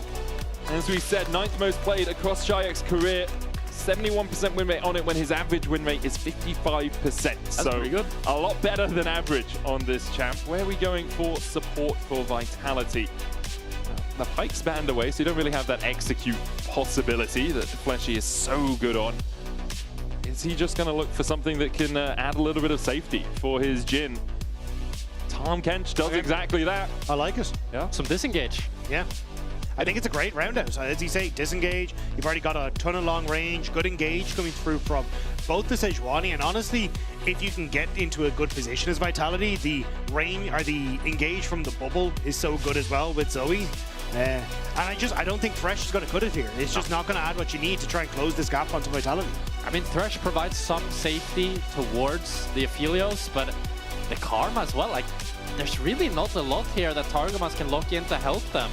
I'm really worried if I'm Thresh and I'm looking at this comp. Yeah. Because like, you stun yourself when you go for a hook, and there is so many ways to poke you while you're trying to step up. You are a Lantern bot, and you can do work in the lane. Like a good hook onto the Tom Kench, onto the Jhin early doors, you can put some damage down, but later on, you are going to struggle with the amount of poke. But I feel like if you're getting value out of this Lantern, it's the fight's already lost and you're running away. Like, it doesn't feel like it adds anything to this, and I think, as you say, like, the CCing yourself to throw that hook is just miserable into what Vitality have. And even if you land the hook, the man gets eaten anyway and saves, so it doesn't matter. I mean, I think for KC's side, it's really about winning this early game. It's about snowballing through the Xin Zhao, through this Aurora, because if you can get a lead, you can always look to run over poke composition. If you have a lead, you're first on the map, you don't need to worry about setup, and you can just play easily. But if you fall behind and you end up needing to be the team that's face-checking into Zoe, Jhin, Jace, you're going to have a miserable time. It's going to be bullet hell for KC if they fall behind in this game, but will it be heaven for them if they take the win here? They're one step closer to their World's dreams, to going to Madrid alongside MKOI and G2, and one other team, currently unknown, will be making up the 4 that we send there. For Vitality, last chance saloon, do or die right now. They need to win this game. They're going to keep their dreams in both the LEC and internationally alive for 2025. It is a long rest after this if you don't win this series. As we see, Fleshy are looking towards the mid. They're not going to find anything. As Targamas is just covering here, acting as a bit of a recon, a bit of scouting. Vladdy not stepping too far forward, and Vitality won't find anything early doors. And Spellbook here on the Zoe, abusing that rune as well. So we'll utilizing it appropriately, I believe, Jack. Yeah. We'll see what she can get done with it. And we will. Oh, we're getting hyped. The music really pumped up there. A little bit later than I'm used to, I'm going to be honest. But a couple of questions coming out from a few chats there. How are they killing Cassante? I don't think they need to. I'm going to be honest. Like, if you get ahead and you have poke, you can just poke out everyone else. Cassante can block a few of them, but eventually he'll die. It's similar to game 1, where even if they couldn't directly kill the Sion early game, they had enough tools to just slow them down or to kill the carries to make him useless. And in this game, I think it's even easier for them because they have so many tools to keep the enemy at bay and to just keep them at range and poke them out. Yeah, I think it's just hard for Cassante to try and run at them. Unless KC, as you say, get an early lead and then they can set up on objectives first and have like flank angles for Kana, sure. But if you've got a face check into this as to what Vitality's bringing, it's just not going to be a fun time regardless of how tanky you are. Kana using the ward in the bush there to stop Naklako from dropping minion aggro in this sort of situation. You'll still take those couple of extra auto attacks, and in a range versus melee matchup, you take every extra bit of damage that the range player can have on them as the melee opponent. I am a little surprised to see that Kana opted in towards the Grasp the Undying instead of the Aftershock, because oftentimes in these range matchups, you'll see that Cassante take Aftershock, and Cassante scales super well off of resistances, and you up your all-in potential, because you're just not really going to get a huge amount of value out of the Grasp of the Undying. So that's generally what I've seen into matchups like this for the Cassante. I think even Spellbook could make sense with how often that rune is played. But we'll get to see. We can do a grasp check-in to see if he got any value out of the rune later on. How many stacks does he need to have got value out of the rune? More than Jace. More than Jace, okay. We won't track it. I don't think he's going to have more than Jace, I'm going to be honest. Especially because the Jace can just auto you, change into melee form, and get the Grasp of the Undying as proc at full value for a melee. It's just, it's very unfun to play against. And Naklako winning out the push in the early game up towards this top side. Bot side going in favor of Vitality, and they're using it to invade. Vladdy trying to come across here. Shaik does have the Ignite from that Spell Thief. Smite going down. It's Linces that secures it. Then he dashes in with the Arctic Assault to play. Back onto him means he has to flash. Wind becomes lightning and Linces becomes dead. The follow-up onto Kazi as well with a Q3. It's 2 already. 2 KC, and they're looking for more. Tongue Lash from Fleshy stops Yikes advances, but once again, KC come out early game and they come out strong. It was so unnecessary for Vitality. This is such a good position to be in with this draft. If they just let this game play out nice and slow, they can get their wins through the extra range they have.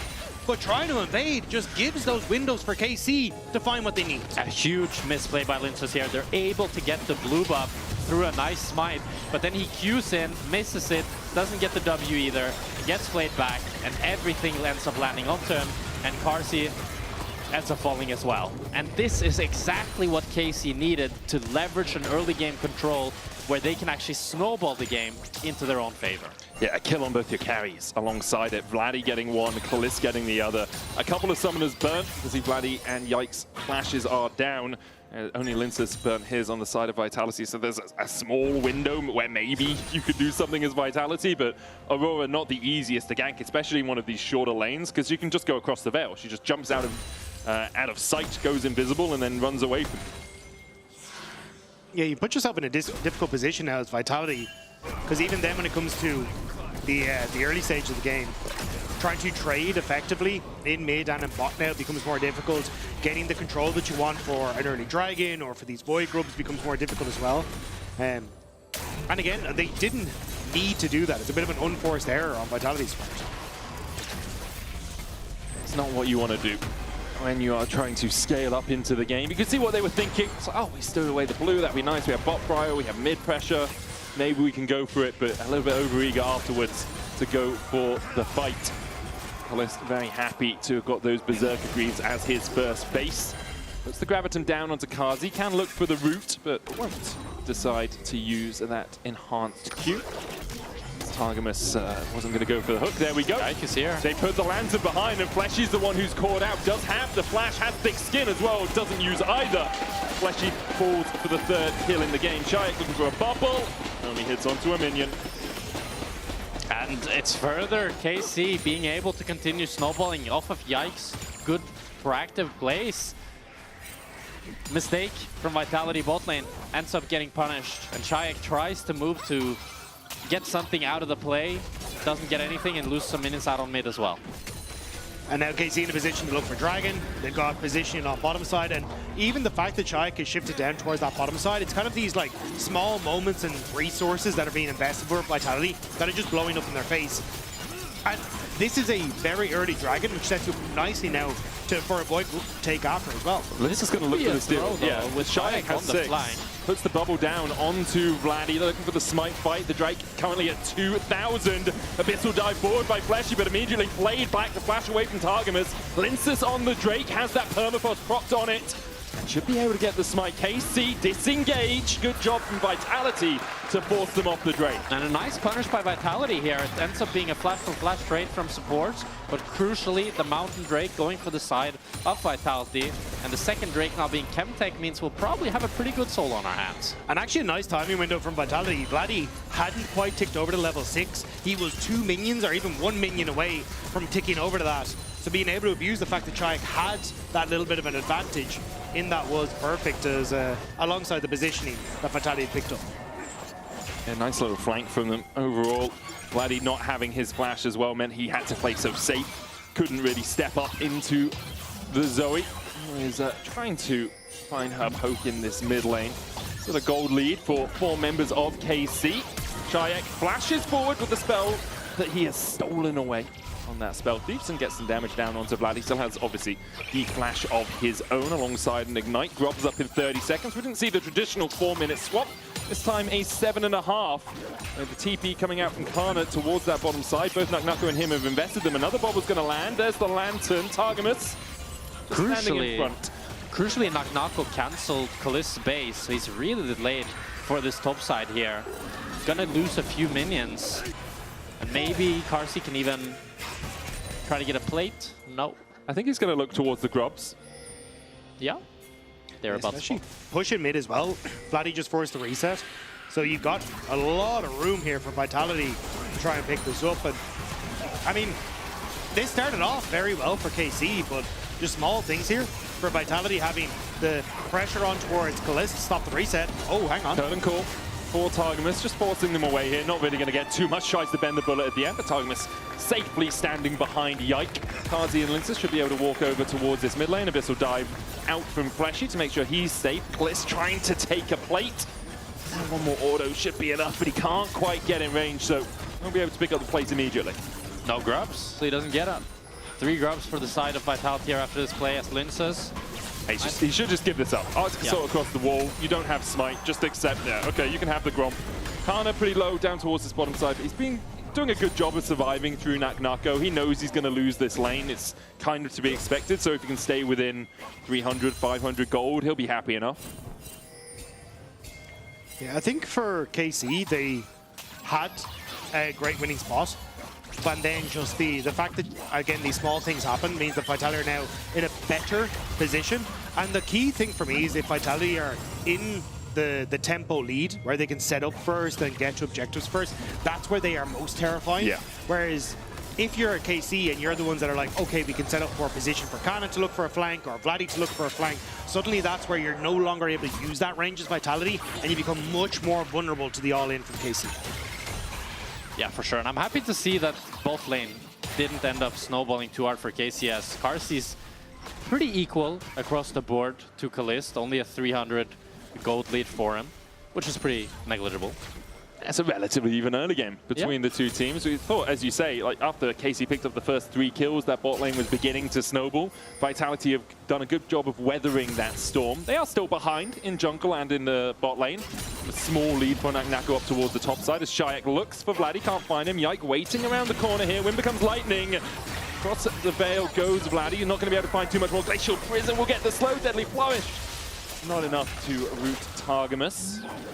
Couldn't quite get the setup for the Deadly Flourish, so KC able to get away, and all it cost was Targamas' heal. So at the end of the day, KC going to be very happy that they thwarted that one.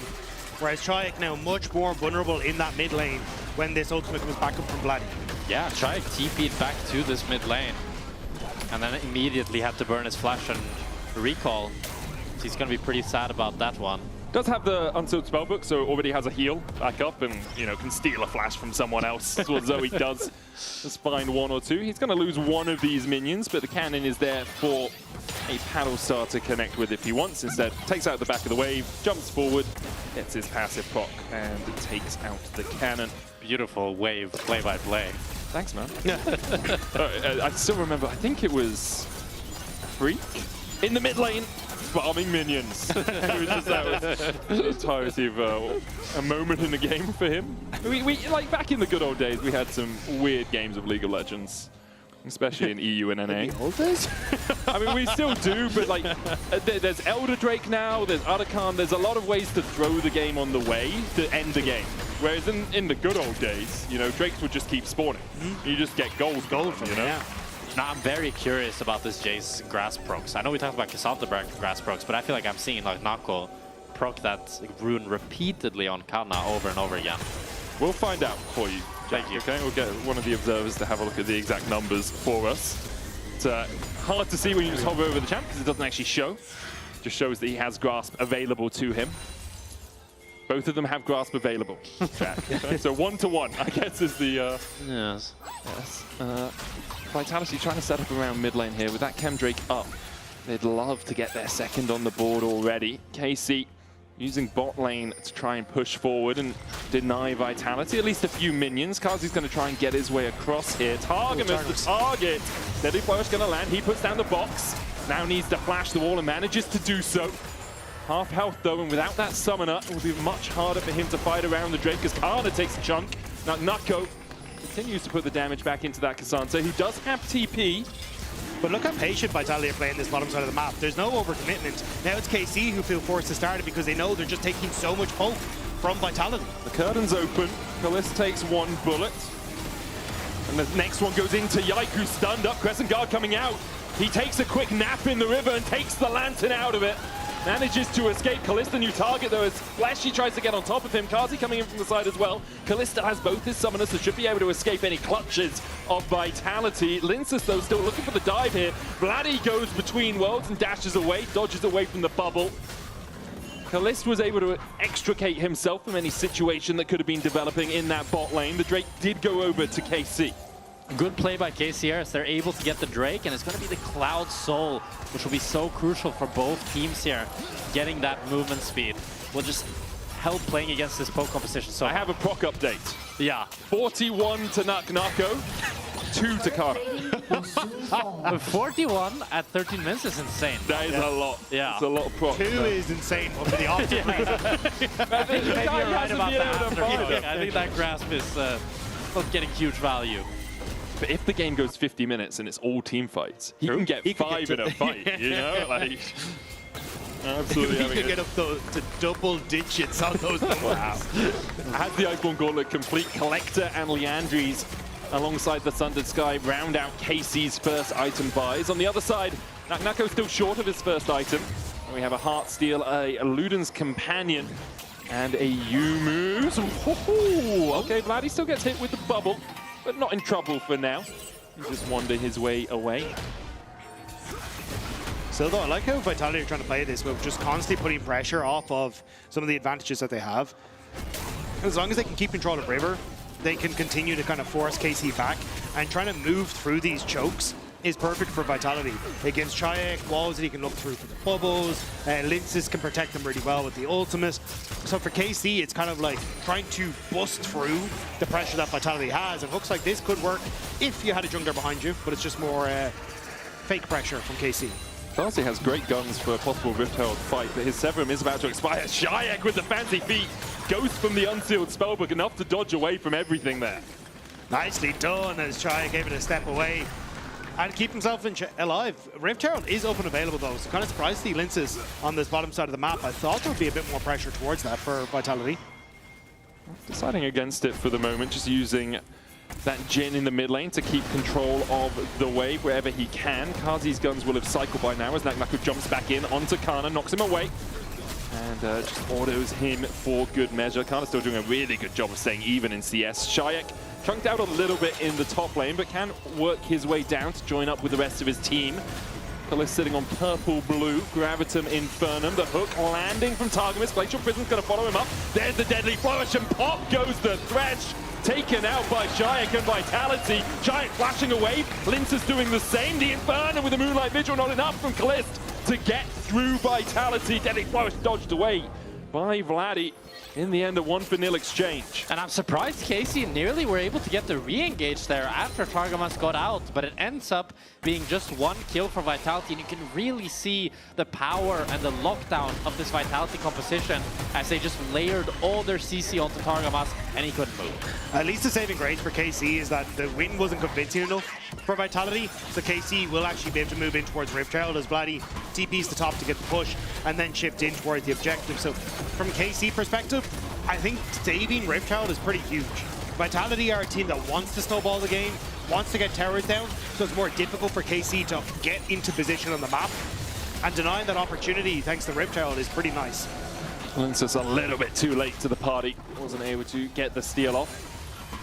Mikhail's first for Targamas here, really investing in keeping whoever is caught out safe. We so often see that redemption rush, and Mikhail's, you know, it's a similar type of item, an enchanter-style item, I'll say. It does give a tiny heal alongside that QSS, the cleanse for whoever it is used on. I mean, it's huge value this game, up against the Jhin, Zoe, and the Sejuani. Just so much that you need to save your carries from, and maybe even with the Mikhails, it won't be enough. Depends who gets caught. Kalist has a cleanse and the Mikhails at his back. He should be able to escape any situation that happens, but obviously depends if Targamas is close enough. First item complete on Nako. He's gone for the Yumu's Ghost Blade, building up that Mana Mune as well. Already 270 sacks or so on his tier. So basically, as soon as he buys the Mana Mune, it will be upgraded into the Mura Mana. Vitality trying to play around mid with 10 seconds on the Cloud Drake. Second of the game for either of these two teams.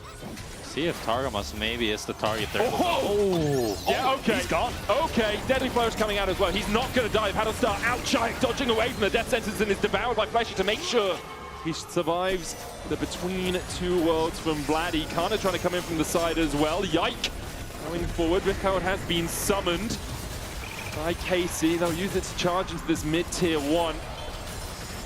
Keeping Kalist topped up as well. That Severum helping out a ton as Shayek tries to put the damage across the wall. Fleshy looking for an Abyssal Voyage. Rift Herald used to charge away, but Yike is dismounted, dashes back in, exhausted immediately. Fleshy with the thick skin, not enough.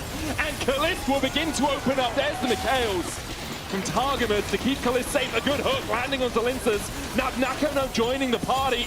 The KC will settle for one and then walk towards the Drake. The patience we saw in Game 1 from Vitality just isn't here in Game 4. They're trying to overforce in the plays in mid, especially Fleshy, and ends up costing Nakana and trying to chase down Nako, but supporting the wings. Linces needs to be a little cautious here because an all-out would pull him across the wall. Kana, though, going to go for Nako instead, then dash forward, takes the Lantern out. Permafrost will hit the stun. They get the Drake, they get their top laner out of a sticky situation, and KC now 2 Drakes to 1 and a 1.2 thousand gold lead. And overall, it feels like KC are just able to continue finding these good plays over and over again. Even though it starts off with Kalist getting chunked, it's over-eager, as you say, Rob, from Vitality that ends up punishing them. As they're not quite willing to just settle for just the chunk, just a little bit of damage. They want to try to get the kills, and that's ultimately what ends up punishing them. And this can be the difficulty with playing a composition like this. You kind of have to be very sure you are dotting your I's, crossing your T's, getting everything in position on the map for you correctly. Because if you end up messing up, things can go bad very, very quickly. And unfortunately, that's exactly what we saw for Vitality there. But for KC, I mean, great on them. They've been doing a good job of finding moments to go for the all-in, turning back these plays on Vitality. And Targamas in good position with the hooks to follow up when Vitality do overextend. And Kalis with the right guns around fights as well. Having the Severum there really changed the landscape of that fight. If he was half HP and having to step up without the extra lifesteal, the extra healing you get out of that gun, would have been a very different state of affairs. Still a pretty close game between the two. KC feel like they are slightly more in control, but it can change in a moment. All it takes is a good bobble into a paddle star, and Targamas or Vladdy or Kalist all go pop. Vitality still trying to play around this Otacon, the threshold down, as Linces will just dash out into the redemption. Who's the Otacon going to chase? Oh, well, Linces won't be too happy. It's headed his way. Goes back towards Yike. Fleshy puts a ton onto Targamas, but it's not going to be able to follow up with anything else. The rest of his team still in mid lane. And it does... Kazi and Naknako over there. It does feel like this game's on knife's edge, but Vitality are not really able to contest how you'd want them to with a comp like this. You'd really want them to be fighting and contesting around mid-wave, but it doesn't really feel like they can get anything done. You see now Naknako is here, and they're gonna be able to get this wave, but then Naknako immediately needs to run towards the top side, and they immediately kind of drop all the control of River once again. But also, it kind of feels like they are contesting before they have their ducks in line. Like, you got Linces going in when Chayak is still trying to push out bot wave. You don't have control over mid. Naknako is only coming out of base to move to mid to join you. And it ends up giving the tower then to Kana. Kana now TP into the bottom side. Naknako doesn't have TP. And that's what I was going to say, yeah. They saw him top and immediately they just go and say, okay, let's gain control over this Otacon. Let's gain control over this area. Not too much damage on the objective as of yet. It's about 13,500 HP. Naknako trying to trade with Targamas towards the top side of this. Walks away. Kana not in the best of shapes. The bubble's going to land. Does have the lantern, but he's asleep for a second. Manages to dash across the wall. Vitality might use this as an opportunity to keep on that Otacon.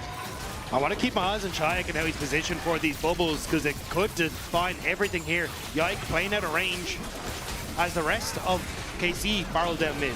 And KC looking for mid push. Now they're going to start to collapse. Kana still half HP, does have the all-out, can try and separate Linces from the fight. The death sentence dodged, Yike dumping in, Crescent Guard out, Linces lands the smite. Otacon goes over to Vitality, Linces needs to get the hell out of there. They're all retreating, the curtain's open though. Bubble onto Kalist, but it gets cleansed off immediately. The curtain's not enough. The root lands, Infernum, Moonlight Vigil will not chunk out to Vitality. In the end, the objective goes over to Vitality.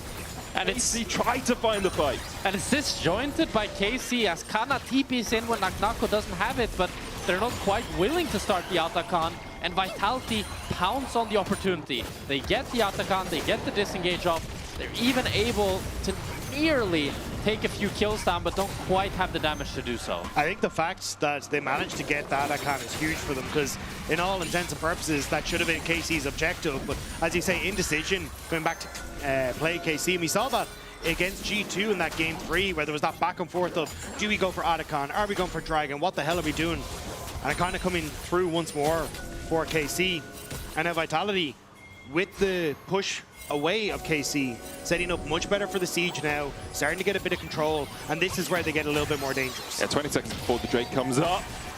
Look at the damage. Remember, the damage that comes in after the bubble is amplified as well, which is why you see that Deadly Flourish doing such a chunk onto Targamas. This is where Vitality want to be in position first. Vladdy going in though, goes between the worlds. Fleshy's going to be redemptioned up, tries to dash away, still has the thick skin. Another bubble's going to land, but only onto Kana, who can path make his way to safety. Naknako TPing into the mid lane. Yike taking damage as he tries to join up with the rest of his forces. Naknako looking for the flank here, looking for the mid lane prio.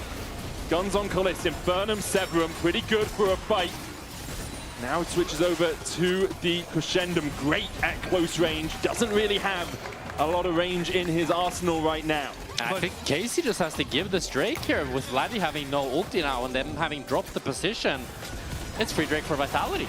Vitality being able to control the walls there was crucial. Again, like, having the ability to set up for Naknako. Oh, hang on, Kana? No, he's going to be alright. And then Chayak to be able to fling damage over the wall. Nako, it's a death sentence. A lantern to follow it. They're going to give it over to Kalist, who happily accepts the gold, and perhaps the mid lane tower alongside it. Fleshy looking for this. Lince is coming in, has that Glacial Prison. Kalist still has the cleanse. Death sentence wide. Kazi with the deadly flourish. Yike, Mikhail's immediately through the Glacial Prison. But top lane has been taken by Vladdy. They are pressuring off of 2 lanes. Not quite able to take it down, but still Vitality being pulled every which direction as KC find the pick. Big mistake from Nako there, as his team is doing the Drake. He doesn't expect KC to be the Baron Rush. You've got red white. Oh. Yeah. Baron Rush perfect immediately. Weapons here. He's gonna get the green now. Green white. He does this so incredibly fast. Kind of going to be able to zone off Karzi as well from being able to enter. Vitality now have to face check it. Yeah, Linces and Fleshy going to face check towards the top side. Death Sentence landing, but a cleanse stolen away by Shayak. Now Kana is on top of the Zoe. He slept. KC turn off towards Fleshy. The first target all on his lonesome. Cleanse from Kazi. Moonlight Vigil coming out as well. The Graviton, he can get the root. Yike's going to go for the chase, but flashes and misses. The wind becomes lightning. Still dashes forward with an audacious charge. Kazi trying to run for the hills. The 4th shot movement speed won't be enough to save him. He trades though for the enemy jungler, and that's Baron off the menu. The shot down for Kazi. Lince is trying to run, trying to escape. A good shot blast from Nako. Death sentence wide. KC still on the advance. Lince trying to get away, trying to use his top lane as some sort of support, and he might even escape. Kana's still chasing the blast go, and Tofo's enough. The flash from Kana into the knockback, enough to kill off the pig. The Q3 is the 4th K for KC in that play. The fact that you're able to chase them down so effectively and draw them into these positions where they really don't want to be is exactly how KC want to win out in this game. And KC are playing this game masterfully. They're able to punish and pull Vitality all towards every direction, which makes it so difficult for Vitality's support jungle. You see Fleshy is up to the side, Lince is the same. Lince ends up wrapping all the way around, which means now Fleshy's in trouble. Lince can't help him. Karzi tries, but he has to burn his cleanse. Kalist ends up landing the ultimate on him, forces him out, and then Shayak dies to Vladdy as well. Nako tries to join, can't quite get there. It's all just so messy, and that's exactly what KC wants. The curtain's open. Shayak looking for Targamas here. Kana with a Pathmaker will avoid the CC the bubble provides. A 4k gold lead for KC. Drake up in 2.5 minutes. But the Baron really the fighting point for these two teams right now. Vitality trying to defend without their mid or AD carry, who are just joining the fray. Another bubble, and again it's onto Kana. Not the target you want. They're chipping away at him, but he is really damn tanky. Yeah, this is the problem with Vitality's comp when you fall behind. Now they really don't have enough damage to get through this front line. It's so hard to make this poke actually stick. Vitality just going to try and clear out a little bit of vision. Their year in the LEC on the line. Their year in League of Legends tournaments on the line. For KC, this is an expected step towards Madrid, towards a possible final, towards Worlds. This is what the team has been building to across the entirety of the year. For Vitality, game 1, a huge upset. Perhaps looking to follow in the footsteps of other teams today. And it's difficult because Vitality have stepped up over the course of this, but KC, they're just a different beast. And Vitality, even though summer started to look so good for them, it may just be that little bit too little too late. As KC stepping forward once more, commanding the space, and Vitality, they're just ceding so much control every time KC show up. Yeah, Kazi's on 2 items right now, almost 2,000 gold behind, has a Lord Dominus Regards and a Yumu's. It's damage, but it's not the most effective damage coming out from this Jhin. Yeah. Shayak still looking for that poke, looking for the prods in, almost has the Rabadon's complete. Maybe that's enough. He did have health Kalist, so at least if Shayak can get the damage, he's in a decent spot, but he's kind of been matched by Kana every single time. And there isn't really the follow-up from Vitality whenever that paddle start does hit. It's hard as well when you have a Mikhail's and a cleanse. Like, do we jump onto the Sante? He can Pathmaker and negate all our CC. If we jump onto Kalist, well, he can cleanse and flash, has Moonlight Vigil for Severum healing. Shayak also has to be careful when he goes forward. He has no flash right now. So if he ends up hopping forward and Targamas can get the hook onto where he portals from, could be immediately lights out for the Vitality mid lane. It's hard. Looks like Vitality just needs to drop the Drake here. They weren't able to get anything on the mid waves. That's really their point of contact, is trying to get some poke that'll actually stick on these mid waves in this open space. That makes it really difficult for the KC lineup, but when they're not able to get that, KC get everything.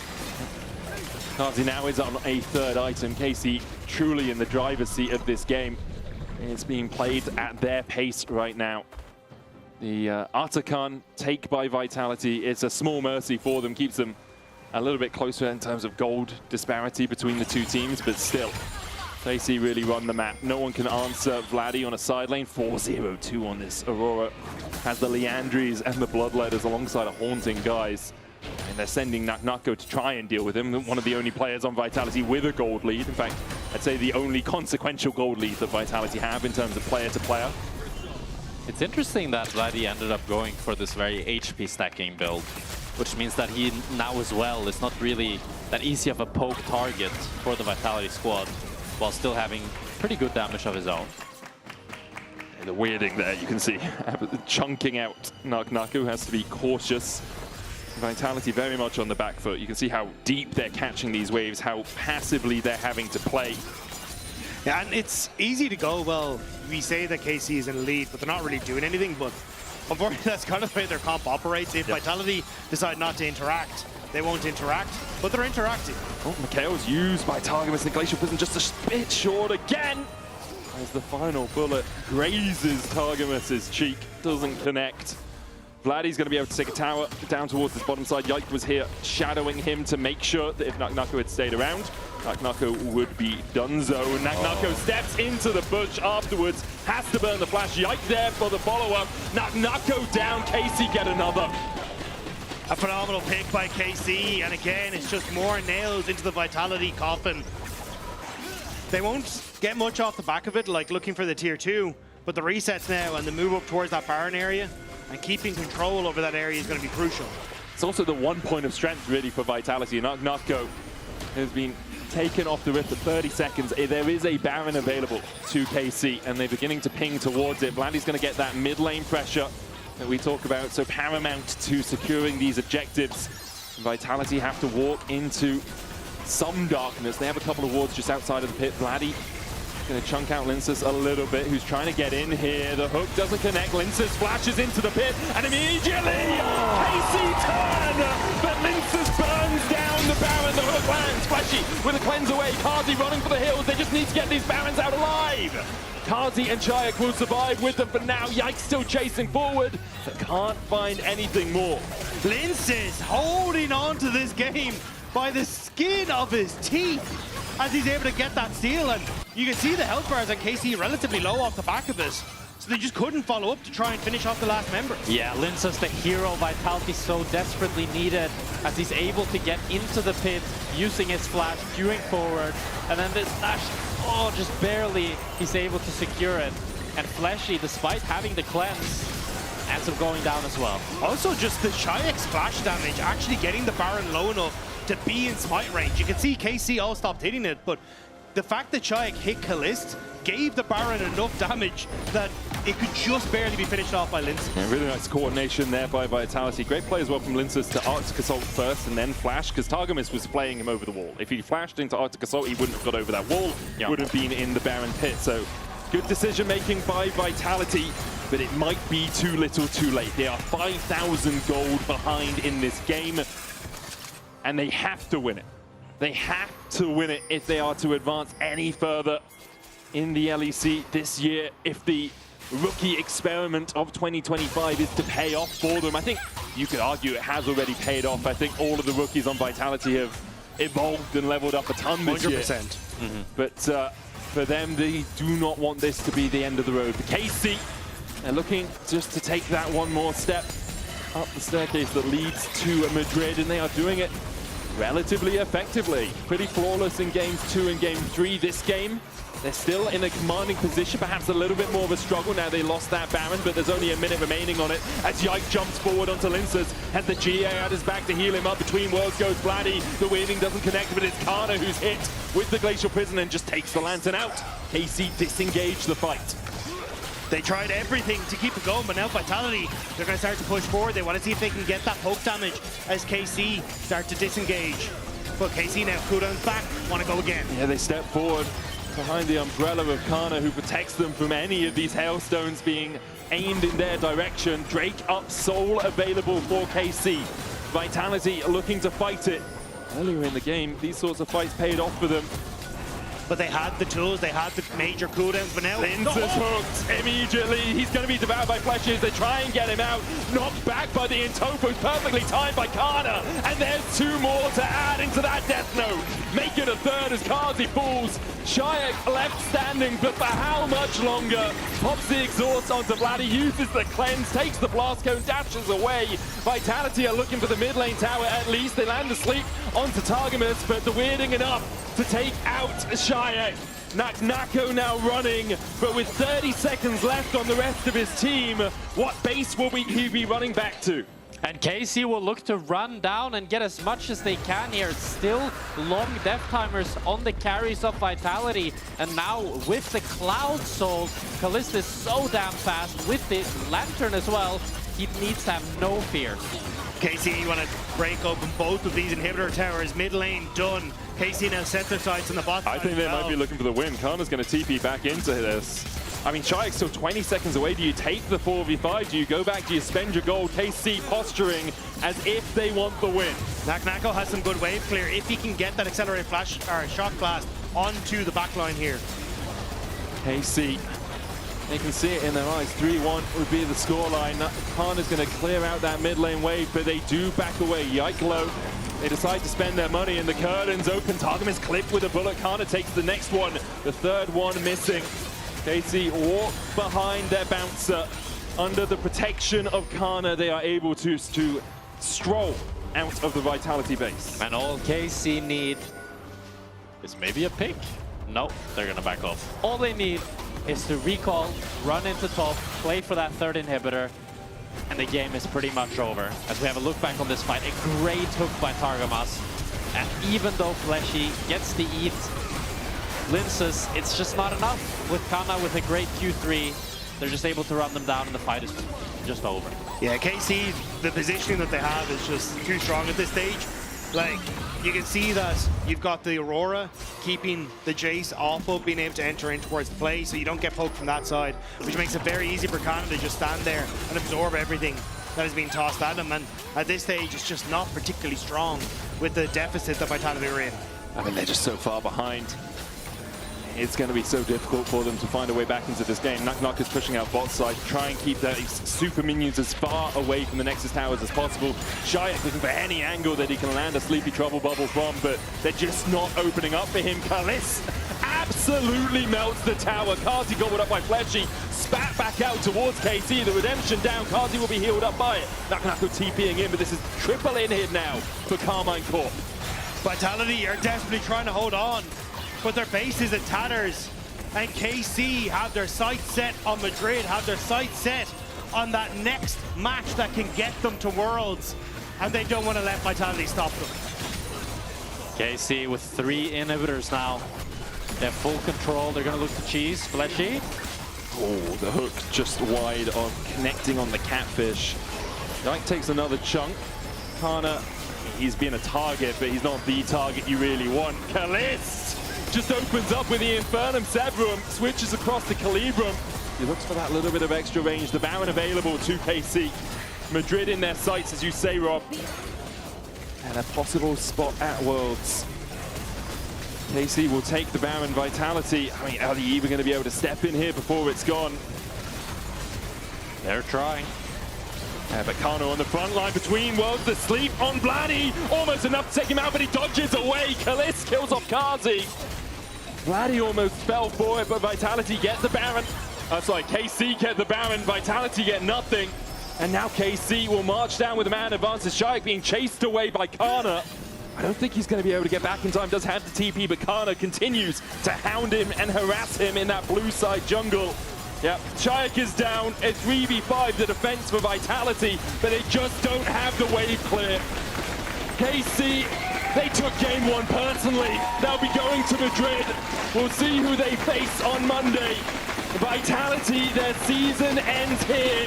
KC continue to build the blue wall. Questions were raised, and KC answered them with a resounding roar. Phenomenal games to end out this series for KC. KC's demise was greatly overstated. I thought they would struggle, but they did not. Regardless of the draft, they pulled through and they looked dominant in how they did it. They really did. We'll see how much of that momentum they can take into Madrid as they take about center stage here in the LEC Arena in Berlin. You can vote for one of them in your Kia player of the series. Vote Kana, Yike, and Kalist are your options. I think Yike just had a stormer, to be honest. Really good series from him, especially after a disappointing series against G2. A disappointing game 1, I was going to say, this series as well. The 3 wins, a lot of it off the power of Yike. Also want to give a shout out to Targamas because I think he had a fantastic series as well. That Bard, crucial, and also fresh. But bowing out Vitality, commiserations. They should be proud of the progress that they have made over the course of this split. And I am very excited to see what is next for this roster. But unfortunately, there had to be one team sent home today, and it will be Vitality. Yeah, I think great improvement from the rookies on their side, and it's just been a very exciting team to watch. They really have. You thought I was signaling for you to hand it to me. I was signaling for you to step into the shot because we were going to be on camera. So I just wanted to make sure you were in the shot as well. Yeah, overall for Vitality, I think when you look at the lineup and you look at where they were expected to be at the start of the year, they've had a really good year. Yeah. You will be disappointed because I think after game 1, there were some signs in the series that you could take KC to the cleaners and a little bit more patience at times, a little bit more coordination. Could have worked out really well for them, but today KC deserved winners. Yeah, and they showed it in pretty dominant fashion. I think didn't leave much room for doubt, but I don't know. I'm just really happy to see how Vitality developed throughout the year, and I hope that at least part of this roster sticks together so we can continue to see how they do. Yeah. On the KC side of things, though, like if I'm Fnatic and Giant X, I'm kind of like, okay, KC look a little bit back. Maybe you need to be a little bit more worried because they look absolutely fantastic, and I think Yike in particular, huge step up today. And we'll have to send it over to him as he is chatting away to Shox. I want to hear exactly where that confidence is coming from. Thank you so much, and welcome to the Marriott Bonvoy check-in with Yike as KC locks their spot for Madrid. Yeah. Congratulations, Yike. Great job. Yeah, you were going to say thank you, I guess. Yeah, I mean, I'm happy we won. I think everyone in the team was very sad losing to G2, and especially me, losing to them, and there was also a world spot, so it's very sad, and a lot more pressure on us. But today we came in, I think we play with no fear, and we just wanted to win, and going to Madrid now is going to be fun. It's going to be amazing, but you did come into the series, you wanted to prove something, and then of course that game 1 didn't go your way. So talk to me a little bit about what you really had to improve in order to make this a 3-1 victory. Yeah, I mean, for sure we are I think we can easily get scared. Like going on stage now is like a lot of pressure, as I said, and even me, I think against G2 I could have played much better. And today, game 1, I think we were kind of choking. I think both teams were choking because it was a 50-minute game. Yeah. So. No, one choked less. Yeah. So, I mean, we just came back for the game 2, 3, and 4, and good plans. I think good adaptation from everyone. So I'm very proud of everyone in the team. Yeah, it's interesting to hear you say that because you've played on a lot of big stages, right? And you guys have also had the KC road trip. That was also amazing. You got to play in front of a lot of people. So do you think this is going to be a problem going into Madrid? Because I don't think that many people are going to be chanting KC, of course. Yeah, I know. I mean, I guess we're going to have the fans against us most likely in Madrid. But it's going to be fun anyways. And usually, I think us on a big stage plays much better. So I'm excited for that. I think it's just going to be better for us. Yeah, for sure. You mentioned G2 a lot. So let me ask a little bit about that. Because, of course, there is a chance. We don't know what's going to happen tomorrow or when and if you would face them. But is that really at the top of your list of, like, this is the team that I need to put in a good performance over? Yeah, I mean, obviously, G2 is the team I want to beat the most. It makes sense. And, I hope I can play against them in the finals or, I guess, the third place. So... that's the goal, yeah. Okay, and of course, for Worlds. When you won the winter split, it was almost a given that we thought KC is for sure going to go to Worlds in the form that they are in now. So what do you think you've lost about the form that you had in winter, and what specifically do you need to improve if you want to get that big ticket in Madrid, get the championship, and go to Worlds? Yeah, I mean, I think the biggest thing in winter is just, I would assume we were just extremely hungry to win and prove ourselves, because we were a new team and everyone wanted to win really bad. And after that, I think spring split, I don't know if it was like more laziness or what it can be, but obviously we didn't play as good. Even going into summer, I think we're just much worse than what we showed in, like, we've had higher peaks. So that feels very bad. Like, I know the potential in this team is insane, and the fact that we haven't gone so far yet it's sad to me. So I really want to prove it going to Madrid. Okay, do you think it goes for everybody? Because Broken Blade did say in an interview he feels that G2 has improved and everybody else has regressed almost. Do you think that's true for the level of the league?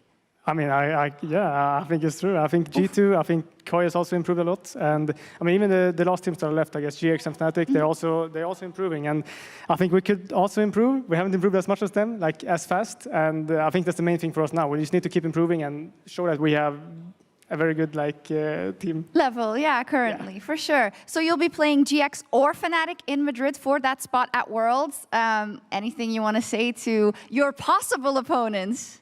Well, obviously I want to play against Fnatic because it's going to be Mickey. And sadly, I mean, one of us, hopefully we go to Worlds. Maybe GX is winning and then they go all the way. So I can't say anything about that. But I would love to play against Mickey. I think it would be so fun to play against him in Madrid. Playing against Fnatic is always fun as well. So yeah, that's what I hope for. Okay, final words for the KC fans that you're heading to Madrid. You're going there to defend their honor. Yeah, I mean, I'm so excited to go to Madrid. I think all the fans we're going to meet there, it's always been lovely to meet you guys. So I hope we can prove to you guys that we can win this split as well, same as winter. And that's the goal for all of us. Thank you. Awesome. Thank you very much, Jai. Congratulations once again. We'll see KC in Madrid. Over to PGL.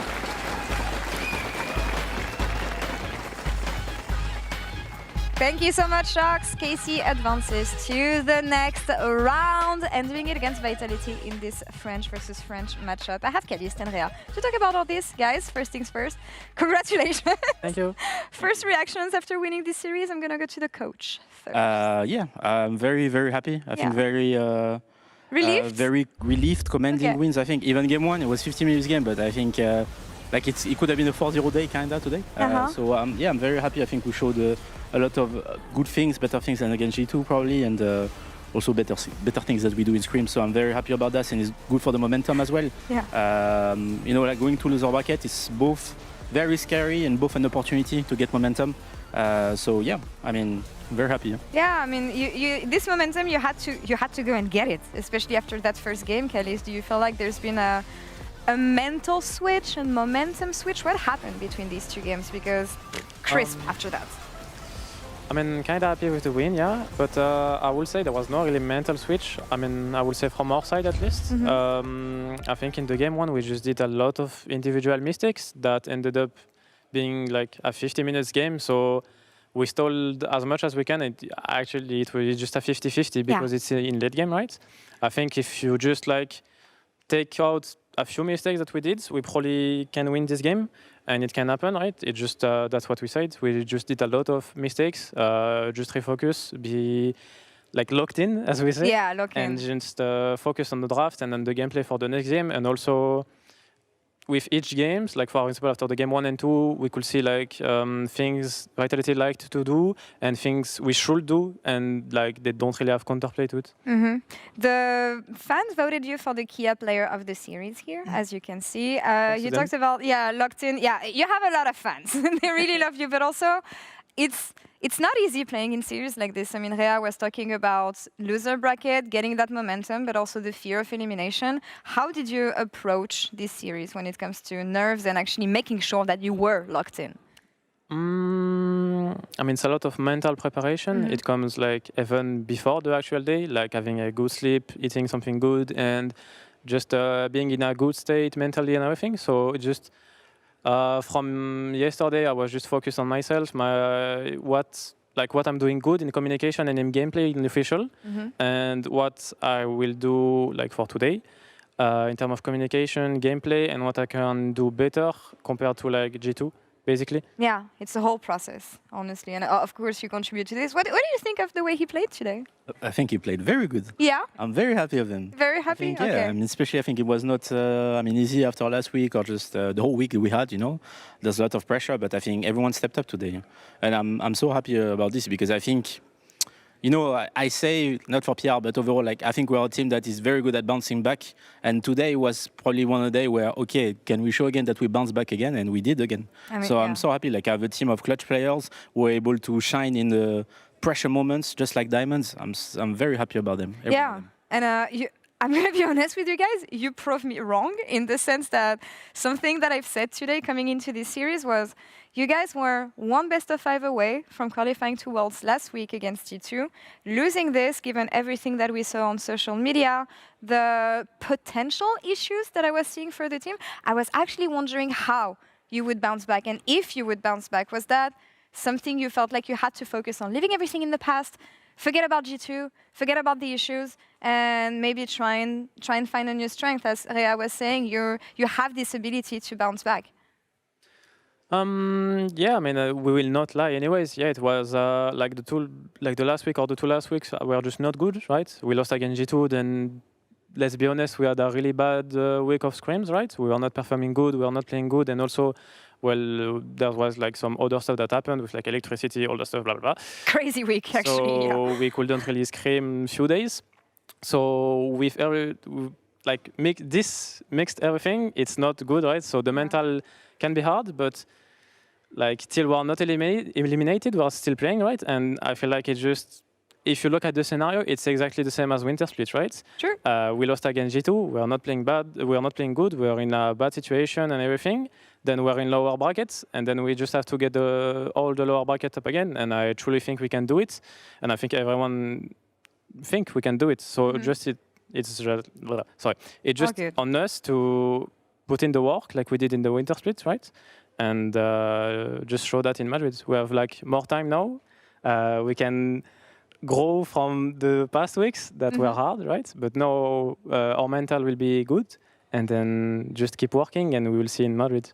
Last question about what happened last week, because you mentioned scrims and everything. If you guys haven't followed what happened on social media, the district they live in, alongside Vitality and GX, did not have electricity the whole week. So they had to go in another office. GX was at the G2 office, for instance. How did you manage all this, especially in such a crucial situation, learning from the G2 series? Can you tell me more about this week? Yeah, I mean, for that, I will have to say big shout out to BDS and Heretics because they are in the middle of the city and they share their office with us. I mean, sadly, they had to go home and we could use their office, so we are happy about that. And I mean, I think it's just the usual process as we do. It means reviewing, making sure that we know exactly, both collectively and individually, what we need to be focusing on. I think it's small things that details will make the big difference, and when we go back into scrim, we just focus on this thing. But I think we have to mention it because I think it's very important. As Kalis was saying, there's a huge mental process that we had, because there's a lot of pressure. There's obviously it's League of Legends. There's a lot of tilt. There's a lot of blame. There's a lot of also, guilt on my side on some draft last week, and then you need to work on this because guess what? We're still live. We still need to play. So.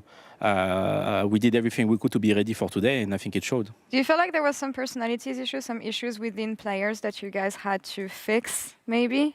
I don't want you to, of course, criticize anyone, but yeah, of course, with losing, moral being down, maybe relationships get a bit harder.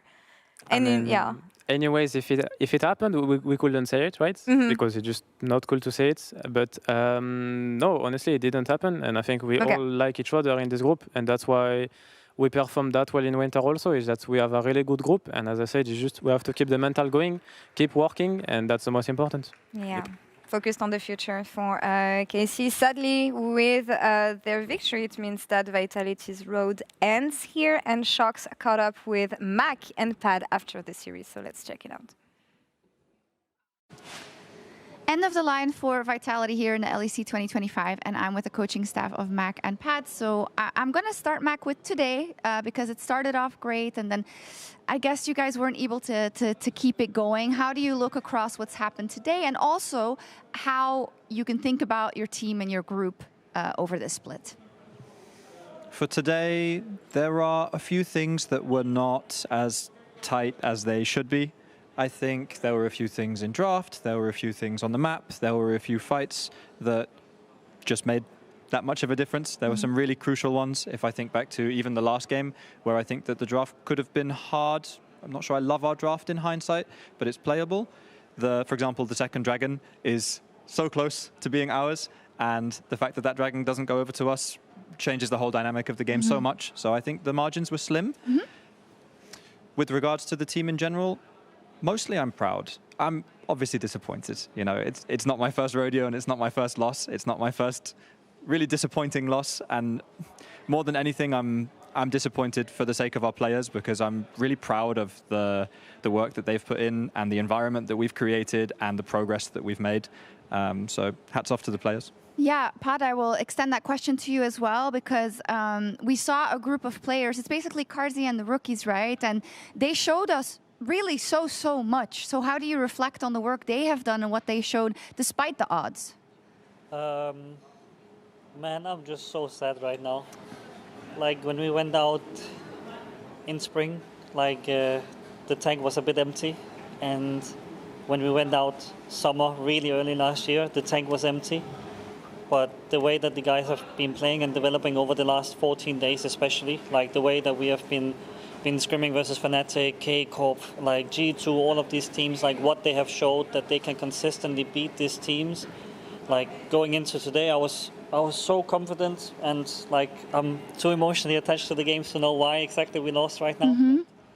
I'm so sad because I felt like there was so much more in store for them than ending here. Yeah, I can see that it's difficult, so I won't make this too long for you two. But I do need to ask, you know, there was a lot of chatter. There was CEO saying, is this the end of the line for the team, for the coaching staff? And you have quipped about it online, both of you. So I just want to ask you, what may we expect from Mac, Pad, going into next year, hopefully? Short answer, we don't know. Yeah. Long answer, I'm confident in us. I still believe in us. I still believe in the project that we've made. I'm really proud of the work that we've done. I think we did good work this split. And even in the case where I am not here next year or we are not here next year, I believe that we've put a really solid foundation in place for Vitality. And I believe that this team, with or without me, will do really well next year. Okay. Thank you both. And commiserations, of course, and hope to see you next year. Thanks. Thank you. Thank you, Sharks. Difficult words coming from the coaching staff here. And we know it's going to be a really long off-season for the players and the staff. But I can only applaud the improvements from Vitality this year and the respect I have for all these young players. And I'm excited to see them in LEC next year. Now I want to do something that I don't often do with you guys, but I've asked on X if some people in the community had some questions for my guests here today. Unsurprisingly, I got the same questions every time, and I'm going to start with the drafts here. Do you feel like drafts were... Callisto is laughing already. Were drafts an issue before, and you feel like there's been improvement on that front? Yes and no. Okay. Yes, I mean, there's some drafts that were bad last week, I think, especially last one. I think the other drafts, they're pretty fine, I think, but the only problem is like we are just probably not the best at this type of gameplay. So we need to adapt. We adapted basically from this week. And I think, like, you know, draft is a very complex process because it comes with obviously the bans and the picks and the plan that you want to go for. And every decision you make, you need to make sure that everyone follows, especially with Fearless, which I think last week we a bit failed, you know, like we forgot some things or we are not sure about what we need to pick in that situation. And this is kind of on me because I'm the one who's like supervising this. So yeah, I mean, I think this week, like today, I think the draft were way better. And I mean, it's kind of the same thing as winter. We play against G2, first best of three we play, the draft are completely bad. And then we learn from this. Yeah, we learn and then we adapt. And then hopefully we're able to go in the right direction for the next best of fives. Talking about learning, Scalis, this is your first year again in the LEC, and people were wondering, what is your biggest learning as a player and as a teammate actually so far this year? What do you reflect on the most and you feel like made you grow up? I've learned a lot of stuff already in this first year, and it's not the end. But it's kind of hard to say the biggest thing I've learned. I will say I'm a player that always tries to play on the limit, right? And in my opinion, when you're a rookie, you have this advantage when you're playing aggressive and you're going into a new league that people, they don't know you, right? And they don't expect you to play aggressive or do this decision in this situation. And I think that's mostly what happened in 2023, right? People were not expecting me to play that aggressive and everything. And this year, it's a bit different because people, they knew who I was, right? I've played against LEC teams in scrims and everything. So first, it was to adapt in Winter Split of, well, I'm playing against better players. I need to adjust this limit again and also get better individually, right? Because the level is still way higher than in EL, most likely in laning phase. And then it's just through the, it's still now, right? People know me and they know how I play. So so how to say it? People can make plans around me, can make sure I get behind in early game, or I can't express myself like I like, and play on that limit that I like to play on and get resources. So it just for the whole year, I would say the biggest thing is adjust my limits in terms of gameplay. Yeah, stay true to yourself, but also stay unpredictable on the Rift. Rhea, last question for you. Is Niski's coffee good? Is he helping with the drafts? Is he helping Vladdy? What is a good Niski angle? You get the note. You see where I'm going here. Can you talk about the coffee maybe? Hey, coffee is very good. We go to the place together. All right. No, I mean, I think Niski is helping, you know, for sure in many ways, whether it's like staff or I think also one thing that people don't underestimate is having an exterior point of view in a team that has been together for more than 10 months, you know, because we started in November last year, so a long time ago. It's also reminds you of the things that we are doing wrong that we are overviewing a bit, overseeing a bit, you know. So for sure, it's very good to have Niski around. If I have like some questions about mid lane or some specific matchups, I can always ask him, even if I already asked Vladdy. And, you know, I think he brings a lot of creative ways to draft as well. I think we didn't show it yet, but I think there's a lot of good things that he says that are actually happening in other regions. So that we need to give a look at this. So yeah, I mean, very happy with Niski. All right, jack of all trades, maybe a Niski angle soon in game. I want to talk about the brackets to see where we leave things today, because as Vitality will sadly end their season, Casey's road continues and we will see you in Madrid. Yike was talking about the fact that it may be different from the experience you had so far, maybe with the crowd against you this time and a lot of Spanish fans. But the question I have here is, who is going to join you? Who are you going to face in Madrid? Is it going to be GX? No. GX, we're praying for your downfall, by the way. Do you have anything you want to, a message you want to send them ahead of their game on Monday? I mean, good luck to them. I hope they beat Fnatic. No, I don't. To be honest with them. I mean, they are tweeting things on us saying that we are doing things wrong to them. Guess what? I won't just say it, but they are actually doing very bad things in scrims. Let's just be honest. Okay. And I mean, we are not perfect, okay? We are late, we are doing, sometimes we take too much time to review, or sometimes we cancel scrims because things happen, you know, we are far from perfect, but there are still like some things that are called ethics that I think they are not doing. So I would just be straight like this, and I hope Fnatic gonna win for two things. One, because I think they're a good team, and Upset is there, and I like Upset. And two is, I think they've been very good scrim partners, very good also opponents on the stage, whether it was winter or spring. So if you can go to summer and then play against them again, I think it would be very good, yeah. All right. Thank you for bringing the receipts and giving your prediction. Kellys, do you have a prediction for tomorrow? Match of the week, G2, MKOI. I was expecting the Fnatic GX, but G2 MKOI, I think, I mean, it will be a really interesting match because obviously it's the two teams that looks the more in shape, right? I think in the LEC. So I think it can go either way, to be honest. It's my opinion. I think I really doubt it will be a 3-0 at least. So I mean, I want to say 3-2 for KOI, right? Okay. Because I want KOI to be in finals, and I want to go in finals, and I want to beat KOI in front of the crowds in Madrid, right? So I would say 3-2 for KOI. All right. The tone is set. Guys, thank you so much and thank you for being honest as always. Réa, et merci beaucoup Caliste également. We will see you guys in Madrid. Congrats on winning today, and that's all for us here for now. Tomorrow, G2 MKOI winner goes in grand finals in Madrid. I'm super excited. I hope you are as well. Get some rest. Yeah, get some rest. Play some video games. We'll see you tomorrow, same time, same place. Love you all. Bye-bye.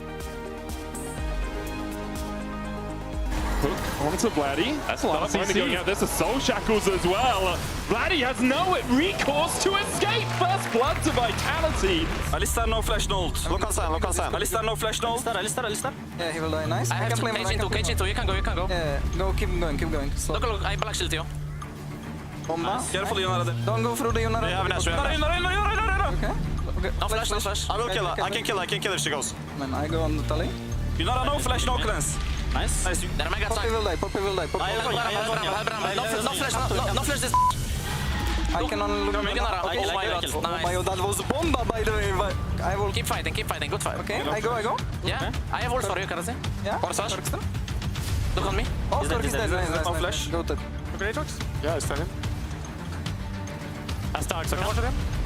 Nice. Waiting. I will take case. I said I have no damage. Kill him all. Okay, good job. We stop the Nash. Hit him. Yeah, I'm trying. Kill them. Ult out. Guys, I'm 0 kills. Good job.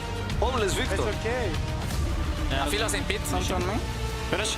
I can. Look at Afilas. We got the Nash. Got getting really chunked. I can get knocked. I mean, just make it. Kill. Don't go deep, don't overreach. Yes. Yes, hit front. I'm okay, look here. Yeah. Zoe is here, by the way. I'm looking Zoe. Yes, Zoe. Nice. On me. Nice, good job. Kill him. Yeah. Let's go, guys. We're going to Madrid. Good job, guys. Okay, guys, very good. We are back!